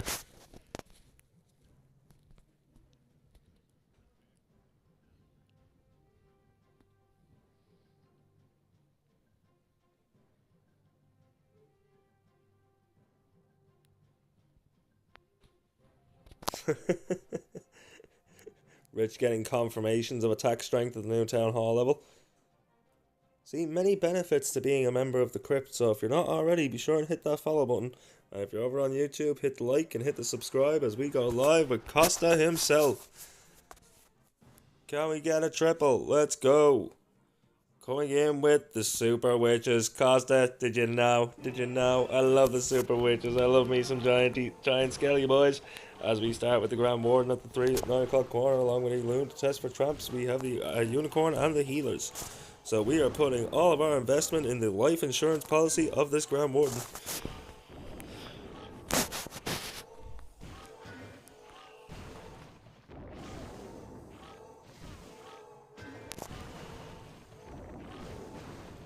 You see a couple of wizards now being deployed to help snipe out a couple of buildings along the outside, help funnel the Grand Warden in towards the Inferno Tower here. I do see invisibility spells. One of them invested on the Grand Warden. Still has two there. Could be looking to snipe out a couple of the cannons, then invis everything else that's in front of him before fireballing straight to the core. He's going to get that poison spell tower. He got the scatter shot, you got the ricochet cannon, and he got the new fire spitter. As the Grand Warden starts to walk up the left hand top to the 12 o'clock corner here with the Barbarian King, we see that siege barracks come down, we see those witches come down, and there they are. Shout out to the Giant Larrys. We love the Giant Larrys, yes we do. Peckers and Wizards coming out at the 12 o'clock corner to clear out that entire side, keep the main force of troops now funneling through the centre of the base.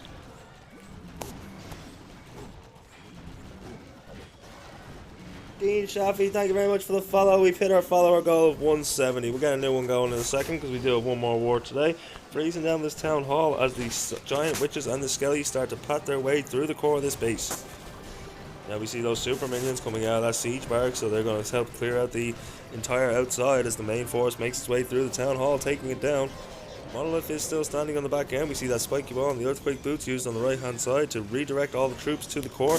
Jump spell being used to give access to that clan castle, that fire spitter, the final inferno tower, and the monolith. So going to get some great value here as we see the royal champion deployed at 3 o'clock.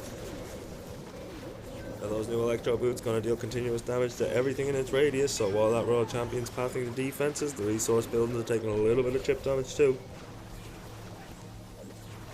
If the Royal Champion stays stuck in one spot long enough, you can actually see quite a few buildings go down. Now the main force is completely decimated that core. We got loads of Larrys, we got witches, we got a Barbarian King, we got an Archer Queen, we got the Royal Champion, we got healers. This is absolutely torn apart by Cost. Cost giving us a 3-star for Phantom.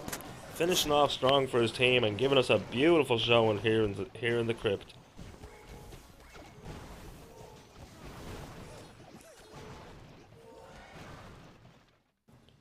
GG's Cost, what a hit, well played.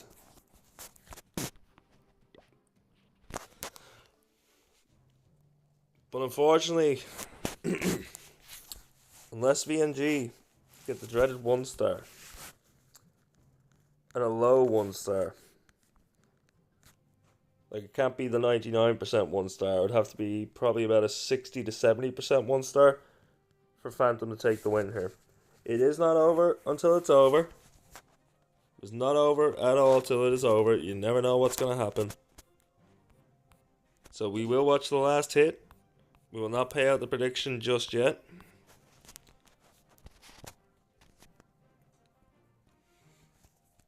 We are 30 seconds out. There's one base left standing.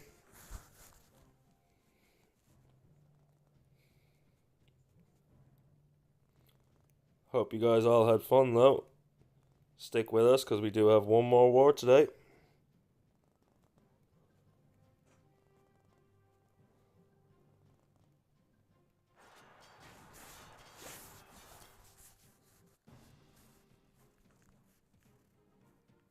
BNG Esports coming in with Root Riders and Valks. I don't want to call it before it's over, but starting off with that new Royal Champion charge, which we know is powerful as hell, and then following it up with the Root Riders and the Valks, starting at the Town Hall to make sure he gets the 2 stars. BNG know what they're doing here. He knows he only needs the 2 for the win. I can't see him getting less than that after this opening of already sniping the Town Hall.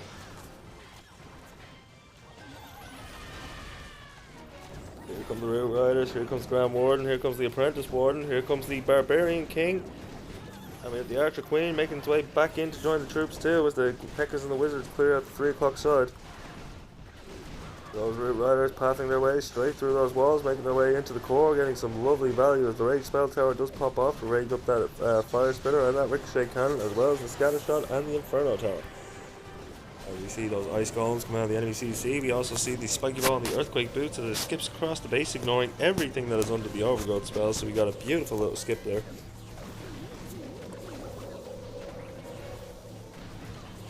This is where my laptop starts acting up, of course it is, because why wouldn't it be? As we watch these troops try to get to the core of this base, the Inferno Tower locking onto everything in the core. And now Root Riders have split up a little bit.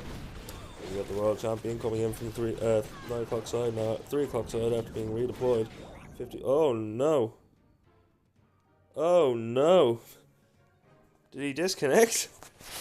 50% 2-star was all that he needed anyway, but what happened there?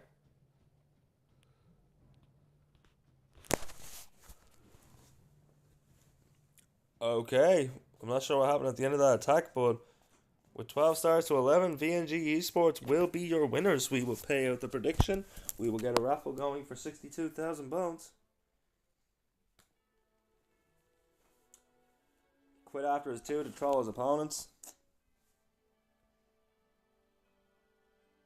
Oh, who paid it out? His mom came in, bro. He's 16. Fair.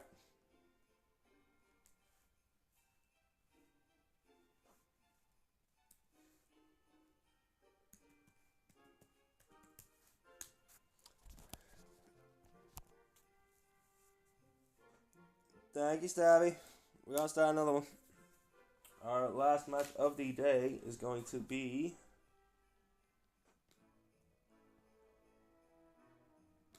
Gory Empire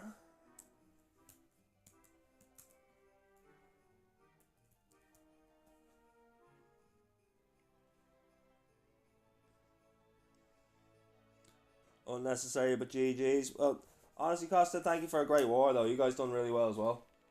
Some hard defenses to take down on the back end. Like, dragon attacks do seem to die off a lot easier. But you guys gave us a great showing. Always great fun to have you here. Pleasure streaming your match for you.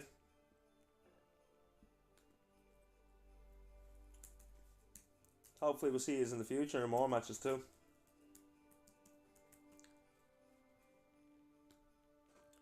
For now, we are going to start a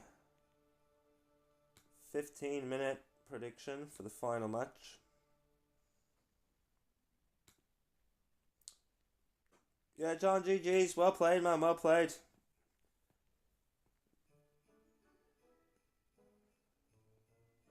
You are most welcome, Costa. Thank you very much for the absolute entertaining hits. Guys, that's not updated. That's from yesterday. I haven't updated it today. I do need to update the last match of the day, though. So our last match of the day will be Gory Empire.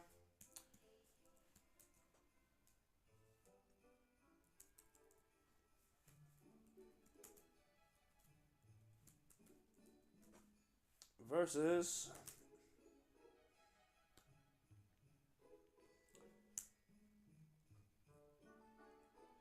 TTP Esports.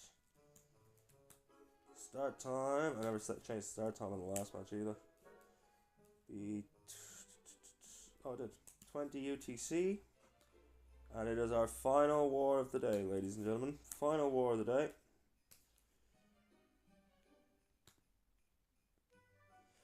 So while you have a chance, get your predictions in. Get your predictions in. Who do you think is going to win? Will it be Gory Empire or will it be TTP Esports in our last match of the day, and also our last match for the Battle Chess Championship round of 128 that we'll be covering today?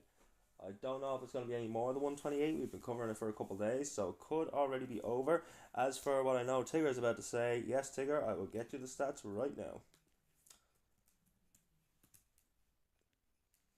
And then after this, guys, we are going to play some Albion Online.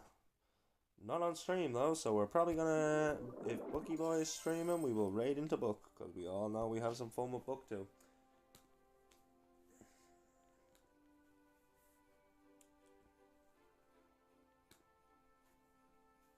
Now, let us have a little look-see here.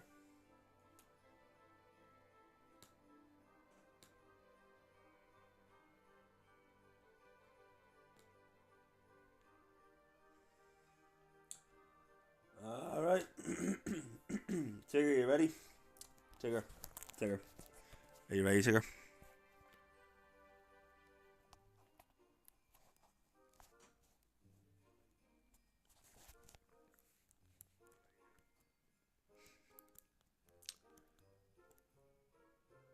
On the side of Gory Empire, we have no ELO ranking. For TTP, we have an ELO ranking of 9. Past matches for Gory Empire, we have no data. But for the past 5 matches for TTP, they have lost 3 and won 2. Their last match they won, the 2 before that they lost, the 1 before that they won, and the 1 before that they lost.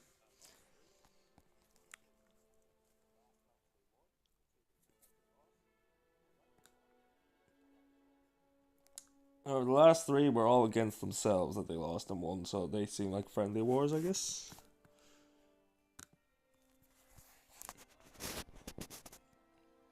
Stabby already voted TTP. Let's go, Stabby.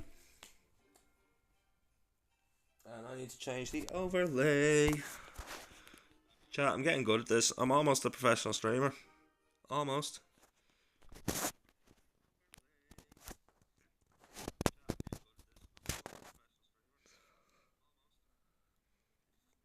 To think if this is what I can do with a mobile.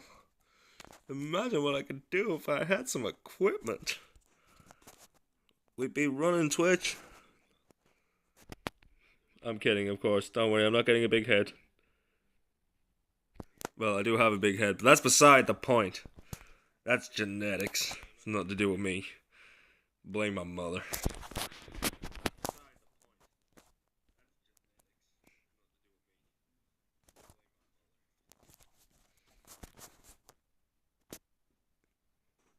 I think TTP will win, but I want to go with Gory because imagine that payout. Well, yep. Yeah, that is true, Tigger, and you did. It's 1-1, isn't it? No, Stabby, the way it works is that whatever is bet on one side against the other, whoever side wins gets the other side's bets. So, like, there's 1.5k right now on TTP. So, if Tigger bet 10, just 10 on Gory, he'd win the whole lot. If Gory won. Yeah, no, that's why I always say to you in chat as well. It makes no sense for everyone to go for the same team either, because if you do that and for some reason the underdog does win and everyone bet on the favour, now everyone just loses their points. Nobody wins anything. It's all gone.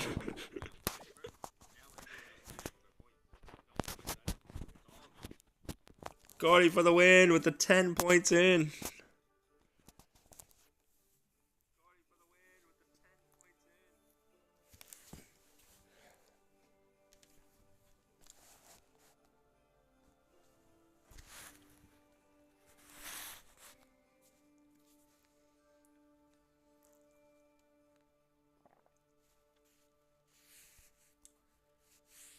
I am in the wrong account right now.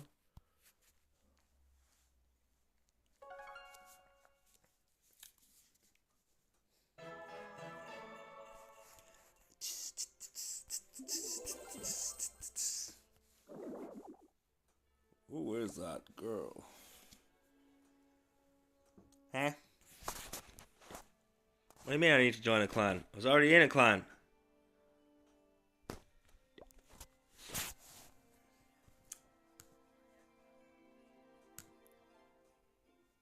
Living dead girl.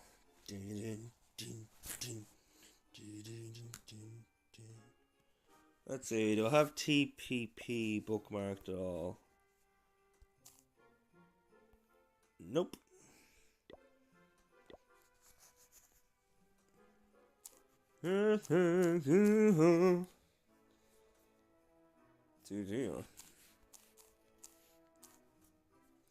Oh, wait, what's this? Uh-huh.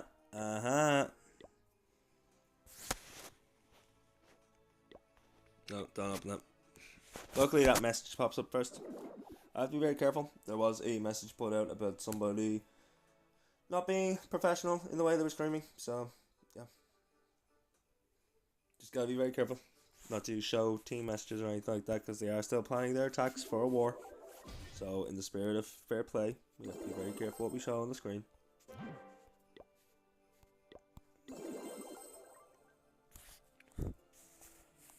As you guys have already seen, we can end up with matches that we're covering where we end up with members from both teams.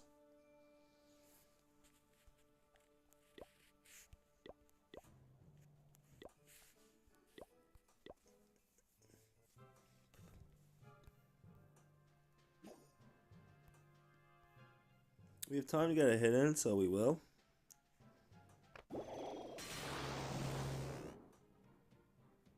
I think I can get these at 2 zaps and a quake.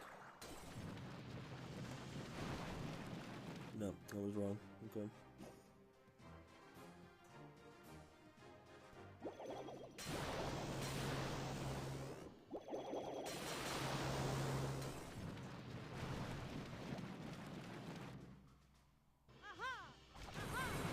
Let's go. Get the value.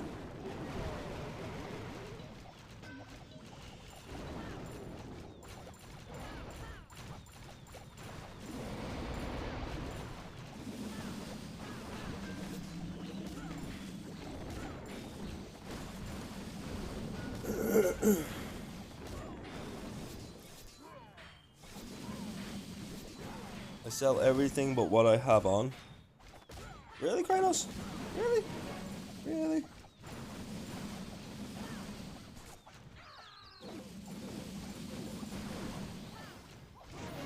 Oh yeah, we reached our goal. Let's start a new follower goal.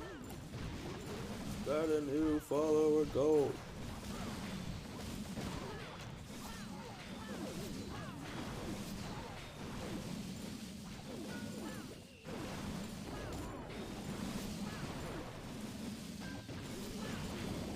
Go for the 180. We are slowly but surely getting there, people. Slowly but surely.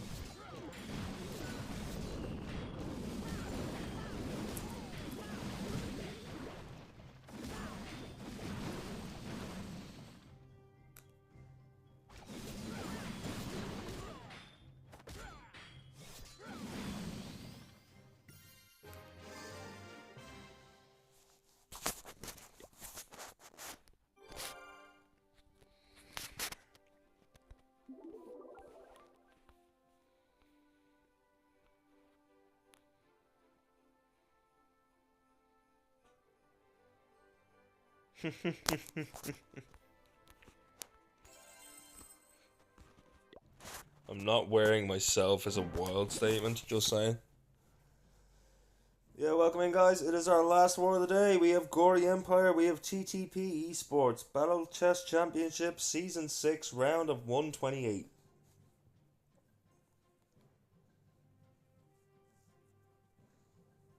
Be sure and tune in tomorrow as well, guys, because we should have more time for a longer stream. Hopefully my throat is feeling a bit better. But we do have 2 matches that we will definitely be claiming that are featuring our very own Mighty Mercy in Esports.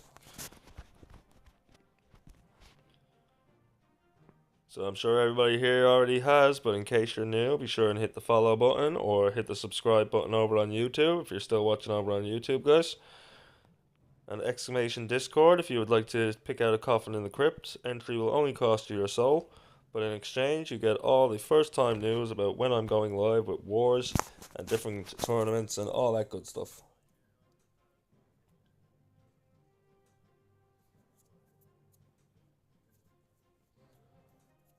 Yeah, but if I streamed Albion, then who would go watch Book? I'm kidding, Buggy. I'm kidding.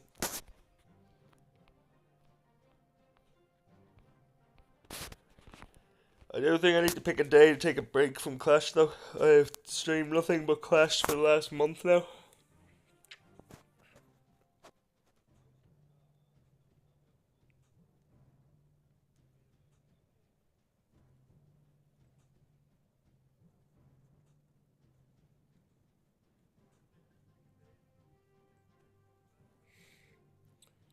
Book is another time zone, though. It's only 5 hours, man. It's not like he's on the other side of the world, like he's getting up as you're going to bed.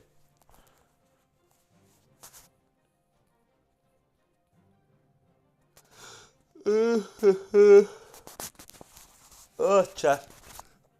I'm getting tired. Not so much I'm getting tired, just more. I'm worried I'm doing more damage to my throat.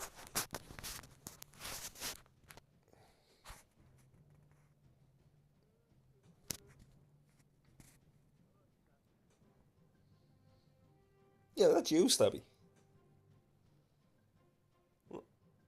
I love you, Stabby, but that was a conversation between A and B, so please see yourself out. I kid, Stabby, I love you. Please don't go anywhere. Stay here forever.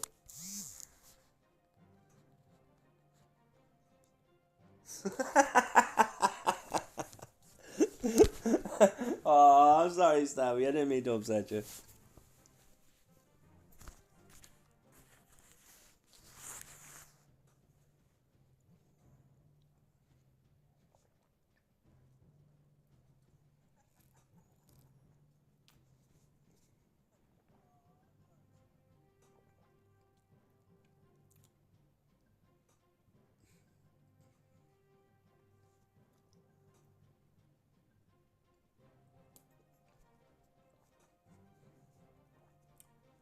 You sure and get your bones in the chat, people. Get your bones.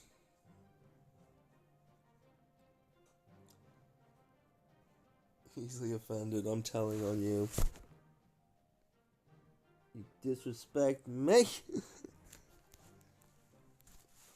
Come to my house on the day of my daughter's wedding, and you do nothing to show disrespect.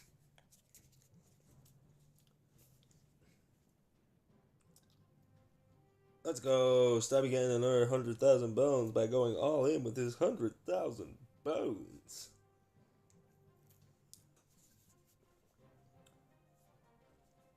Wait a minute.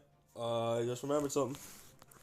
I never gave Rich his 500,000 bones for his gifted sub earlier, did I? No, I did not. I'm a bad skulls. Bold skulls.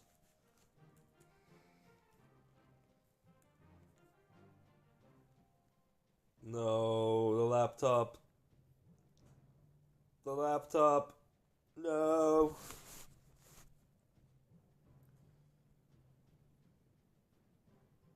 Rip the dream. This thing is not gonna last much longer.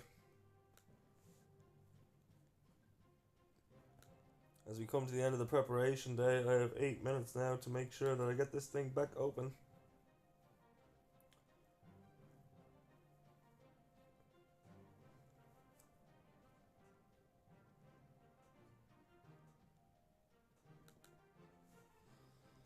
Oh, my equipment is so bad.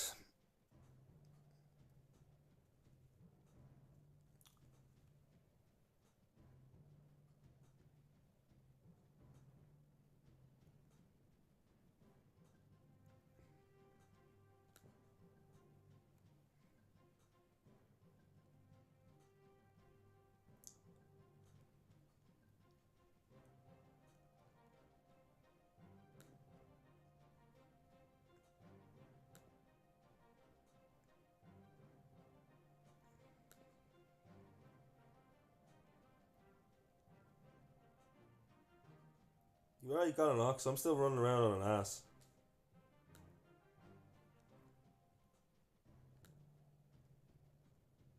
I named him Milo though. Milo ass.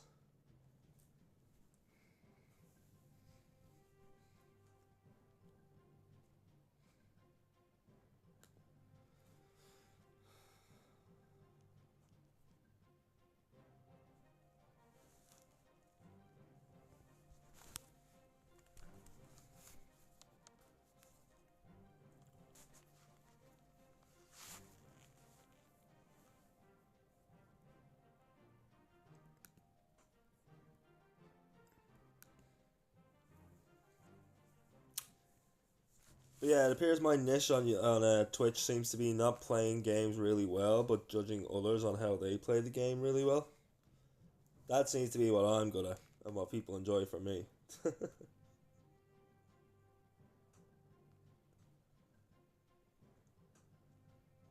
Yeah, let's get settled in, guys.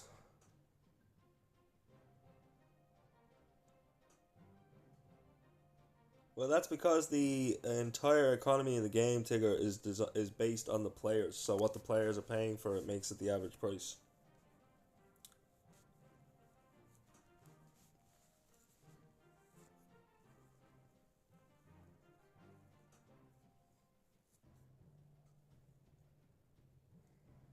It's called capitalism. It's called America.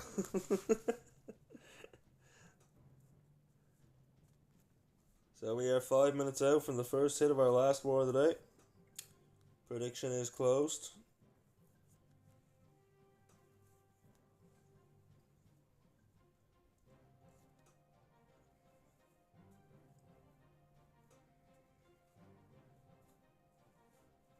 I'm aware it shows that us Europeans have some balls. Okay, Bobby Singer.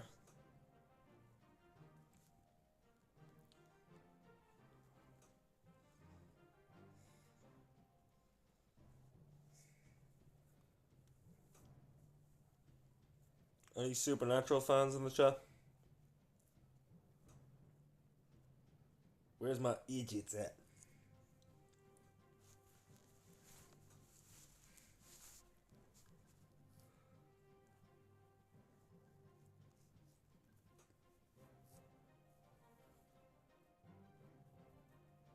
Make a living, not a penny.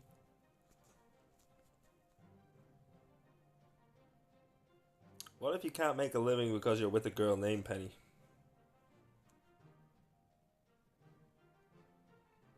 Same thing. Ferrari, good morning, good morning. You're just in time for our last war of the day. Gordy Empire Esports taking on TGP Esports. Then leave Penny and make a living.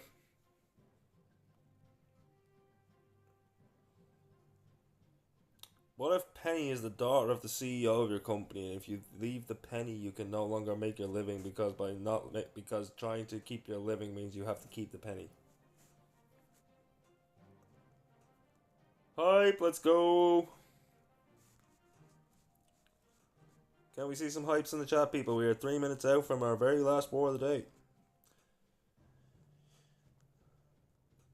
Ferrani, you just missed the prediction.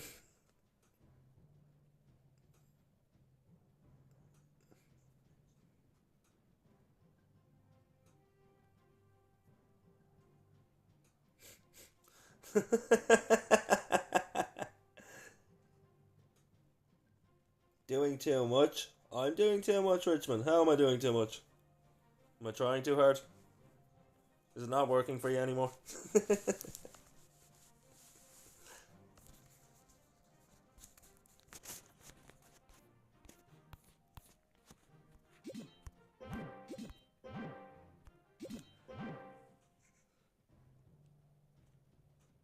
Doing too much with the pennies. That sounds about right. That sounds about right. Doing too much with the pennies sounds like a wild weekend.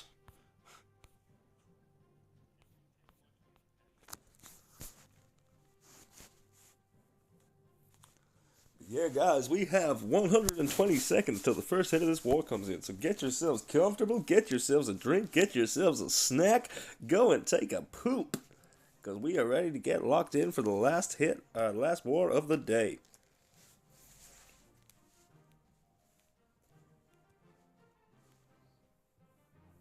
Throw my bones on TTP.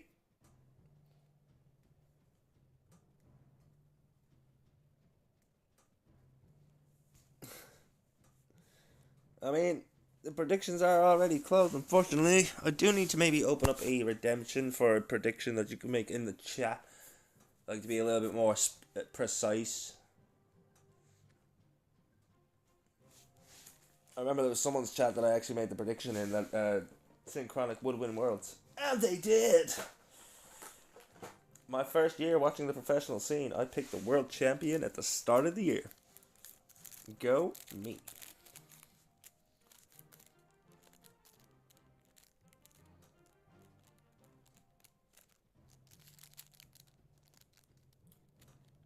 Lasagna, broccoli, and KFC tendies has got to be the weirdest combination I have ever heard. I hope you enjoy that though, Tig.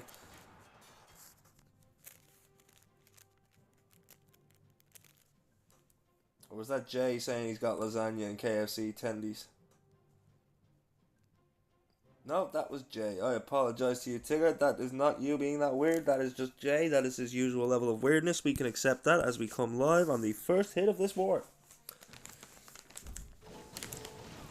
Coming in with Super Witches. You know I love the Super Witches here on this channel. Let's see those giant Larrys as we start off with the Grand Warden at the 9 o'clock corner. Angry Jelly on the Warden.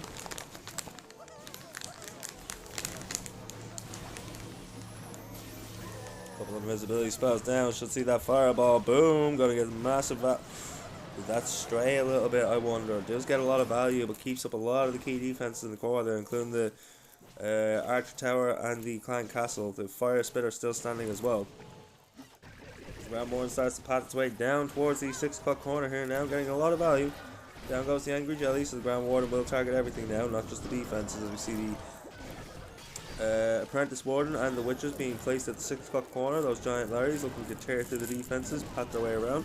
Siege Barracks now deployed at the 6 o'clock corner, so they're going to reinforce this attack even more. As we see those Pekkas come out, we see those Wizards come out. Getting some beautiful value here.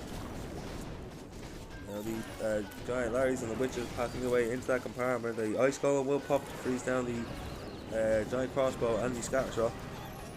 As we have rocket loons coming out of the enemy CC, as well as some enemy Ice Golems.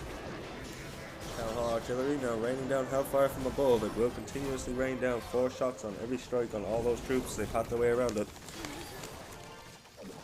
A jump spell has been invested. Troops are not near it yet though, as we see the Spiky Ball and the Earthquake Boots go off to clear off some more of this core.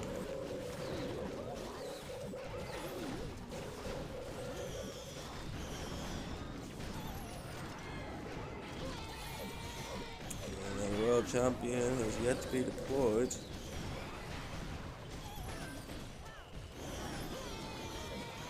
Still has a couple of minions here on the back end coming into funnel. Still has super minions. Barbarian King has gone down. Phoenix is now by himself. Witches are all but pretty much decimated. The Monolith locking onto the Royal Champion here as he cuts in to try and take it down. Here come the skeleton spells though, and now going to redirect the last of the ground troops. The Royal Champion Seeking Shield did go off as he went down there. The skeletons redirecting over to the Archer Queen. We still have some super minions, still got some regular minions, and still have the Phoenix. 20 seconds left with 18% of the base to go. This is looking like it's going to be a defense for TTP.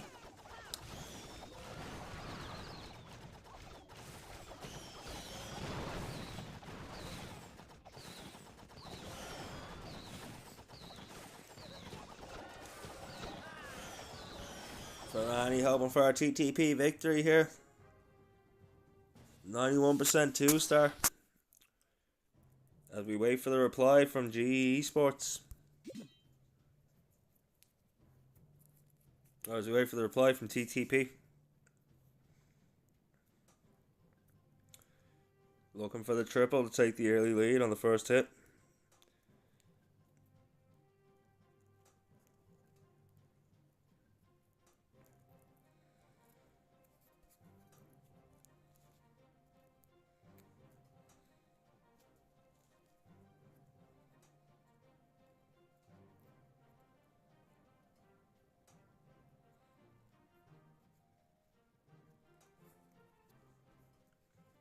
To hit you in now the next 40 seconds.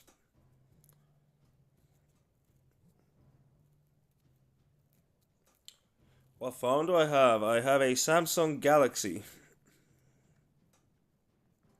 Samsung Galaxy A52, I believe. It's been a while since I checked, or A23 or something like that.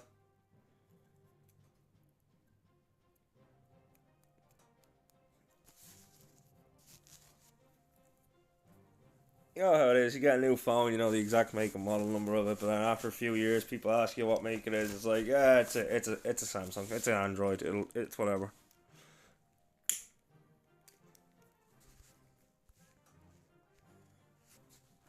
And we are live. We have Warman, TTP Warman. We did see TTP yesterday, I believe, because Warman is a familiar name for me. A couple of super barbs invested on the outside. Barbarian King placed near the 9 o'clock corner along with the Archer Queen to help to set up the funnel. We have a Root Rider and Valkyrie attack coming in here. Siege Barracks placed at the 12 o'clock corner. All those Wizards and Pekkas going to clear out that entire side. Should see the, yep, there go the Root Riders, there goes the Healers, there goes the Grand Warden, the Apprentice Warden, the Royal Champion as well, getting in on the action here. And was that the spiky ball and the Earthquake boots that I seen to open up these walls? I think it was, as the Rage Spell Tower is popped off, raging up all these troops. He freezes down the Town Hall. Holy, this is going quick. He's already 40% of the way through the base, but less than a minute gone. Town Hall goes down. Warman putting on a show here. This is looking like a very powerful attack as we see that Grand Warden ability only being used now.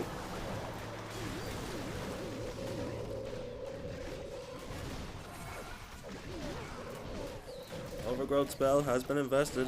Frozen down a lot of defenses, so it's going to have to save them for the end as we see the Royal Champion, the Archer Queen, the Hog Puppet has been activated for the Royal Champion. Those Electro Boots getting fine value as the Royal Champion pats around to the defenses, hitting everything in the area of effect.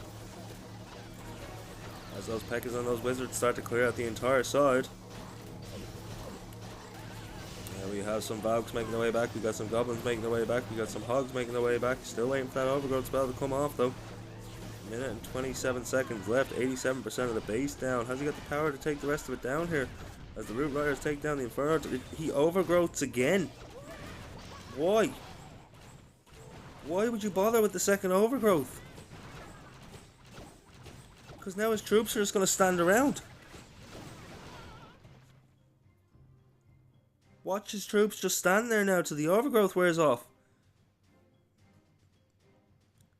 He's just going to be cutting it very close on time. He should be fine, but I don't get why he did that. He didn't need it.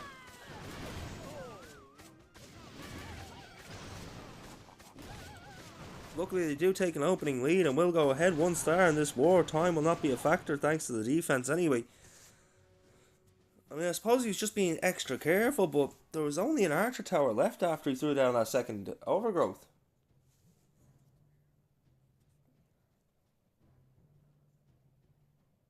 All phones never work, no matter the make, to be fair. This is also true. Banging phone. One that works. Plenty of time, doesn't hurt anything. This is also true, like, I didn't affect him in any way. He was still crushing that for a 3 star, regardless.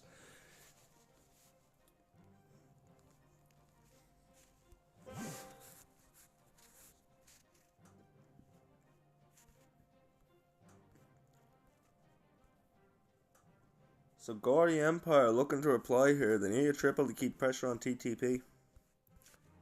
The one thing that we've seen be a huge detriment to these teams is if they go 2 stars down. We've only seen one comeback due to a unfortunate 1 star.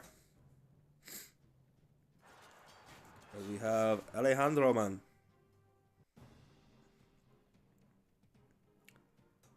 Coming in to take on Skyres. Starting off with Grand Warden at the 6 o'clock corner. We got that Loon sent in to test for the traps, and we have the Healers to support the Grand Warden.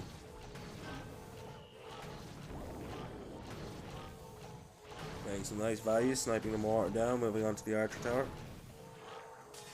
There goes the invisibility spells. Watch this fireball straight to the core. Boom, and along with the quakes, he's gonna get one of the fire. Oh, misses the fire spitter. Doesn't get it down. Doesn't get the Archer Tower down either. Pine Castle still standing. What did he get with that fireball?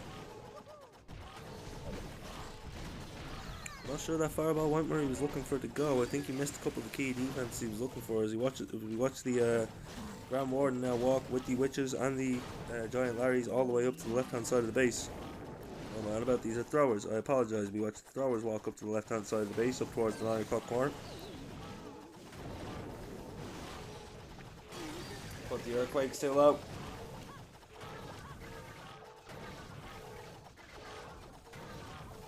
liquid cooled gaming foam, man. You can get like fan attachments and stuff that can go on your phone to help keep it cool. My brother had one that seemed to work pretty well. We see the Grand Warden and the Apprentice Warden making their way into the core of the base. The throwers still making their way around the outside. Minute and 30 just about gone here with only 36% of the base down. Seeing some of those new Ice Wizards in here as well. So Ice Wizards being used to target a few key defenses. Siege Barracks, we have the Pekkas, we have the Wizards, we have the Archer Queen and the Healers coming in at the 12 o'clock side, absolutely decimating that corner.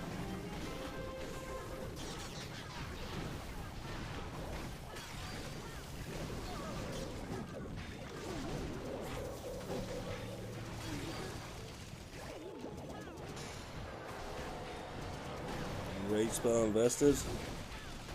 Getting as much value as you can from those heroes, looking to charge in. There's the Spike Ball and the Earthquake Boots, opening up the path to the Town Hall, getting some lovely value off that. Freeze down the Town Hall as the throwers throw their spears, take that down nice and easy. Giga Bomb still sitting in that compartment. There goes the Rage Tower, Rage spell invested. Throwers taking down the enemy minion Prince. You see the Super Minions coming around the outside. This is looking like a very nice attack, but he's only got 30 seconds left to go, and still has 20% of the base left to take down.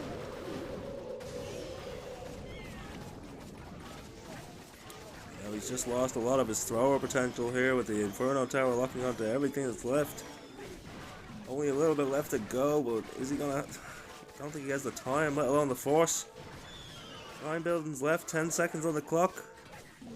If he gets it, it's gonna be right down to the wire. I don't think... No, he's not gonna have it with 3 seconds.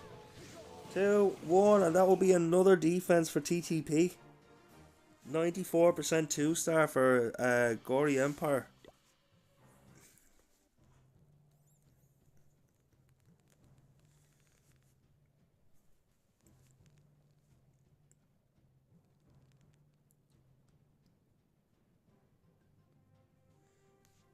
TTP looking more and more like they're about to take a very dominant lead here as we move to the midpoint. 1 attack left in hand.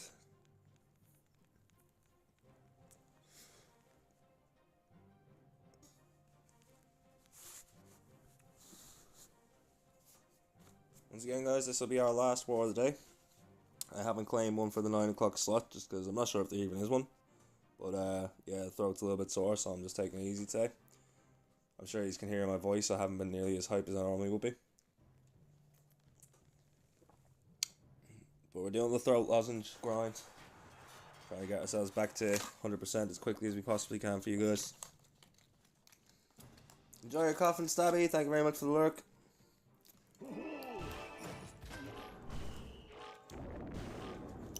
And we're coming in now with a thrower attack yet again. I apologise for the sound of the lozenge dropper, but there you go.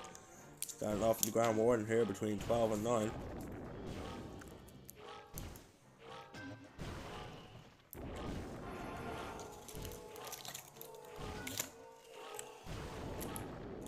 Nice and slow opening here.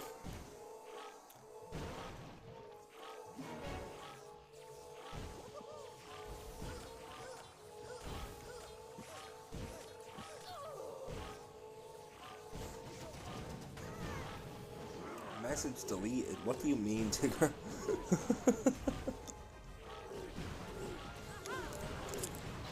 What was deleted? You actually deleted? No, Tigger's trolling me. As you see the Siege Barracks coming down 12 o'clock corner to help the funnel. We see the throwers come down. We have the Grand Warden, the Ice Golems, and the E-Titans making their way in. Jump spell placed to give access to the core. A lot of value here, a minute and 20 seconds roughly just gone with 30% of the base down.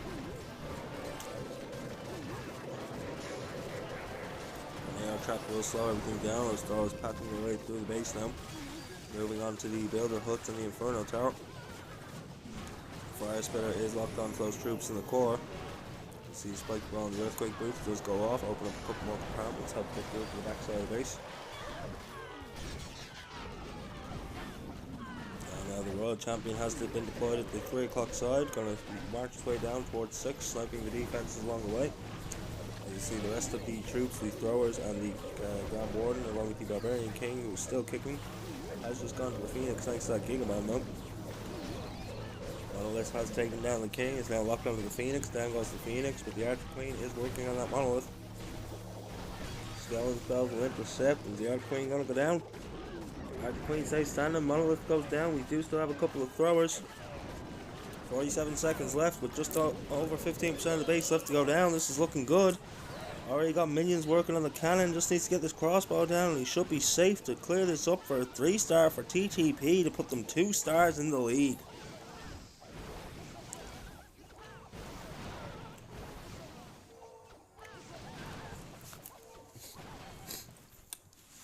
Twas Millie. It clearly says Tigger.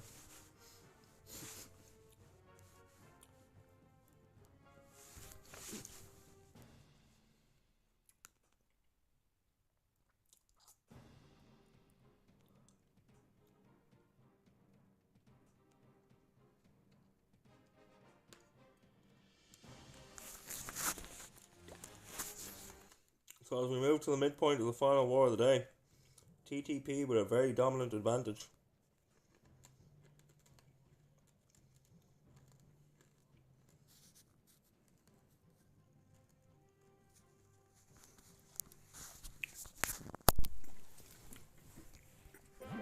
Gordy Empire need a triple here to keep any sort of pressure on TTP.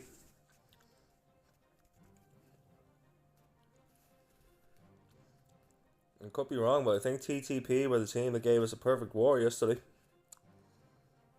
I need to start taking some more notes during the stream. I write down all the team names and stuff, but it'd be nice to have a couple of extra things in front of me to give you guys as recollection info.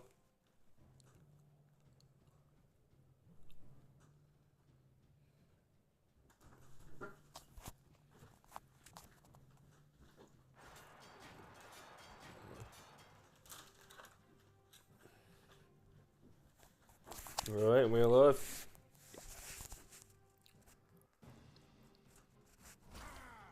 Going in with a Rocket Loon attack, we have Ground Warden being deployed at the 6 o'clock corner. Angry Jelly on that Ground Warden, so he will ignore all the resource buildings and just head towards all the defenses.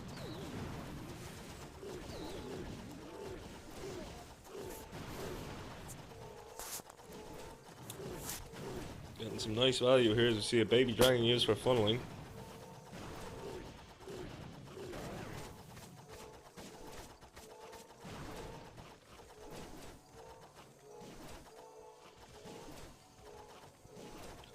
For Annie, it's give, not gift. Very close though. Visibility spells have been deployed. There goes the fireball. Again, lovely value. Gonna get the clan castle, the crossbow, 2 of the inferno towers. That was a very nice fireball. Huge value in the core of that base. Got the poison spell tower too, as we see the barbarian king being deployed at 12 o'clock corner. Gonna help clear out all the funneling of those resource buildings, along with the archer queen now deployed at the same side. We see the siege barracks put down at 9 o'clock.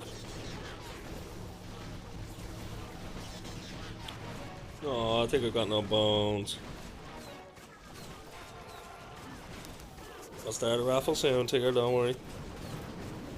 Spike ball, the earthquake boots going off here now, opening up the rest of the compartments in the core of this base. We got the Archer Queen, the Barbarian King still marching their way into the 12 o'clock compartments. Now we see those super minions coming out of that siege barracks along with a loon. We'll test for the traps for those minions as we see the Archer Tower go down. Now going to move on to the Tesla Fires. The Monolith has started to lock onto those minions though. Rocket Loons are starting to be deployed. A minute and 20 left on the clock with just over 30% of the base left. Still has 6 Rocket Loons left to go. Still has a couple of troops for deployment and 10 minions for cleanup. I've not seen the World Champion yet. Coming up to the 60-second mark. 25% of the base left. Here we see a couple more Rocket Loons being sent in to stamp a couple more defense on the outside. World Champion now being committed at the 3 o'clock corner. We're going to snipe down the last Tesla, move on to the Inferno Tower. No, going to stop to take on the Builder Hub first. Ground Warden still pathing through with that Rage Jam. The Tornado Trap slowing him down though. Manages to get the Archer Tower, but the other one does take down the Ground Warden. Invisibility invested to protect the healers that do go down anyway. World Champion is going to snipe the Town Hall though, and here come the minions on cleanup. 30 seconds left, 10% of the base left, he's looking good. Ricochet Cannon still standing, but World Champion being protected by the Spear Fox to move in and take that down. Final freeze being invested. Down goes the Ricochet Cannon. Canada's the world champion. He gets the tower. This is going to be a triple. 10 seconds left on the clock, but has plenty of cleanup. And Gory Empire delivering the triple they need to keep some sort of pressure on here. Being 2 stars down is one thing, but if they hadn't got another defense there and TTP triple here, 3 stars down, it's over. But they do still need to find the defense against TTP Esports here.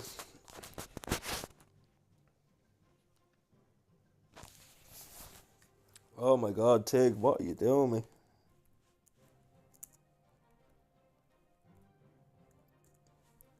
There you go.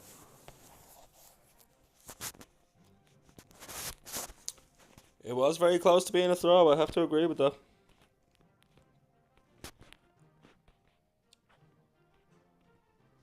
But he managed to secure that triple in the end. Now if TTP can get a triple here as well, they'll have 2 attacks left each, but TTP will still be ahead by 2 stars.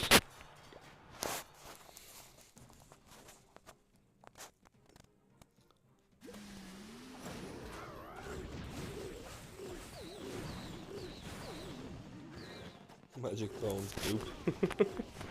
We have Dragons and Dragon Riders. Baby Dragon has been deployed at the 12 o'clock corner. The Arch Queen comes in at the 3. We see the Giant Arrow skip across the base. Down come the Dragons, down come the Loons, down comes that Ground Warden along with the Dragon Riders and the Blimp. Eternal Tom should be popped any second. There it goes. Watch that Blimp as it heads to the core and the Dragons start to decimate everything behind it. Rage Spell Tower does go off. He does get the Blimp to the core, and out of that we are going to have Yetis. We have a Yeti Blimp that has made its way all the way in as the Dragons start to cut right through the core of this base.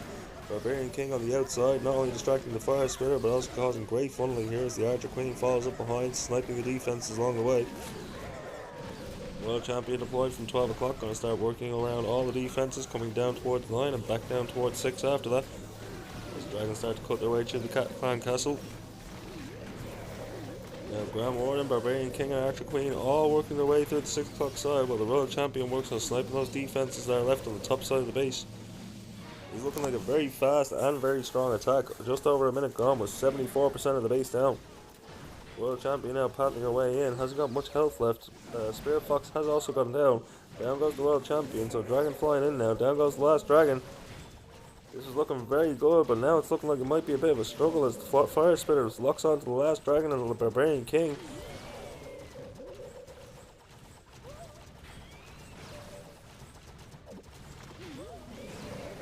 %, left to go. Minute 20. Hasn't got the force. Is this going to be a defense? Gory Empire getting a defense when it matters most.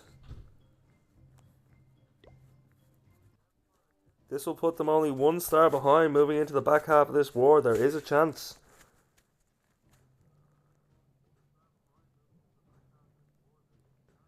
Probby, hello, welcome in, welcome in. Hope you're having an absolutely thrilling Thursday. You're just in time for the back half of the final war of the day for me. This will be the end of me streaming today, after this one.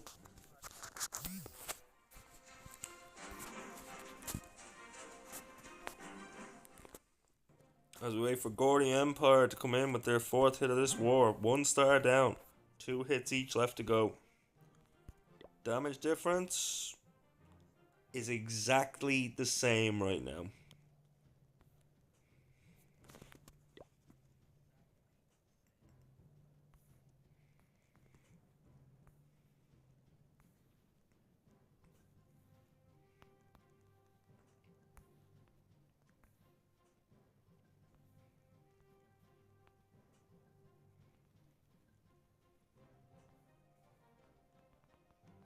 With only 2 bases left to be hit, will we see Doyers go down first or will we see Warmans get hit? And who's going to make the hit? What are they going to bring? It's been another great day of war, guys, as we get on to the back half. Yet again, if you're new here, be sure and hit that follow button so you know the next time we go live at our next day of scheduled war streams. Exclamation Discord if you'd like to join the crypt. Entry will only cost you your soul. If you don't use Discord but still want updates on when I'm streaming wars, exclamation X to follow me on X. We have the Grand Warden coming in from the left hand side here, the 9 o'clock corner. We have a balloon test for the traps. Here come the healers any second. We also have the Unicorn there, so I'm investing everything in the physique of this Grand Warden to make sure that he stays alive as long as possible.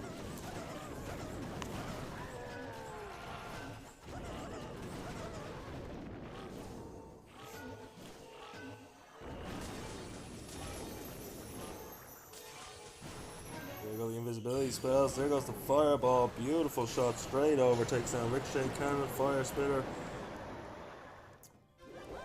I thought it was scatter shot in the Fire Spitter. He didn't get the Ricochet Cannon. I think he also managed to get one of the Inferno Towers. Yeah, we have the Archer Queen being invested here. Minion Prince has got. Is that the enemy Minion Prince? That is the enemy Minion Prince gone down as the Archer Queen continues to mark in here. Some lovely value. This will be a super witch attack, so looking to set the funnel here. Rage spell invested.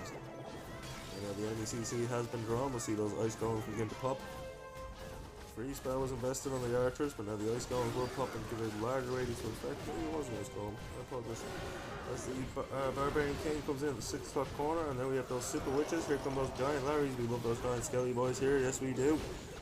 As we watch these super minions coming out of the siege barracks, we have the Pekkas, we have the wizards, we have the super minions all coming through the 6 o'clock side as those giant Larrys start to pat their way around.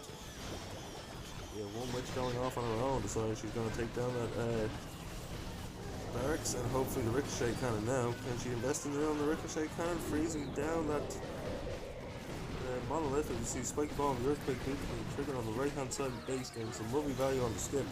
Open up the walls for these giant Larrys to move in and take down even more of the base.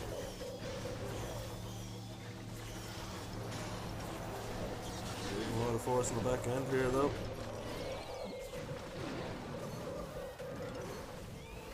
No Rage Town Warden. This is going to be a time failure, I reckon, Ferrani. Could be. Could be. Not liking the look of the force on the back end here. I don't think he's going to have enough to push through, and it's looking like it could even be a dreaded 1-star. Not the 1-star. The 1-star will be the end of this war for them.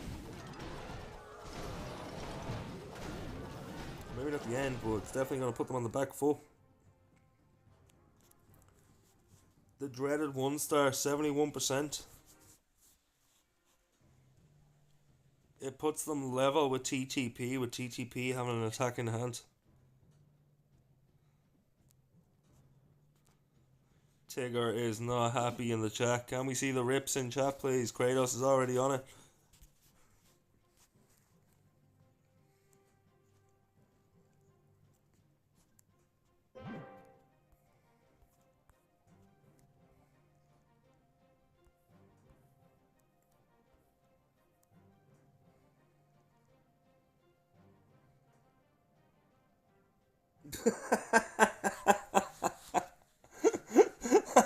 Oh, Ferrani, that's cold. That's cold, man. That made me laugh, but that's cold.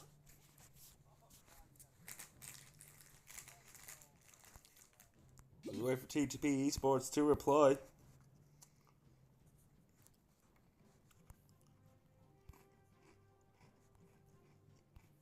They either need a triple and a 1-star or 2 2-stars to seal this war.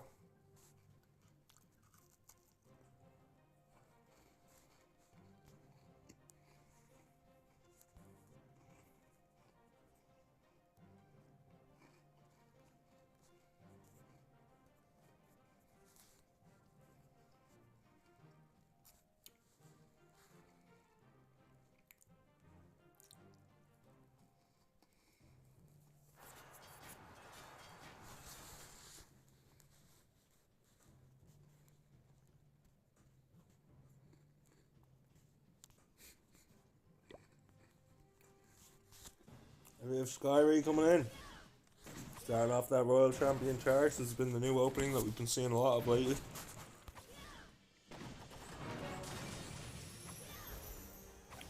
Invest in invisibility spells. He has 10 more invisibility spells, ladies and gentlemen. This Royal Champion is going to be running for a while. Keep an eye on it.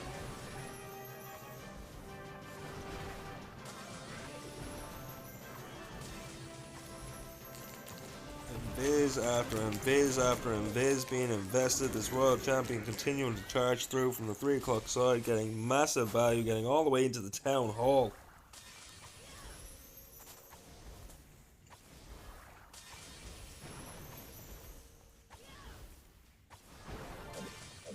Down goes the Town Hall. Can you get the Clan Castle too? Is that what he's going for? Is he gonna get the Clan Castle too? Does not manage to get the Clan Castle. Here comes the Stone Slammer, here comes the Dragons, here comes the Grand Warden. We have the Archer Queen over on the left hand side being deployed with that Unicorn. And I help funnel these Dragons back in towards the core, but still got some massive damage from that RC. Let's go!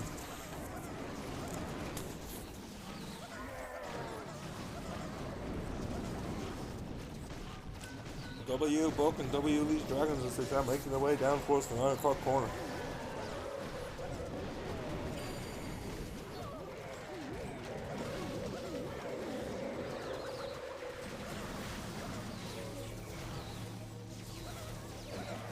Dragons smashing through the other fire spitter there, coming down to take down the Monolith. Monolith should go down.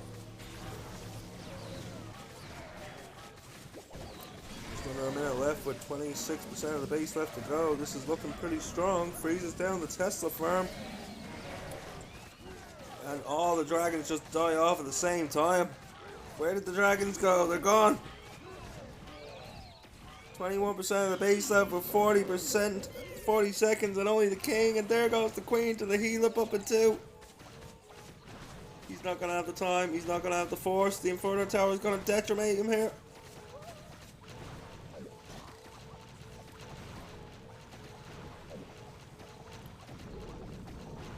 Luckily, the 2-star will mean that his teammate will only need 2 to secure the victory for his team. 10 seconds left. Rip the dream. TTP Sky. They will not find another triple. It will be a defense for Gordy Empire. But is it too little too late? As TTP now only need to get 2 stars in their final attack to take the win.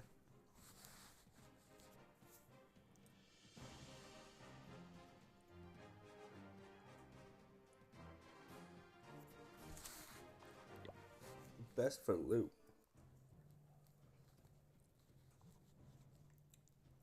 Okay, if you say so. Gordy Empire with 1 attack left. The maximum they can get here is 11 stars. Another defense would be heartbreaking, because it would put them at 10 stars. Assuming the defense is a 2. With TTP still having an attack in hand. As we see Super Dragons coming in.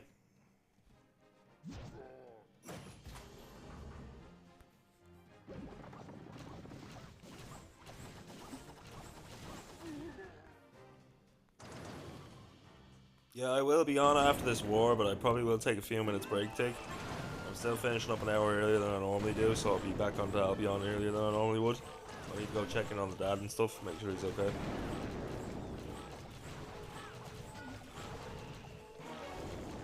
Just watch the sick guys. I need to talk to my brother.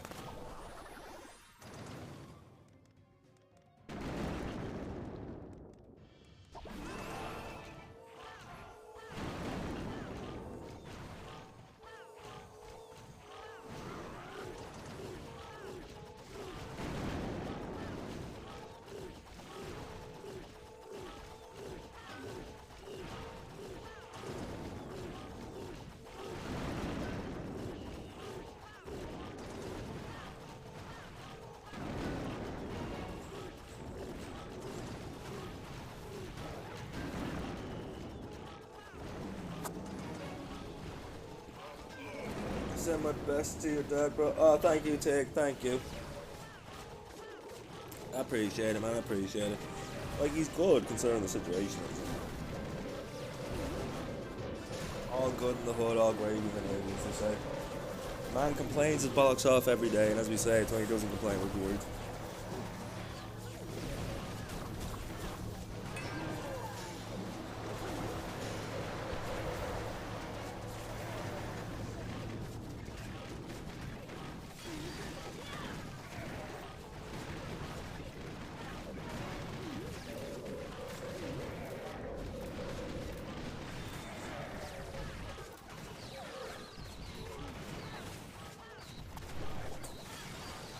Alright, we are back.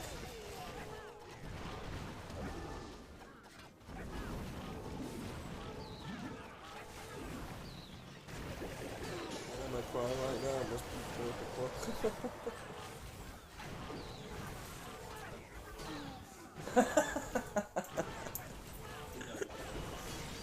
yeah, keep it. So, Drowned Mimo from Gory Empire Esports looking to close out with a 3. Less than 30 seconds left. 15% of the base still to go down.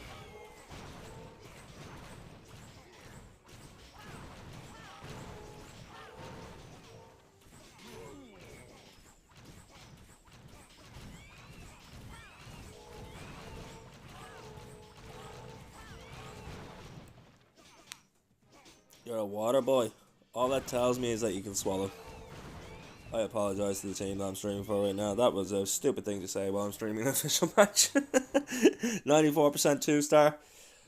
The defense that GE Esports did not want to see. TTP only need to snipe the Town Hall now and they can win. If they're bringing the Royal Champion with the invisibility spell strat that we've been seeing, that Town Hall is done for. We always believe here, guys, but there are certain situations where you just gotta be realistic, and realistically speaking, TTP are gonna win this war.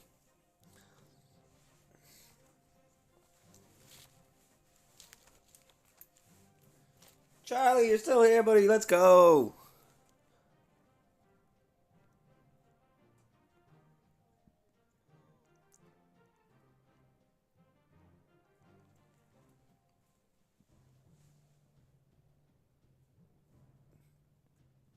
Imagine the disconnect.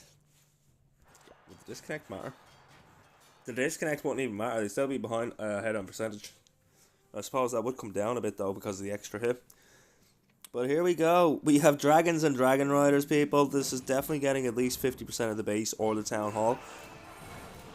Clone spells. The 4 clone spells. This man is stacking dragons on top of dragons on top of dragons.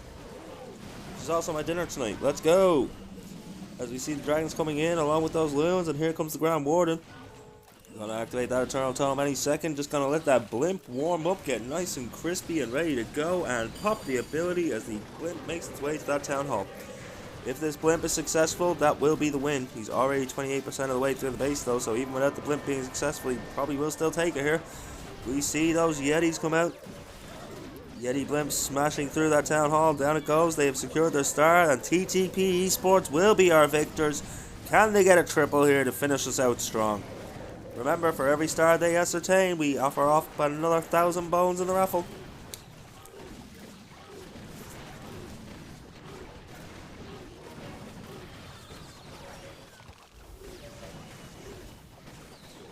Feel bad for what?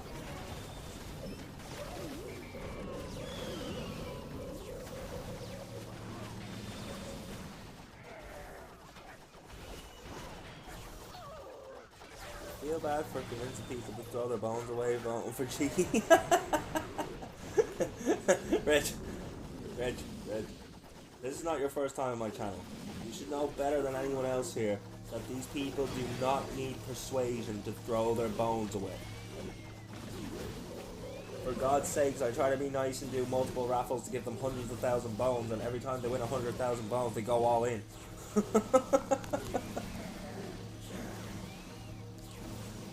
Not looking like we're going to get the 3-star on this final attack, but that will be a 2-star for TTP.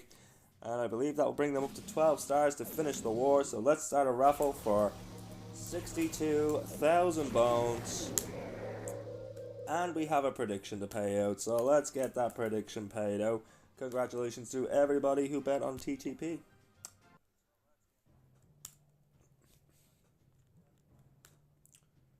It was actually split fairly even too. We had 52, 48, 52 on TTP, so let's go.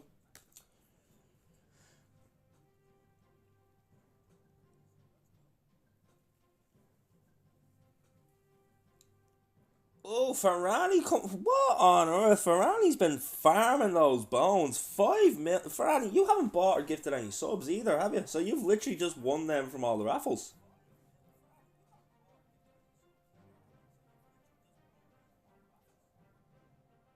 Let's go. And we got Stabby winning 2.6k. Who else got some money in there? Who else made some money off this match? Let's have a look.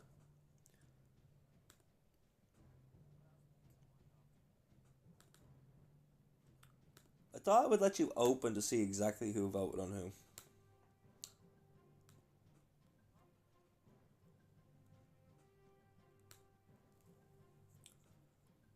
Gamble them all.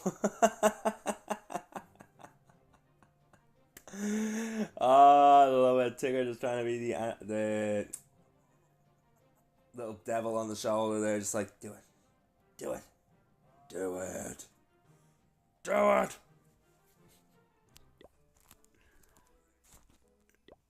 Which clan are we in? We're in GE, so we need to say commiserations.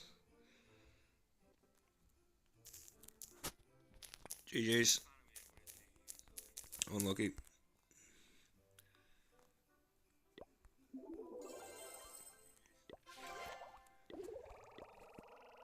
Alright guys, I think we're going to get ready to raid into Bookie Boy Jr. because we're going to play some Albion with him, but I'm going to end my stream and instead we're all going to hang out in Books.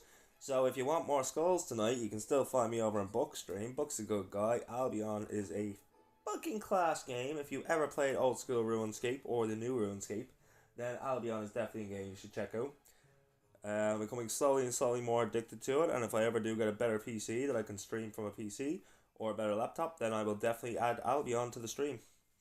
But yeah guys, until next time, your souls are no longer required. They may return to their crypts, return to their coffins, get nice and snug, and get ready to watch some Bookie Boy. I will be sure and let you all know tomorrow about the next war stream. We do have 2 wars for the Mighty Mercy and Esports tomorrow, so make sure not to miss them.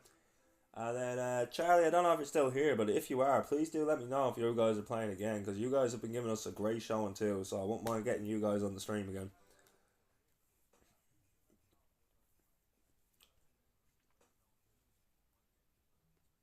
To everyone over on YouTube as well, thank you very much for watching. I hope you all had an absolutely thrilling Thursday.